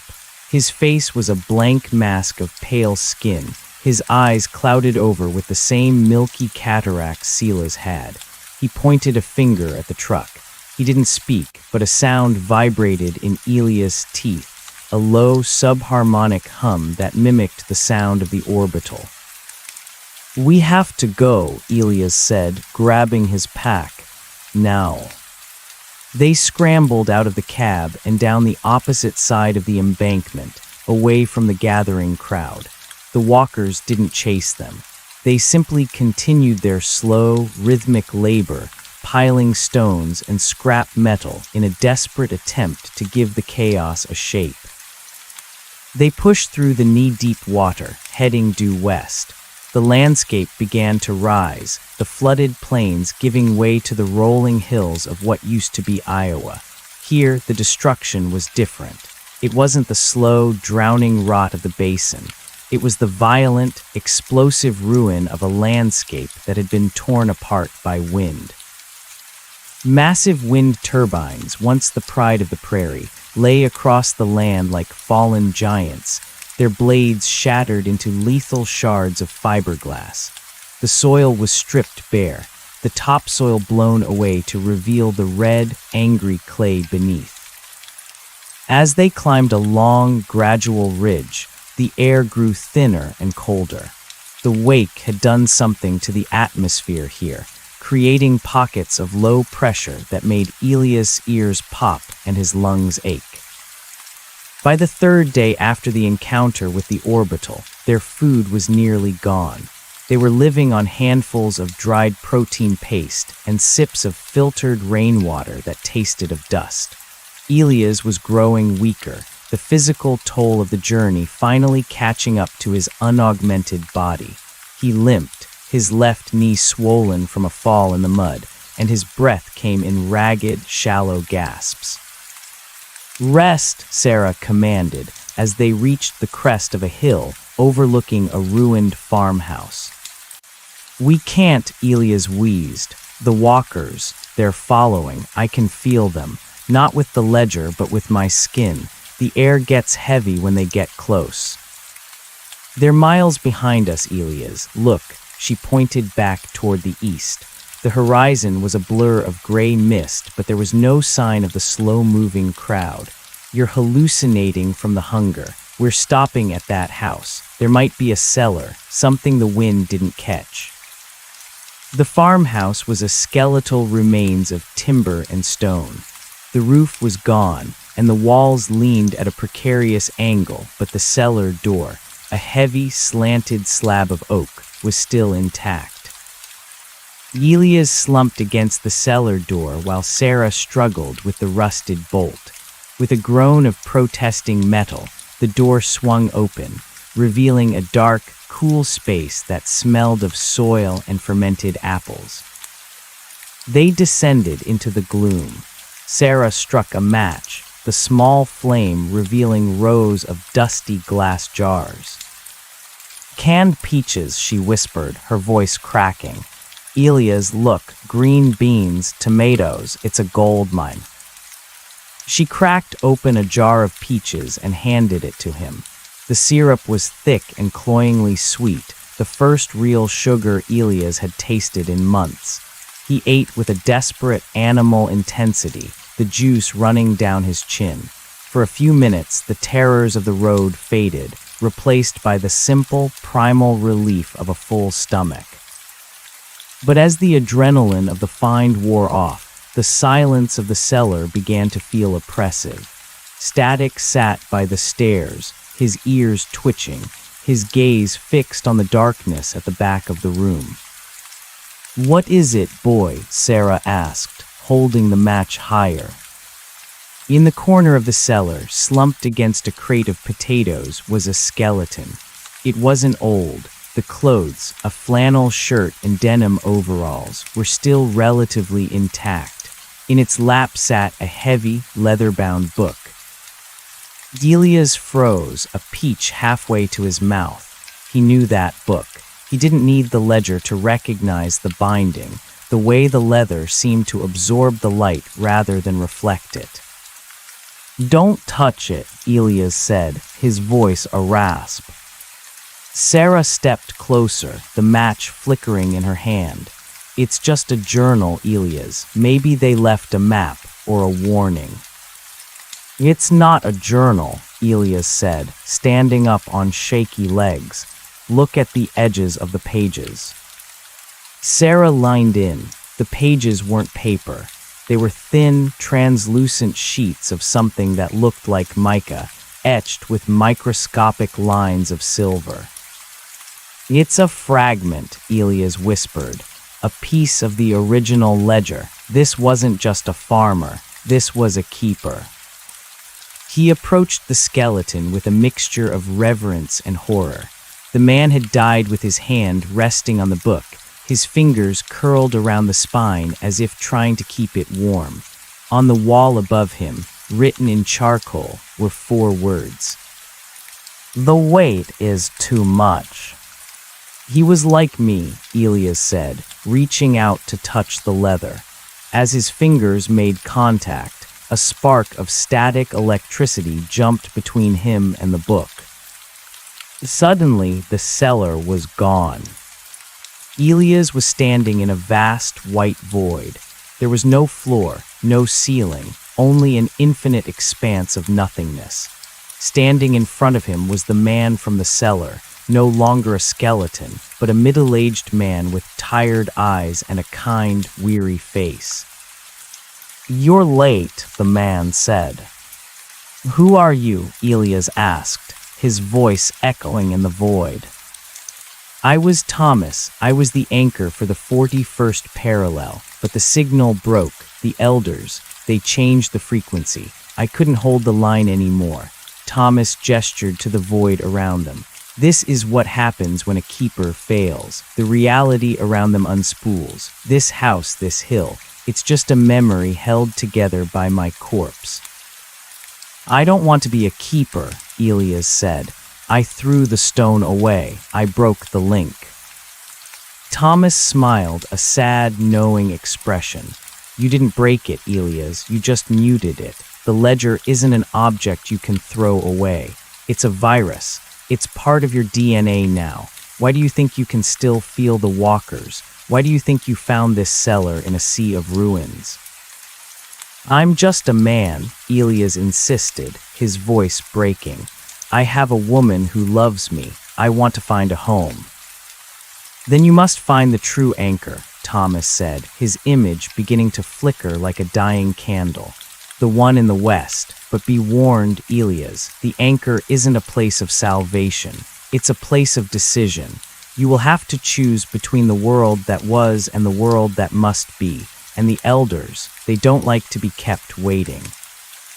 The white void shattered. Elias was back in the cellar, gasping for air. Sarah was holding him, her face full of alarm.